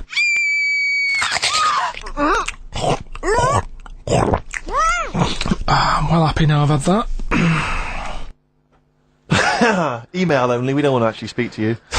ricky.gervais@xfm.co.uk. I'm sorry if that's brought you down, it's made us feel Can low. I just say something? What's the phone number, Karl? 08700 800 1234. 08700 800 1234. Call up for no reason, because I want Karl to answer the phone. He hates doing it. So call up and talk to Karl. Ask him anything you want, just talk to him. Okay? Right, answer the phone, they're going mad. Big Sir on XFM 104.9. He's so annoyed that you have to answer all those calls. Why did you like it? We're wasting time, aren't we? That's your listenership. No. They want to speak to you. No, that's nice and everything that people call up. Yeah. But we should be concentrating on what we're doing. Yeah, well, but I do this show to annoy you. I don't do it for the money, or the kudos, or the awards. Do you know what I mean? I do it so you have to be here and do what I say for 2 hours, because you're getting away with murder here in the week. I don't like seeing that. I don't like injustice in the world. I try and fight it wherever I can. So I do it to annoy... It's good of you, Rick. Thanks for doing that, mate. Yeah. It's interesting, though, that you're passionate about fighting injustice, but you focus specifically on Karl at XFM. One of the world's lesser crimes. Being a little bald mank twat. Exactly. I know, yeah, but nonetheless, it is a crime. Look at him, look, he's got his head down like one of those, you know, one of those chimps that have, like, lost their mate in London Zoo? He just sits there like, you know, a broken animal. Karl, what are you thinking? Where are you on the happiness scale now, of 1 to 10? Karl? On about a 3. Go on, Steve, what are you going to do? Well, we were talking earlier about stuff that happened while we've been away. We don't talk... I haven't been this upset since, Skunk and Nancy broke up. Yeah, I know. Cheryl Tweedy. Tweedster. We've done that. We've Up done the for old, Tweedster. well, of course, the war. Is that all done and dusted now? I think it's pretty much over. I think we've sorted that out. Okay, good. What annoys me is people going at Tony Blair and Bush, right, for like bombing stuff and all that. But my point is this, right? Those bombs have all been bought and paid for. Yeah, the taxpayer, they're yours. And I'm not a scientist, but I think bombs go off. I think so. And if you don't use them, you lose them. So let's use them. Exactly. Do you know what I mean? It's like tinned food. It lasts for a while, but eventually it's going to go off. It's like anything. Oh, we better eat that. No, don't open the fresh stuff. Don't build the fresh ones. Let's use the old ones. Exactly. So because they're just stockpiling there, and they've cost us millions. I know. We want to see if they work as well. What? We've never tried that one. Use them. Use them on just out. Oh, exactly. Karl, who would you bomb if you could? I wouldn't. No? What do you mean? Well, imagine you could bomb a country. You're not actually going to bomb them, but you're just going to frighten them. Just going to put the frighteners on them. Frighten them, yeah. You're just going to go, I'm going to bomb you, and then obviously and they'll go running, hiding under tin shelters and that. Yeah. Ricky's house? No, come on. What country? No, what country? I wouldn't. Honestly, no one sort of makes me fed up or anything. No one makes you fed up? Not enough that I want to bomb a place. Well, you're not actually going to bomb them. I You're wouldn't just get putting the involved. frighteners on. I'd just say, let someone else do it. Sure. Typical, isn't it? What about you, Rick? I got a list here. You know who I'd threaten? Go on. The Swiss. Oh, they've had it easy. They've always had it easy. They've always chickened out. It's the equivalent of having Mondays off. Exactly. Like, oh, we don't want to fight. Exactly. You can both walk through it. You know what I mean? Yeah. We're a carpet. Exactly. While we're busy sorting out fascism, Yeah. you know, or Osama bin Laden, they're just chilling out. They're holding ours and Hitler's coat. Exactly. Do you know what I mean? Little weed. We should Yeah. have both turned on them. Yeah. And I'll tell you who else. This will just frighten them up. Just shake up a bit. Iceland. They've had it Because they have stayed out of everything. They have not been involved in anything, as far as I can tell. But you don't have to bomb them, do you? Eskimos, they've never been involved in I know, anything. but don't bomb them, just pour hot water on their igloos. Exactly. Just send a plane over with warm water. Yeah, with a big flask. Yeah. No, just to shake things up a bit, just to keep them on their toes, that's all it is. Why would you live there? If you could choose, I've If no you're idea. an Eskimo and you're born, wow, little baby, you grow up and you go, what? I'm sorry, I'm eating ice and fish for the rest of my life. Well, fair you're enough. having a laugh. Fair enough, like years and years ago, but now, presumably, they're aware of the proper I house know. and the fact you can live in, say, Somerset or the south of France. I know, but it's like, haven't they learned? It's sort of like, well, they haven't even got, they're not even on as good a thing as the North American Indians. Now they're sort of pierced up. They got smoking gambling. fags. They live in lovely little cages. Drugged up. They're all brought to their little village. They're having a whale of a time. They don't have to go hunting anymore and anything like that, killing buffalo. And the same with the Eskimos. Let's get them some beer and fags down there. Knock the igloos down. Build them some lovely little semis or like... Or just a little kind of trailer or a caravanette or something like that. It's got to be better. It's got to be preferable. I know. Some of them now have got TVs built in, Rick. I know. What And do they showers. watch? Yeah, they've got cable and stuff, have they? Yeah, Or is there well, one sort of Icelandic Well, you channel? get satellite or whatever, wouldn't you? Magnus Magnuson. Yeah, exactly. Probably doing. There's loads of Mastermind reruns. Yeah. And Pingu. Just on a loop. That's porn over there. Yeah, though. exactly. Oh, brilliant. No, well, that's like a hardcore documentary. This is Racist FM 104.9. Yeah. So, who would you like to see bombed, or not bombed, not bombed, but just put the frighteners on them? Yeah, it would you Email like to Ricky.Gervais, scare the shit out of anyone, XFM. any nation or anything. Karl, thoughts? Play a song? You're not working for your money. You're not having Monday off. We got to do something Monday. Let's plan something Monday just to get him in here. You've got 2 hours for 8 hours off. You don't do an 8-hour day anyway. Rick, how much is he getting paid? He's getting money for this. I think his wages went up last time, so he's getting paid to be here, extracurricular, extra work, right? So it's moonlighting, and they're giving him a day off. Yeah. And he's contributing nothing. Nothing. Huh? What, Karl? You say something, mate? Huh? What's going on? What? Going on with yourself? Well, say something back and earn your money. Well, let's just play a song. We've done a bit of stuff there. You, 50 Cent on XFM 104.9. Me, Ricky Gervais. You, Stephen Merchant, and you, Karl Pilkington. Alright? What are we doing then? How are we going? Karl, how are you feeling? On a scale of 10 now, happiness scale? Just building back up again a bit. Yeah? Probably on about a 5. Oh, that's not bad. What changed it? What changed it? Just calm down a bit. Yeah. So. The chilled out vibes of PIMP probably helped you. Yeah. I think we should just say, give massive props to Adam and Joe, who stood in for us. Oh yeah, stood in for us. Did a great job. Yeah, great, really good. In fact, interestingly, I listened to the show. Are they going to get their own show here? I think they should. Yeah, they'll probably get something. Well, there you go. Well, it's interesting, as I was listening to them, they had quite a nice selection of features. They had a couple of good competitions and things. Now, I don't know if having done them for XFM, is it somehow they may be kind of under some kind of XFM copyright? Which would mean, as we've got no ideas, maybe we could just hijack some of theirs. Maybe you could look into that. Obviously not Monday, you're not here, but... I was with Joe Cornish last night, went to a little, do at, Jonathan's house, and Joe was there, and he walked in, and I was taken aback by how tall he is. Sure. Because I'd forgotten, and he's about 6'4", but he's unlikely to, you know what I mean by that? It's sort of like some people surprise you.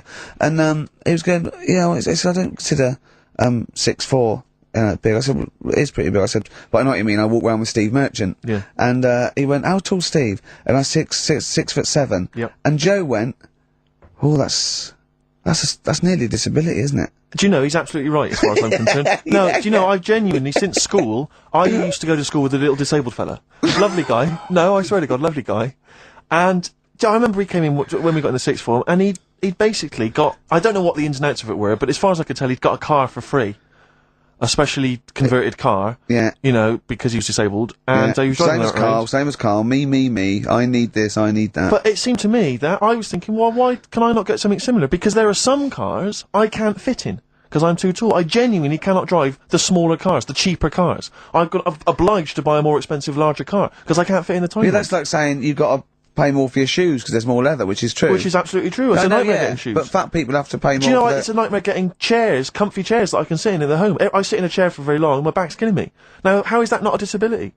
But no, you don't see people like me whinging. But I think tall people, I've read an article that taller people on average, get, higher wages through an advantage, or just because they're taken more seriously than little dumpy fellas. Sure. Do you know what I mean? But I don't think I genuinely don't think there are many benefits of being really tall. People seem to assume there are, but beyond the fact that I can reach things down from a high shelf, I know. I don't think there's any real perks. I've seen you hit your head a few times. That's a disability. I know, I have seen you hit your head a few times, and I think, oh God, that must have hurt. Obviously, I'll make sure you're okay and then laugh. Of course. But I know it must be annoying. Thanks, mate. No, but I mean, there's a pub. There's one pub in Soho that he has to go down backwards. Yeah. He has to lean that. It looks like a limbo dancer. Yeah, they've almost got to lower me in on ropes. I always find it amusing. But like, for instance, on a plane, on an aeroplane, I can't get some of the seats. I can't fit in some of the seats. Not in any way. Not the way that I could. Because what are you talking? How is that not a disability? There's some seats that people can't afford because they're poor. It's not a disability. That's irrelevant. Don't go on a plane then, because you're poor.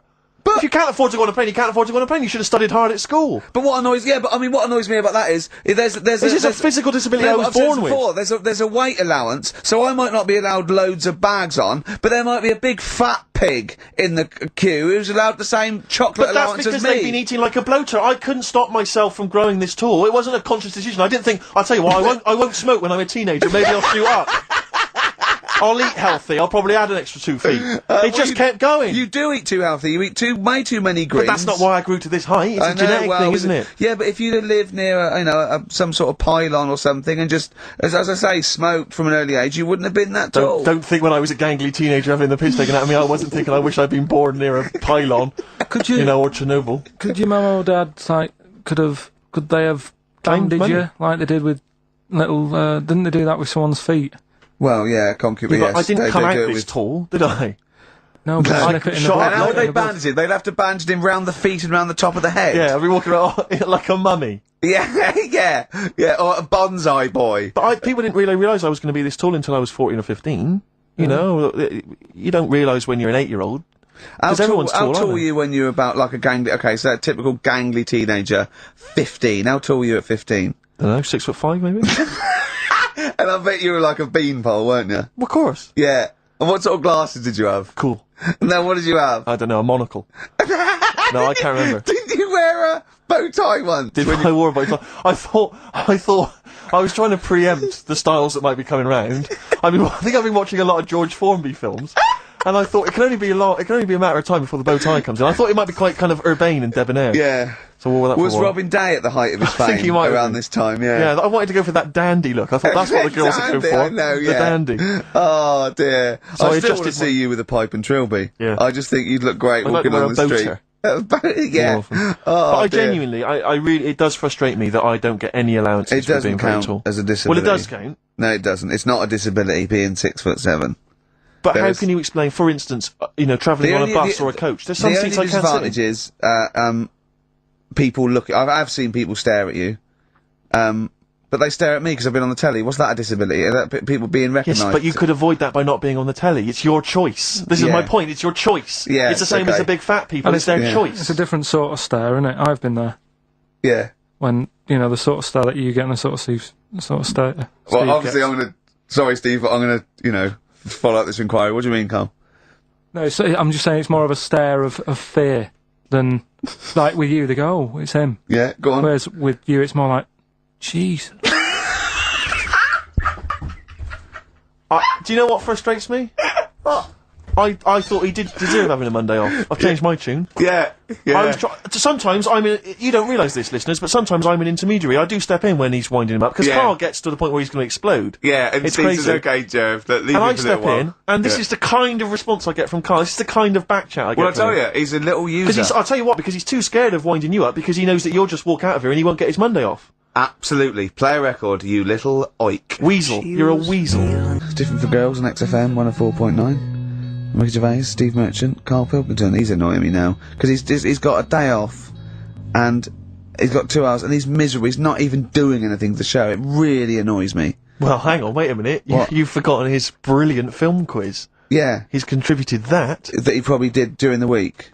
Well, do you know what I mean? What are you going to change your attitude, Karl, or what? Or should we just like not bother with this show? Told you.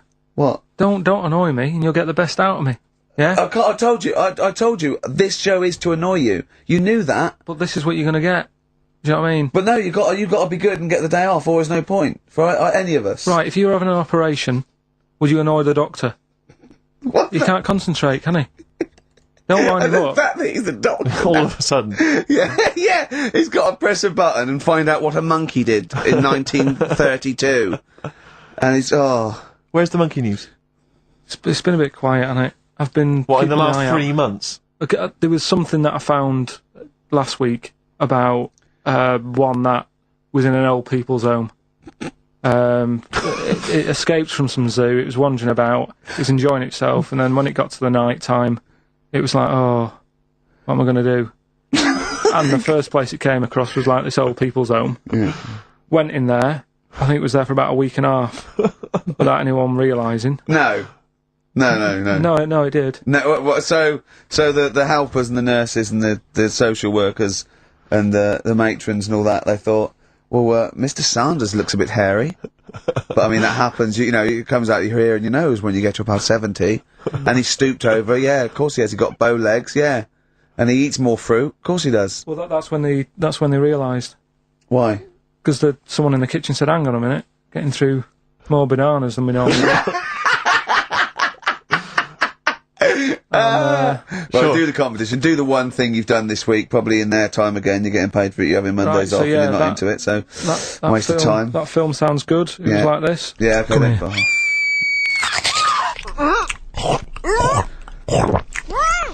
I'm well happy now I've had that. Oh, yeah. Right. So that's a bit of a cryptic clue. Yeah. Someone eating this woman, Yeah. and he's happy that he's had that. Yeah, go on, yeah. That was Gladiator. So, who wins A this stuff? couple of people sent I in think you should- Hannibal, which would still work, Yeah.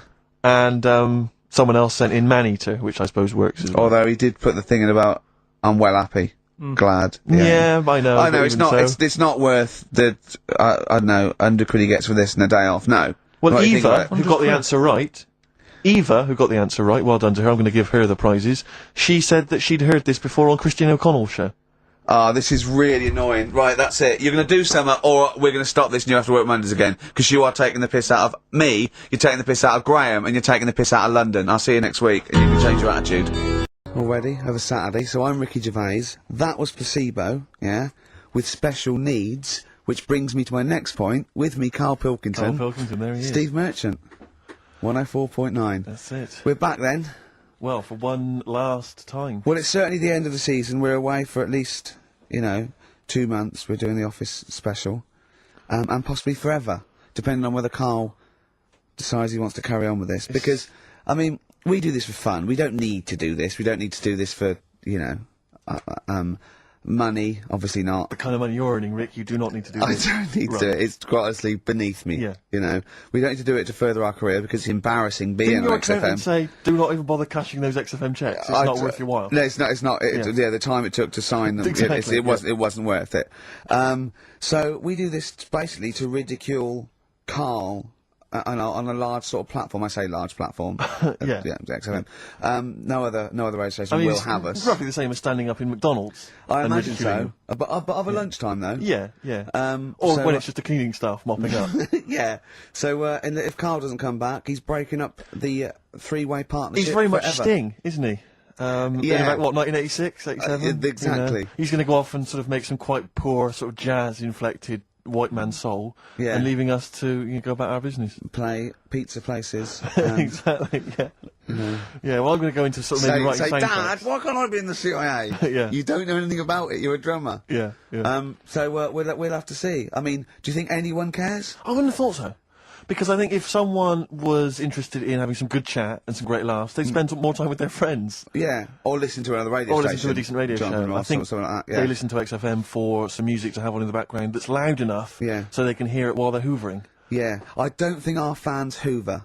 Well, true. I think true. you've got to Or have... shoot up, whatever. I think you've got to have a house yeah, to yeah. hoover. I'll tell you what they do want, though. Some great music. They do indeed. They'll be saying, since you've been gone. See that? That's the sort of link I can do quality. if we stay If you together. could cut out all the other drivel you speak, you'd be great on Magic. Oh, yeah. You've got to... Come on. You've got a, I know, you've got a rainbow something, haven't Rainbow. you? You got a rainbow something. Oh, it's rain. For the last show, that song had everything. It's got 2 guitar solos. Yes. It's got a key change. It's got bad grammar, Since You've Been Gone by Yeah. Rainbow, and that's for Camfield, the Prince of Rock. Yeah. He's going to be the king when Vance, you know, just hands over his crown. Yeah. And you've still got that on XFM, so, you know, don't worry about us going, oh, you weren't? Oh, okay then. No one cares. No one one cares. cares. This is our last show, let's make it a good one. Let me give out the email address because I imagine there's going to be a flood of emails Saying, demanding we stay. please, Karl, keep the team together. Yes, it's jono.coleman. Coleman's not a team. He's just a big lad. Yeah. Right, come on. What do you mean, come on, I've got nothing. Ricky.Gervais. Oh, at Ricky.Gervais XFM. at XFM. Or Karl.Pilkington, because you can do it throughout the week, you can do it throughout the 2 months. And, what's the phone number for XFM? 0207, is it 766 6000? And then just ask people through the car and leave a message on his voicemail. Yeah. So email him a lot. 0207 766 6000, I think, and just ask for Karl Pilkington. Little Karl Pilkington, little baldy mank twit. And say, please stay. Yeah. Please stay. Karl, say something then. How are It's you, your mate? last show. Say hello. What are your feelings, Karl, so far? I mean, are you tearful? Are you upset? Not at all. No? Can't wait for 3 o'clock. Sure. You see, it was interesting how Ricky was saying he only does it for the fun. I haven't even got that bit. Yeah. I am paid peanuts to work Saturdays, which wrecks me weekend. Pay peanuts, you get monkeys. I have no fun, Yeah. right? You're having and, a laugh. And what people You forget love is- this. You love this. You love me coming in and having a little chat beforehand and after. Yeah, but that's the funny thing, innit? Listeners just think, why does he get so moody about it, having Ricky annoying him just on a Saturday? Yeah. It's not just of a Saturday. Why? It's in the week as well. How do And I it's way annoy you? over the How do I annoy recommended you? Daily How annoyance. do I annoy you, Karl? So you can't, if you be specific. See? The first thing that springs to mind, when I'm trying to work with Steve before saying, come on, let's, find some interesting stuff to talk about, I think you were playing the accordion in the air. Was it the accordion? I mean, it doesn't really matter, they get the idea. Although It I was- can't play the accordion, so it wasn't very good, was it? Where did you find an accordion? I there was one out there, right? And then Next to the drum kit you started playing with. and then I had a loudspeaker and I put the accordion for the loudspeaker. Then it loud, those loudspeakers. They're amazing. My question is this, Karl. Do you honestly think that's going to stop just because we're not on air anymore? He's not going to see you on a Saturday, so he's just going to come in even more often. Yeah, I can just drop He in. won't bother me as much though. I think he will. And he'll have his fob taken off him, so he won't be able to just wander in. Of course I won't. So What? They They're won't. not. You think they're going to? Of course they're going to let Ricky Gervais walk in anytime they want. Yeah, I might come in, I might do a few trailers, might hang out, with Andrew, going, hey Andrew, how's it going? He'd go, yeah, we're having a bit of trouble, what do you think? I say, lose that off the playlist, put that one on, sack them. Yeah. Yeah? Let's have a little bit of feeder. Yeah. Forget about tomorrow. at least we're here today, Steve. The three of us for an hour and a half more. The last time ever, possibly. It's up to little baldy-haired Mankey. Little Karl Pilkington. A number of emails, Rick. This is from Matthew Davis. I think he very much captures the mood of the email public. His email is just simply titled, "Go! In the name of God, go!" It says, why wait till 3? Why not leave immediately and stop subjecting us to this abject misery? Well, Karl did once when he had to get a train. Of course. That's never happened on radio before. But who knows? I mean, stay tuned. We might shoot off at 20 to 2. Or we might get better. We might get better. We might get better because we've done a bit of planning, because I got Karl round last night. Really? To do some planning of the show, didn't I? And so we've Yeah, come I up. thought you were going to be there, Steve. No, I wasn't told about it. Yeah, well, I called him up and said, why, what we're doing? He said, well, you can come round and, you know, have a chat, maybe get some ideas and that for tomorrow. So I said, is Steve there? Yeah, Steve will be coming, yeah. So, go round. It's close, next to his flat. The pub couldn't be closer. Yeah. Alright? Yeah. Unless there was sort of spirits and that in the lift, they couldn't have got closer. Yeah. Right? I turn up, you're not there. No. He's lied. Yeah. Yeah. Right, Well, I so- knew you wouldn't come out if it was just like you thought I was going to muck around. I had to pretend it was work to get you out. So, you weren't there, Steve. No. Anyway, so he says, oh, come in the flat, you know, got an interesting book that you'll like. Okay. So I think, well, that's kind of work, you know, he's trying and that. Yeah. So I go in thinking we're going to get some good ideas and that from this book. Couldn't find the book. He looked for about 40 seconds, said, oh, I don't know where it is. I don't know. Come on, let's come in here, let's have a wrestle. Right? So I'm sat in the lounge, right, sat there just chatting to his girlfriend and that, just chatting. He comes wandering out in his underpants. Yeah. Well, I was comfortable, yeah. I don't know if you were comfortable because we were sort of pulled up But yeah. right between the crack. Right. Looked like, okay, probably like a gay sumo wrestler.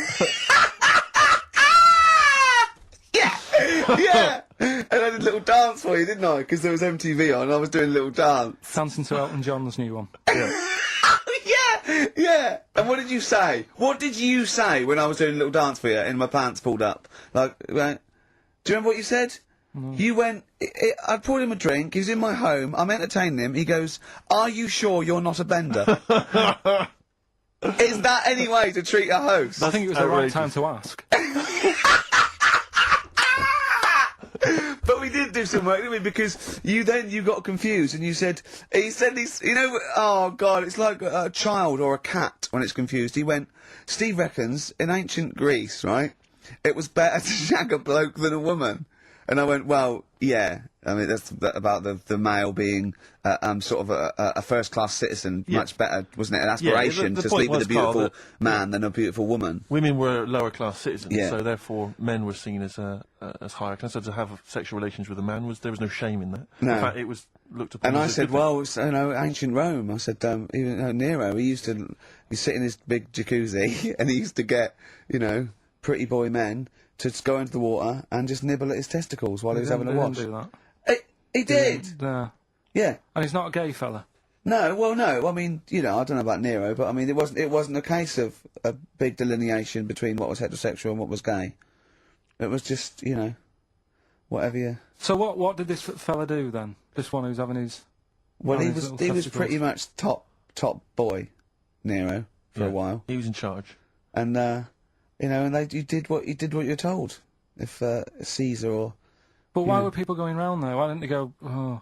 No, they weren't dropping in. It wasn't like the doors opening. I was going to see what Nero's doing.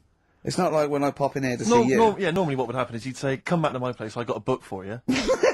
Yeah! You pop in, But he'd come out in his pants, You'd Elton probably- John would be on. You'd have probably been like a delivery boy or a stable boy or something, you know, and you'd have popped round there and you'd have gone, there, right, Nero, there's the tablets of stone you wanted. And you go, Pilkington, why you are here?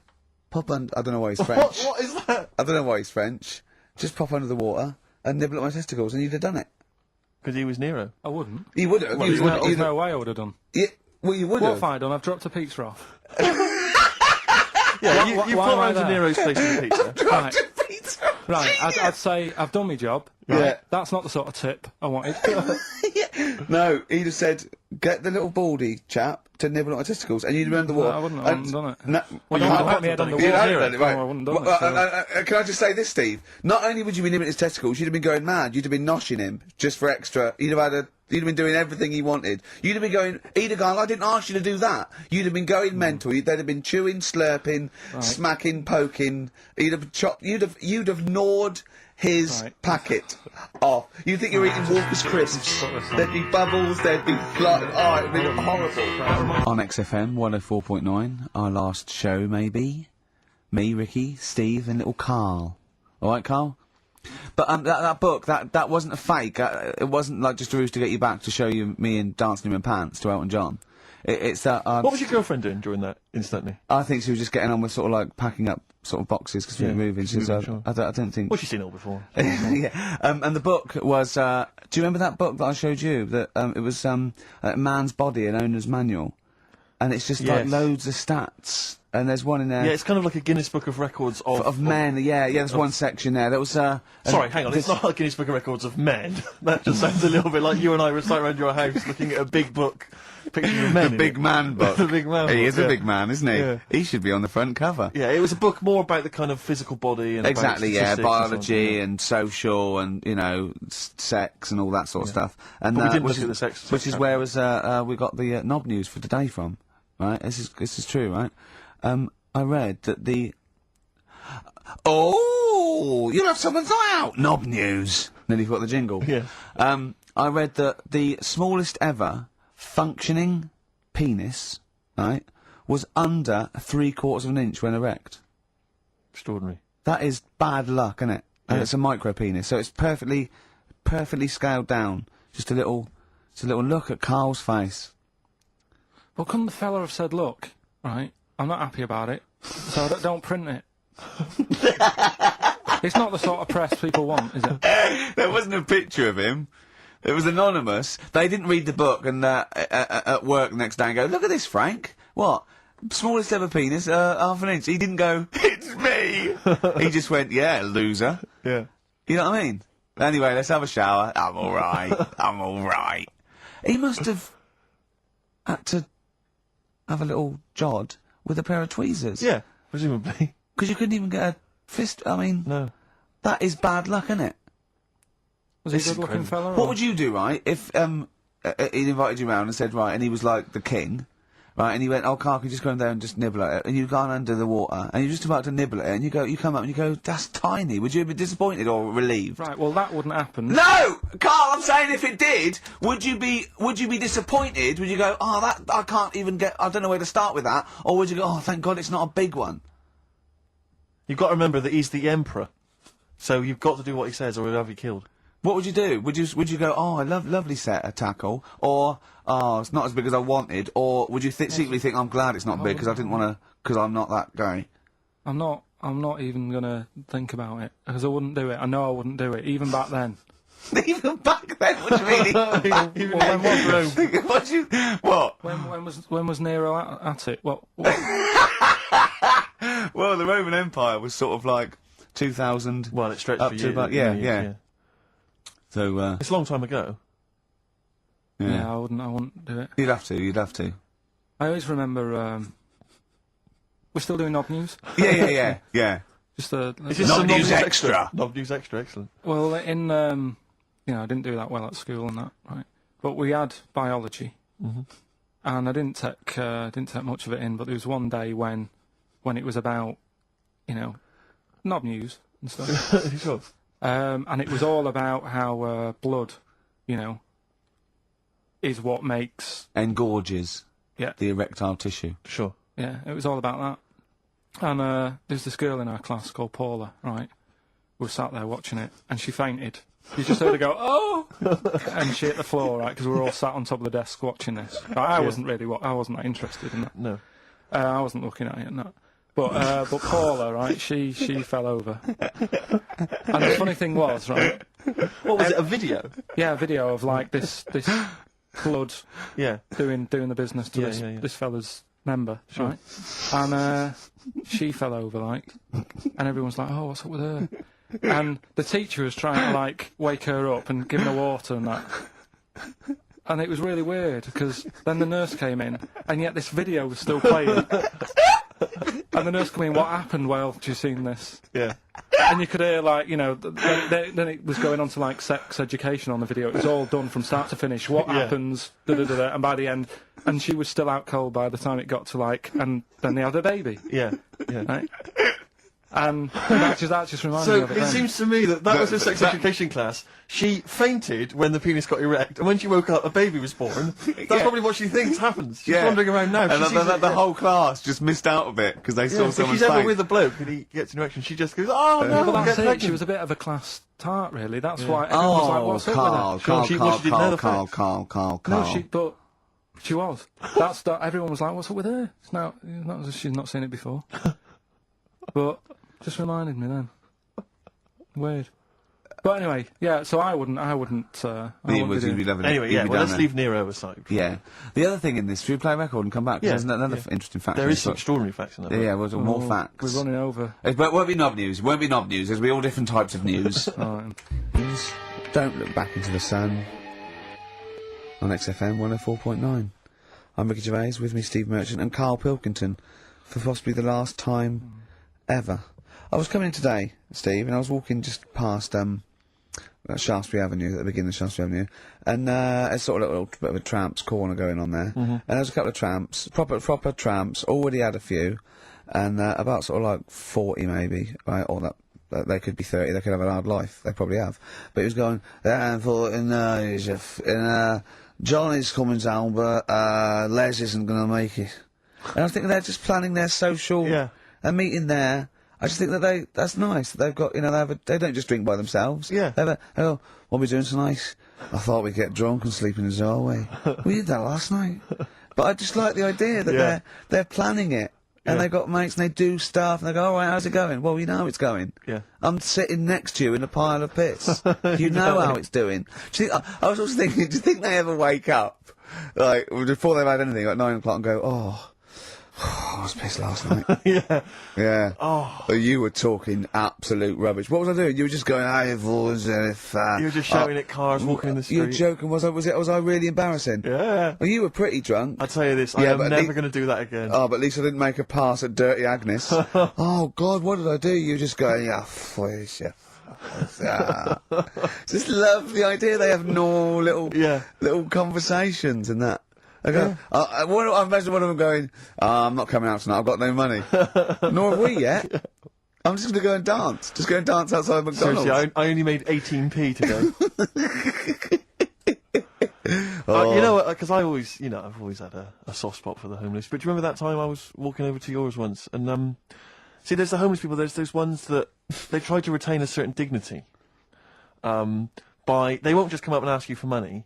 They'll come up and maybe try and start a conversation before introducing the fact. The fact that what you despise and annoys you is the thing they're trying to hold on to is a little bit of pride. I know. And what do you want them to do? Well, just be crushed in a skip, going, just give me some money, look at me. I just think, come out and say it. You know, come out and say it, but don't try and fool me, because sometimes I feel like I've been tricked. I get annoyed because I feel like I didn't see you coming. You came out of left field, you know, I didn't know you were a tramp. I imagine the fact that they're bare-chested, apart from a blanket with their hand out, covered in sores, and no teeth, is a clue that they're probably... Not really. This was one of those ones, you sometimes see them, the ones, they're slightly older, and they've got a full suit on. They wear a complete suit, like a pinstripe suit or something, with maybe trainers, admittedly. Yeah. And I sometimes think to myself, you know, at what point in that moment before they finally left the house for the last time, did they think, well, I'm going to be homeless. I want to look good if I'm going to be homeless. I'm sleeping rough. But it does happen quickly. It sort of it can happen in a matter of days or weeks. Anyway, listen, I'm not begrudging the fact that he asked for money. That's fine. I just felt a little bit annoyed because I thought he was an ordinary person. Right. And he came up to me and he said nice to me... distinction. Go on. And he said to me, excuse me, mate, have you got the time? And I said, whatever, 3:10. And he went, have you got any money? And I knew then, I was annoyed. And it annoyed me because I thought... I should have known straight away. I mean, a homeless person, I sensed it straight away. Yeah. Excuse me if you got the time. I wanted to say to him, where have you got to be? Well, yeah. What appointments have you got? Well, no. Maybe he goes to work, he starts begging at 3 o'clock. Yeah, he asked all that day, he goes, what time? They go 3:45. You know what I mean? Then he goes, give us some money. It's 3 o'clock. Right. Maybe he has the mornings off. It might have been his day off. He was doing half day or shift work. Yeah. He might. You know what I mean? You never know what shift But I they're just on. think when you see those people from shelter or from famine relief in the street, they've got to wear those little things over their clothes that say where they're from, or at least some kind of name tag. Yeah. So you know when you're stopped by them, you know what to expect. They've got a clipboard. I know. These homeless people who come out of there, they look like regular people. They come lurching out like zombies. You go, oh, you think that's an attractive woman? She's just come over. Oh no, look, she's got a dog on a piece of string. I know, yeah. I just think they've got to come out with it. They should just come out with it. Just be honest. Be proud. Those people with their things sometimes annoy me. Is where they stand right in the middle of the pavement. I have to zigzag. I have to cross the road 4 times to get through them. It's like playing Getaway on video, avoiding all these up and down Oxford Street. You have to really, and they come out. Worse when they recognise me. That's why I've got about 8 standing orders now where I've been caught. But I leave the house and it's just like people are trying to take my money from me. Between my house and the tube, there's just swarms of people trying to take my money from me at any cost. Karl's got his first little direct debit, haven't you? £5 a week or something, £5 a month. Yeah, I've joined something to help Africa out.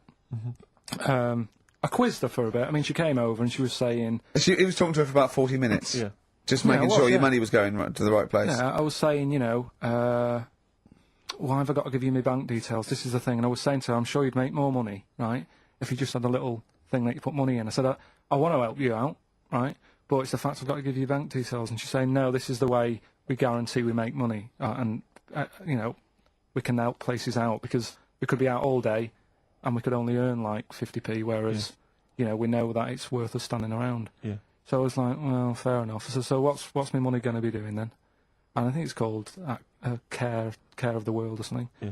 And she's saying we're giving them money to buy hammers, and we're not just going to give them money to blow in and stuff. They've got to like work and they don't give them money. Well, what did you think of these people just like and these drought planes? Like it's a gift voucher for being cute, so they have to buy a hammer. No, they go with the buckets and go, alright, and they throw it up and they go, bundle! Yeah. She was making out anyway, right? That she was nice enough, she was selling it to me. She said, we give them the tools and they feel good because they're building up their own place and everything. And, so fair enough, right? And now, I've done that for 2 months. They've had a tenner off me already. I'm checking it, making sure they're not ripping me off and that. Yeah. If I ever go to Africa and I need a hammer, and there isn't one, Yeah. I'll be livid. You'll be livid. Because, it is a lot of money. Sure. Every month, £5. Yeah. And, you're talking about people hassling you and that in the street. I actually moved flat. The last flat I lived in, I moved from there because of the hassle. It was a high street, and you couldn't, like you were saying, you'd nip out for a loaf and spend about 40 quid. Yeah. just on people saying, give us the money for this. Samaritans, tramps, heart attacks, old people, or whatever. It's like... So it ended up pushing me off that street. It was I can't handle this. It's getting crazy out there. They may as well have little stalls. Yeah. Hey, but listen, let's make the world a better place with a little bit of music. Oh, thanks Bit of very much. Bauhaus. Yeah. Of David Bowie's Ziggy Stardust on XFM 104.9. And Ricky Gervais will be Steve Merchant and Karl Pilkington, possibly for the last time. And, as a special treat, a return, sort of like a summer special, an end of term, a gift to the fans. Karl is bringing back Rockbusters. Do you want to explain it?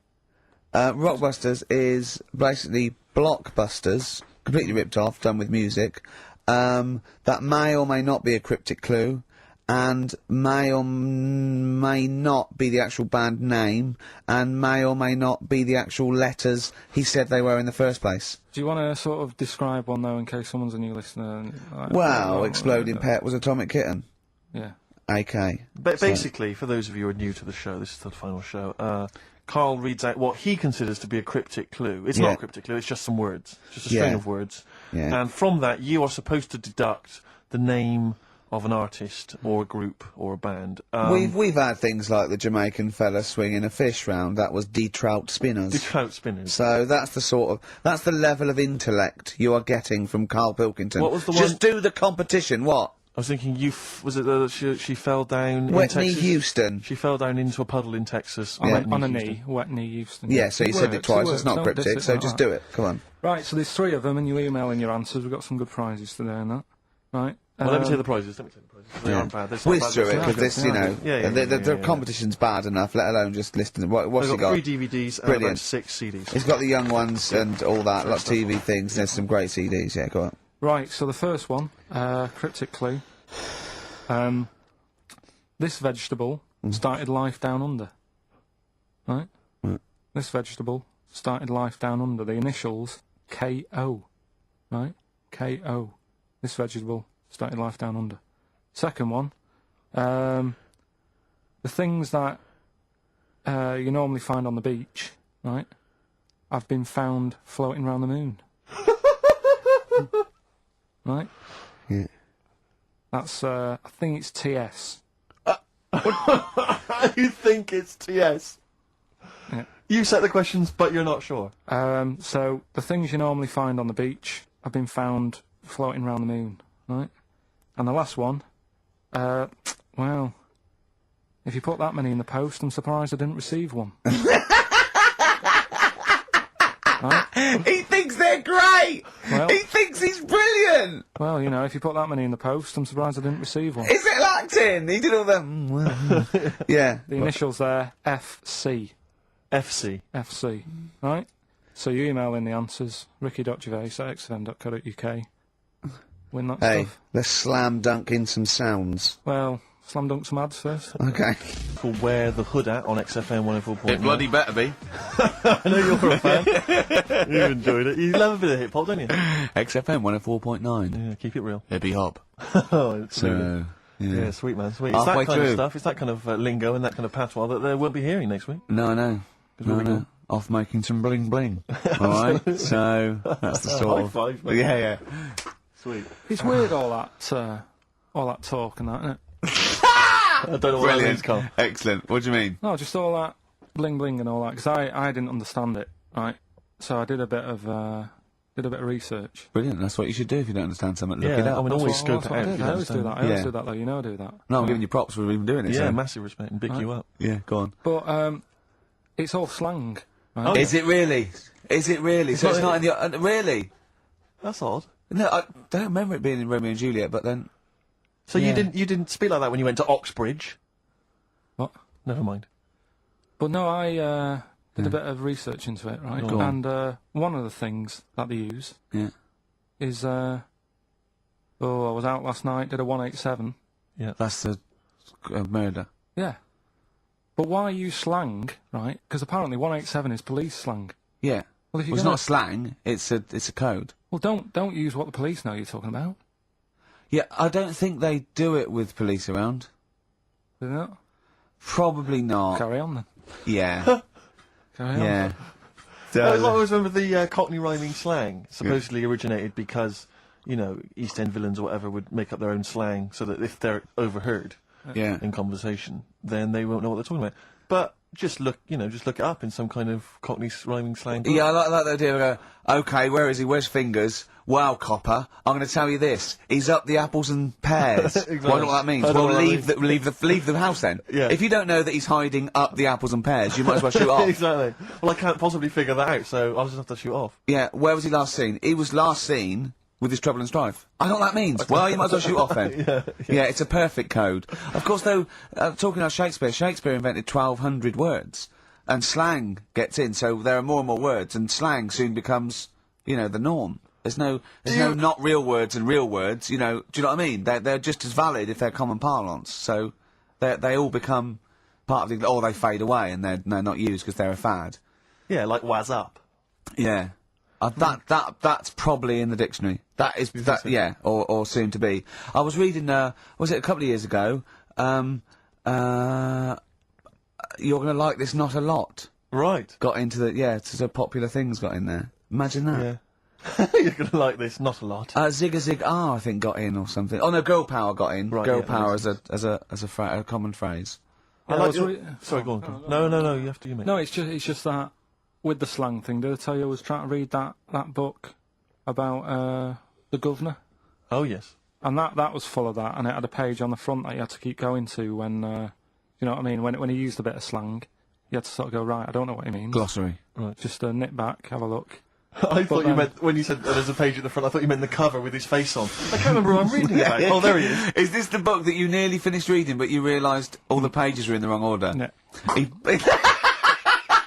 He bought a cheap book, right, at a second shop, started reading it, loving it, then he started reading about this bloke, and he went from jail to school, and then he looked at the page numbers and they were all out of order. How annoying is that? I mean, never read books, do you? I never read one, right? And Suzanne, it was a weekend when we were going to Hastings because you two had done me head in, right? She said, I'm going to take you away so you relax and what have you. So, ended up not relaxing because it was like putting a jigsaw together.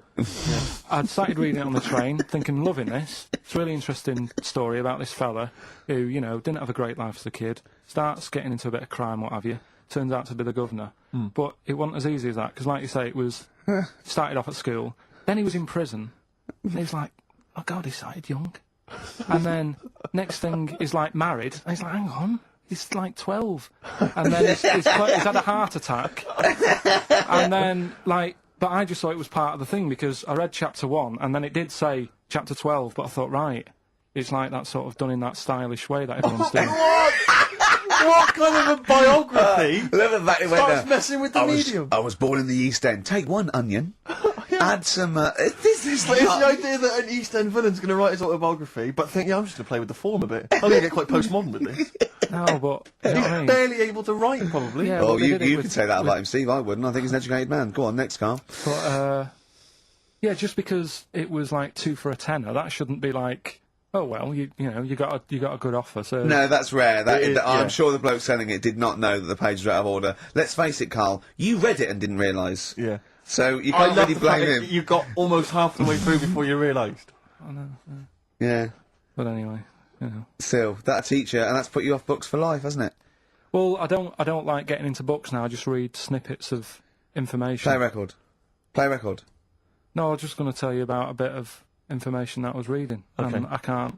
Well, we play a No, record I got first, time for a bit of drivel before we play next tune. Well, I'd rather hear a tune and come back for drivel, because I think people are tuning in for drivel, so let's tease them. Okay. Let's have a record, then some absolute shite from Karl Pilkington. Excellent. And further. I love that one. On XFM 104.9. Rick Gervais, Steve Merchant, Karl Pilkington. Alright, Karl, what did you learn?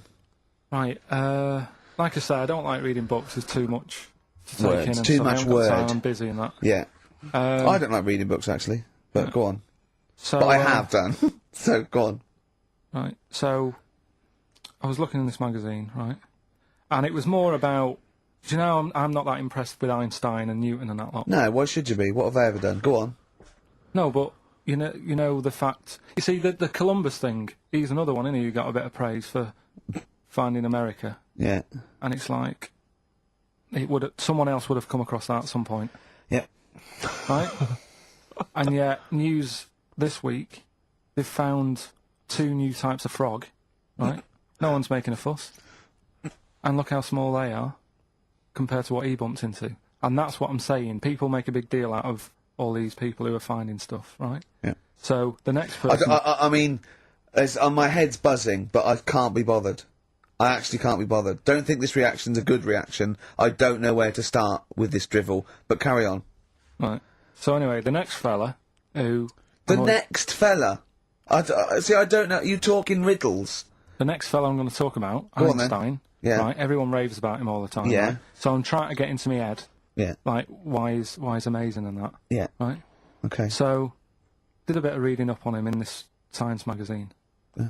Right. Now I read it. It's only I don't know 200 words, whatever, trying to get across what he worked out. But I read it last night. Is and it I was relativity you're talking about? Like, yeah. Well, to say yeah, like I just made that word up. Yeah. You heard that's, yeah. That was that's his what it biggest- was, yeah, Okay, so the 200 words, as far as you recall. So anyway, so I read it and I was like, I don't know what is going on about here, right? So Suzanne was with me. I said, "Can you read this?" She said, "I'm watching Sex and the City." Right?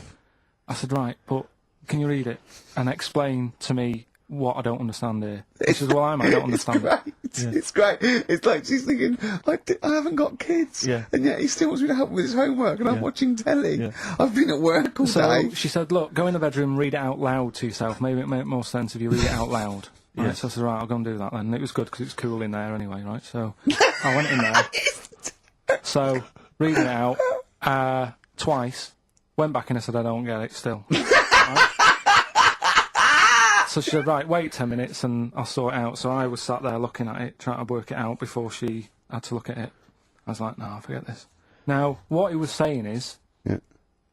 if you send a man to the moon, Yeah. right, Yeah. he was saying, to the fella in the rocket, Yeah. it would seem like 20 years to him. Yeah, not the moon, but yeah. No, it was, that's what it said the moon. Well, it wouldn't, because it's only about... No, but listen. So it took 20 years to the fella, yet people who are on the Earth, it would seem like 2,000. Yeah, because time is relative, not... I don't... What do you mean? Right. Well, listen, the fact is that it's tending towards the speed of light where it really makes a difference. They've even done it with atomic clocks, where they've sent one up, even in Concorde, and it's like 0.01 of a second difference. What is the watch? Yes. Yeah, because greater speeds.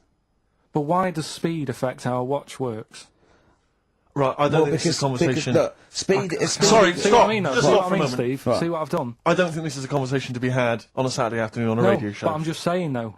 It's not me, is it? It is you. You went quiet, Steve. No, because... You're having problems Because there. I'm not going to be able to explain it to you. I will explain in to a you light, break. frothy way. It's speed equals basically velocity equals distance over time. When velocity doesn't change and nor does distance, time has to.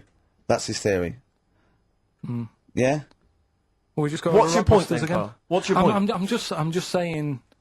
Because you don't understand Do you know what he said it's about- worthless. I was trying to explain to Newton that basically formulated the laws of the universe, the 3 laws of the universe.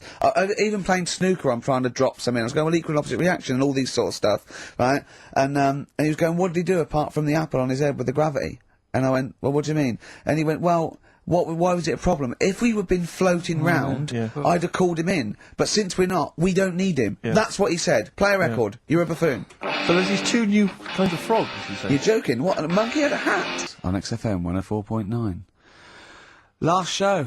Possibly the last ever show. It's up to the K-Man. Little Pilky. Baldy Pilky. Little Whingy. Dimmu Manco. As he's called his Latin name. Dimmus Mancoid. Alright, Karl? Alright? You're gonna miss this, aren't you?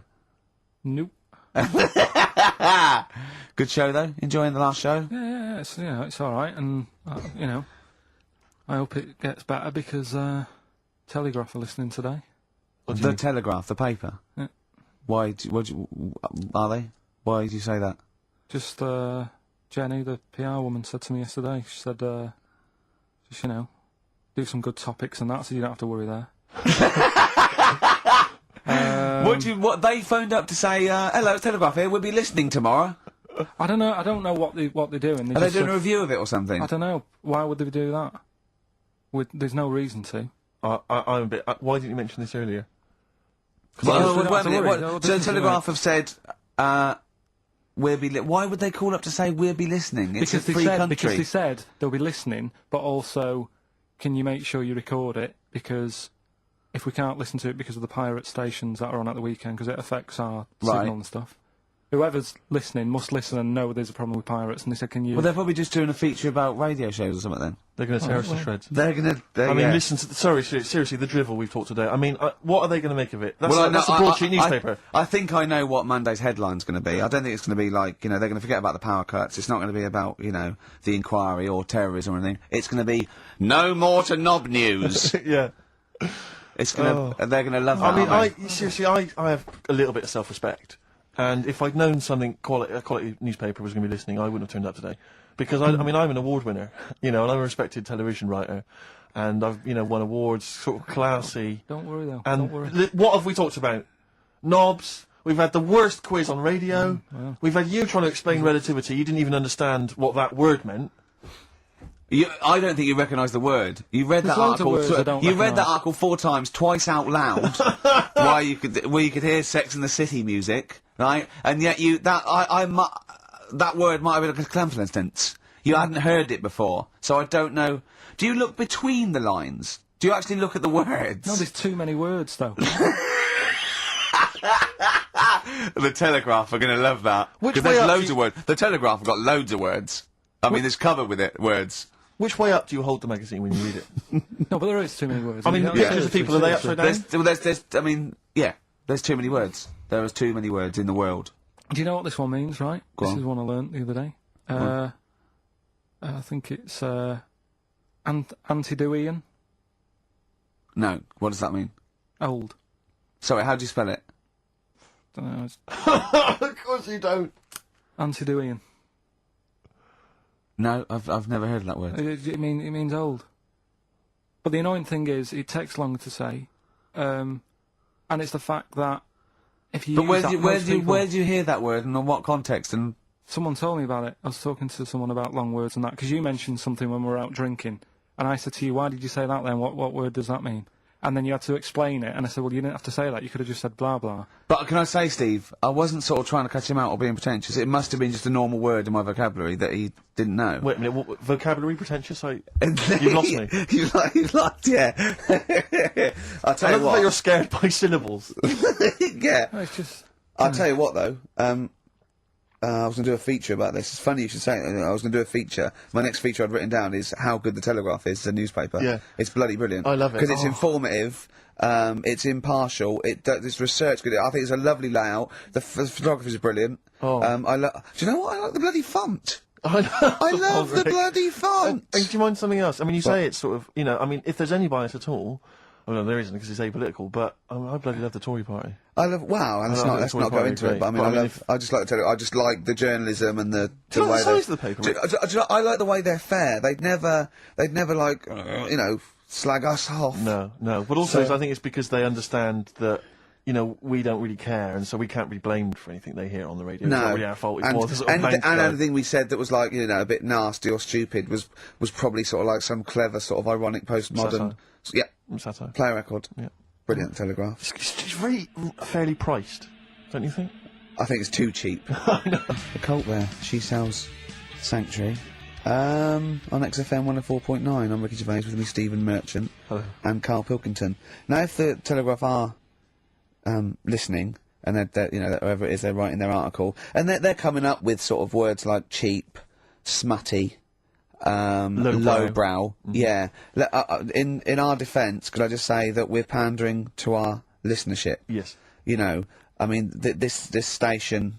I mean, without exception, the people who work here, the executives, the DJs, are alcoholics, drug users, Yep. sex offenders. Check the register. You know, They're all and in we're there. trying to fit in with that for 2 hours a week. So we really have to sort of really bring it down. Seriously dumbing down. But if you want, We can should do do highbrow our stuff. we do our normals, like we talk about usually. Tits. When well, No. yeah, Satire. Yeah, Satire is what you mean. Satire. Political satire. Social Political- and political satire. Yeah. If you listen any other week, that's what you would have heard. Well, me and Steve are sort of like quite, you know, political much animals, up and you know, Proust. oh. I love him. Oh, I wish he'd resign as governor of France. Have you read Martin Amos's new novel? I love it. It's so Brilliant. lovely. Very long. So, Politics though. I mean, what do you make of politics, Rick?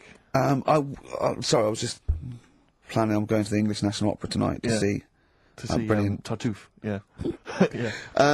Well, politics is brilliant. It's my Yeah. favourite thing. Say something satirical political. and comical about, say, John Prescott. Oh, he's got. Stop eating pies, Prescott. Oh, I wouldn't like to be him about now. So that's the sort of what do you stuff. make of George W. Bush? He's a bit stupid, isn't he? Well, that's the dangerous thing. He's the most powerful man in the world, and I just think I hope he thinks about stuff he does first. Oh, please. So So that's sort of wise as well as comic. I thought of something about Bush as well. Go on. But it's about his name and a woman's fanny. Oh. So I was going to bring those two I together. think and it's try- fine though. I don't think I think that's still quite highbrow because you've incorporated Bush. Which meaning the president. That means fanny and as not- well. So I think we're pleasing both. We got both camps. Camp. That reminds me of something. I know, yeah. So if you're listening, Telegraph. Daily Telegraph. That is Brilliant. the sort of thing we're You're capable brilliant. of. That's the sort You're of thing we're brilliant. able to do. Too many words for Karl. But what about some adverts? I'd love to. Buy the Telegraph. Stop. On XFM 104.9. Well, if the Telegraph are listening, they'll be loving the music. Oh, it's great music. They've been loving Knob News. Coming up, Telegraph, just keep listening because Monkey News is coming up. And should we do the results of Rockbusters, the worst quiz? The best quiz, the best quiz. Best quiz. Oh, was it? Yeah. On radio. Do that shortly. Although probably you're thinking, Rick, isn't it time that we do our usual roundup of what's been happening in the news? Yeah, Which come we on. always do every week. Yeah. We always do something.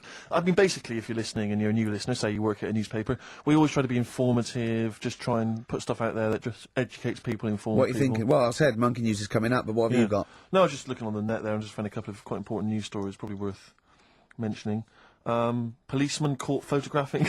I don't know why it makes me laugh. It's just the phrasing, I suppose. It's Go the headline. Policeman caught photographing up woman's skirt. No, he wasn't up there taking a picture of Big Ben. He wasn't going, can I just sit up here? I'm just going to take a picture of that seagull over there. No. He was facing the camera up a woman's skirt. He was indeed. Right. A policeman in Japan is facing disciplinary measures after he was caught photographing up a woman's skirt with a hidden camera while on duty. The 42-year-old sergeant, who's not been named, used a digital camera to secretly snap the shots when the woman was reporting a stolen bicycle. So he was actually... He was actually doing his proper job. He'd obviously thought to himself, I'll bring him a digital camera today. On the off chance a beautiful woman comes in to report a crime or robbery, I'll have it ready, I'll have it positioned, Yeah. in such a way. But this is interesting. This is how he got caught. Okay? The woman became suspicious after she saw a flash go off. Brilliant. I mean, this Not promise- so secret at all. Sorry, did I just see your shoe? Your shoe just seemed to just spring into life there. It was light. There was light. Yeah, I around your think shoe or I've had something. someone set fire to some magnesium that was on the end of it. It won't it's happen only- again. But it's only you and I in here, and your shoe was just suddenly lit. and it Why are you almost got standing like blinded. that? Why is your shoe just sort of like between my feet? There's no reason. This is There's how no I reason. always stand. What did the bike look like? Flash? So, are you taking pictures of my family? No. And no, I'm not. And you should be wearing knickers anyway. Well, how do you know that? What? How did you know I'm not, How did I know what? I'm not wearing any... I didn't know you. I don't know what you've got up there. Well, I don't know what it looks like, and there's no way I could. Of course, it would be roughly that conversation in Japanese. I know, yeah. You Yeah. know, you just mentioned there about sort of no knickers and that. Is this going to be your Auntie Nora? No. Right. It's just, like the last flat that I lived in, I always had a good view across the road and I could see, it was the hairy, There was the hairy well, Chinese. not hairy kid. Chinese kid, he was just a Chinese kid, actually. Yeah. Yeah. Running Because about. that's rare, isn't it? Hairy Chinese kids, very Yeah, rare, isn't it? yeah. There's only one official sighting, isn't there? In one of those shit little magazines that you buy. Yeah, he was running around in his underpants. Did and you? he- Sorry, you just swore ironically. I mean, I imagine if there's any newspapers listening, you did that because you're sort of jokey and. Yeah, go on. yeah. Let's not swear. And there Go was on. the old woman who didn't move, she was just sat there reading the book all the Who time. we wasn't think possibly died and no Well, one came round for weeks, might yeah. have been. But, and now I've moved, right? And it was quiet for a bit. I always look at what view I'm getting, right? Looks across and it was just sort of empty, sort of flats ready for people to move in and that, right? Anyway, people are in there now, right? And they've put all the furniture in, but I haven't put any curtains up, Oh. right? So anyway, I'm sort of washing up, just having a look out the window, right? Girl sort of wandering about, knickers on, right? With no knickers on. You mean No naked? knickers. Well, she had a bra on. Right, but- okay. But, She no was probably knickers. looking for a knickers. So, I thought, oh. And I don't know how long I was looking, No. right? But anyway, she looks across. Oh, God. I think she spotted me. Yeah. I think, oh, God. I felt really bad. Yeah. I said to Suzanne, Sorry, is this some sort of Peeping Tom confession while the Telegraph are listening? I've no idea. well, it's not, that's the thing though. Peepington. If I was peeping, she was peeping as well, because she was looking over. Works both ways, doesn't it? Yeah, but yeah, all she could see of you was your bald head. Yeah. No. But And your this hands is it. moving as you were washing up. And some white-looking substance frothing up. Particularly stubborn stain on this Yeah. glass. Yeah. Oh, God. Imagine that. Imagine if she looked across. I'm assuming your sink is lower than the window. But didn't she just cover up or something? Or she looked back and go, oh, you looking at my fanny? Well, the thing I did, What? I thought, oh, just sort of drop me boxer shorts. Because I What? thought, well, Suzanne said, what are you doing? What are you talking about? What are you talking about? No, just so they can see me cheeks of me. What are you talking about? No, because I thought if she thinks I'm walking about in the nude as well, then we've both got something out of it. Karl! This sounds like a bad excuse in court. I know. This is Or the plot of a film on Channel 5. I mean, this is like the doctor who got done right for exposing himself to a patient and then painted that little thing that you look down their throat at pink. Yeah. And going, this is what they saw.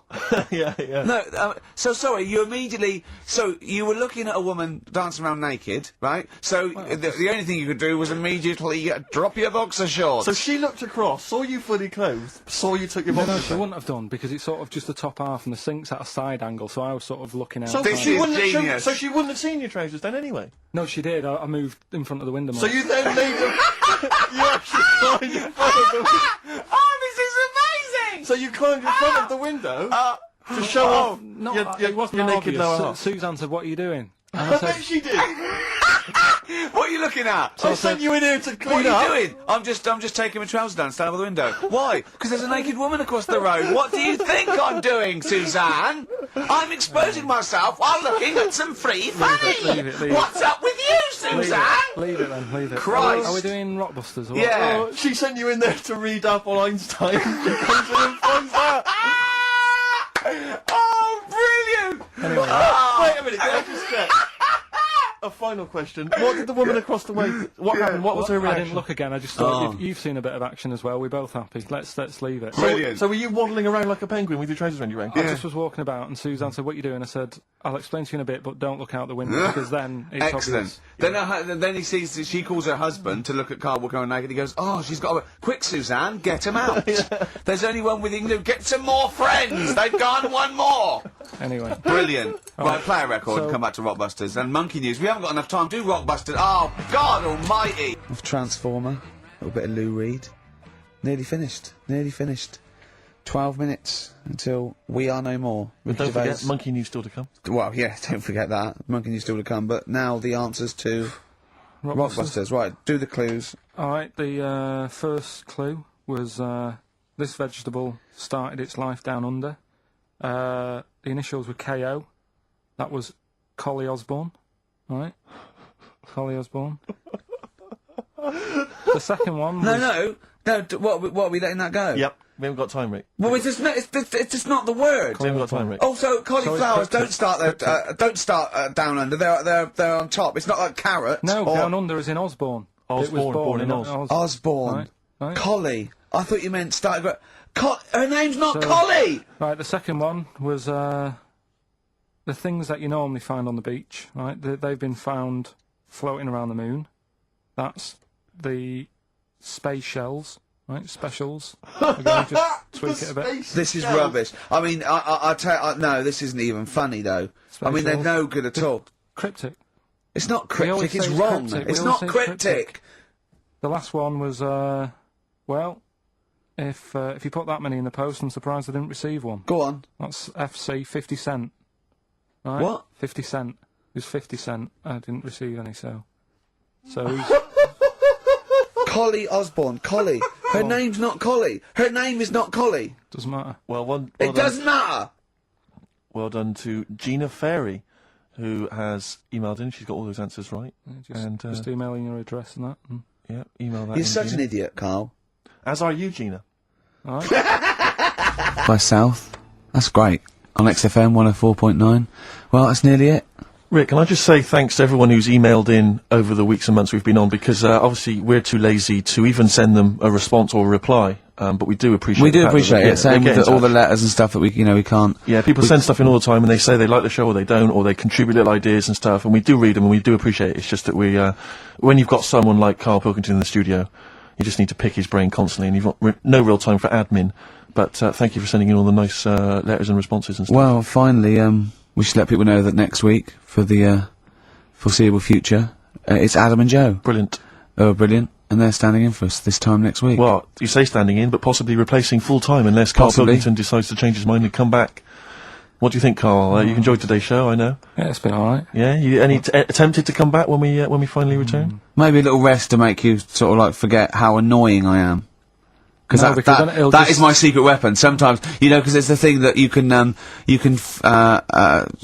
fleece a sheep as many times as you want, but you can only skin it once. Sure. So what I do is sort of like, I fleece you. I never actually completely lose a friend. I tease them and talk to them to the point where they're going to leave me, and I go, "Oh, anyway, how are you doing?" They go, I'll sort of confuse them. Yeah. And that's what I've done with you today. And I think over the next couple of months, where I'm sort of nicer on the phone, I'm not squeezing your head, You'll go, he's all right, Rick. What? Yeah, And then I'll get you back in agree it. to it, And then I'll Yeah, exactly absolutely rip you to pieces I again. can't be dealing with. So, but hopefully, and also, unlike a lot of my friends who are clever, I don't have to worry about you because you will forget.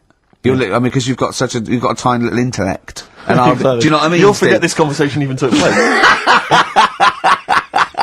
Anyway, it's what everyone's been waiting for. the It's what last Karl time. exists for the last time. It's monkey news. Favourite jingle. Oh, chimpanzee that monkey news. Right, you familiar with 100th monkey? Keep The talking. 100th monkey? 100th. Yeah, like as in like one more than 99. 100th. Yeah. The 100th monkey. Yeah, are you familiar with that? No. No.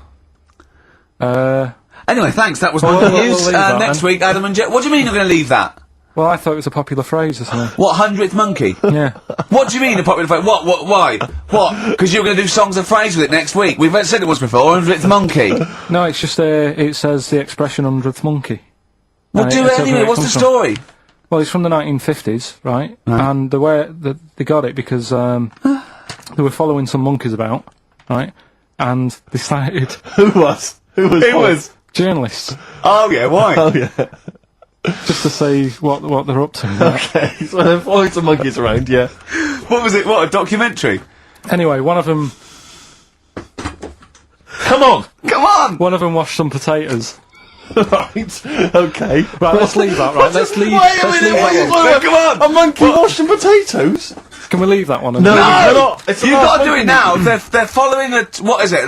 Sort of like a family. Is it a family of monkeys or a... It was just one chimp and it was washing a potato and they thought that's a bit odd, right? Yeah. And then yeah. it turns out that ended up teaching another monkey Yeah. how to wash a potato. No, they do it. They go down and wash them in the sea because they like the taste of salt. And The weird thing is though, they when pass on. it go on. got to the 100th monkey, right? Even though it hadn't been taught how to wash a potato, Yeah. it automatically knew. It knew what to do. What do you don't know what mean? you're talking What do you about. mean? It was in them. It was in them that they knew that when they get a potato, they had to wash it. That isn't the monkey news. I'm just saying that's where the expression comes from. But you haven't even heard of that. So Well, there's a couple of things there. That it could be another upshot, and an instinct is part of your genetics and anything else. Washing a potato. But you can't pass on acquired characteristics. So that's nonsense. If you mean that someone was taught they had a child and it knew it, there's no chemical memory as such. That's what's So weird that about wasn't it, even that's what's monkey weird. news? No, the monkey news. We've covered a lot of stuff. There was sad stuff, wasn't there? Yeah. There's some funny stuff in there. Yeah. Do Playing monkey news. robbers and that. Football team. A monkey football team. Yeah, in Costa Rica. Oh yeah. Got all the team members here, right? Right. All the different things. Little goalkeeper. Apparently he's on transfers from some other club. But the bit that got me attention is, apparently he's a holder of PhD of physics. Do you want to have a look at that? What, the Steve? goalkeeper? Yeah, just the goalkeeper. The others haven't done that much. The others haven't done that much. Well, I believe that he's got better exam results than you, Karl, but I don't believe he's got a PhD in physics. Obviously. Do you know what the name of the team is? Coconuts. Oh! So if the Telegraph are listening, that is the sort of quality entertainment you get. Well, you don't anymore. Let's just put a song on then. Yeah, that's the end. Goodbye, everybody. what do you Have want to a leave? have a lovely summer. Yeah, have the a rest of great it, and we might see you in October. We might not. It's up to Karl Pilkington. Chances are slim. So call 0207 766 6000. Ask for Karl Pilkington. Or email him. What's this? This is Tim Buckley to end with. I think you'll enjoy this. It's called Once I Was. Phillips, call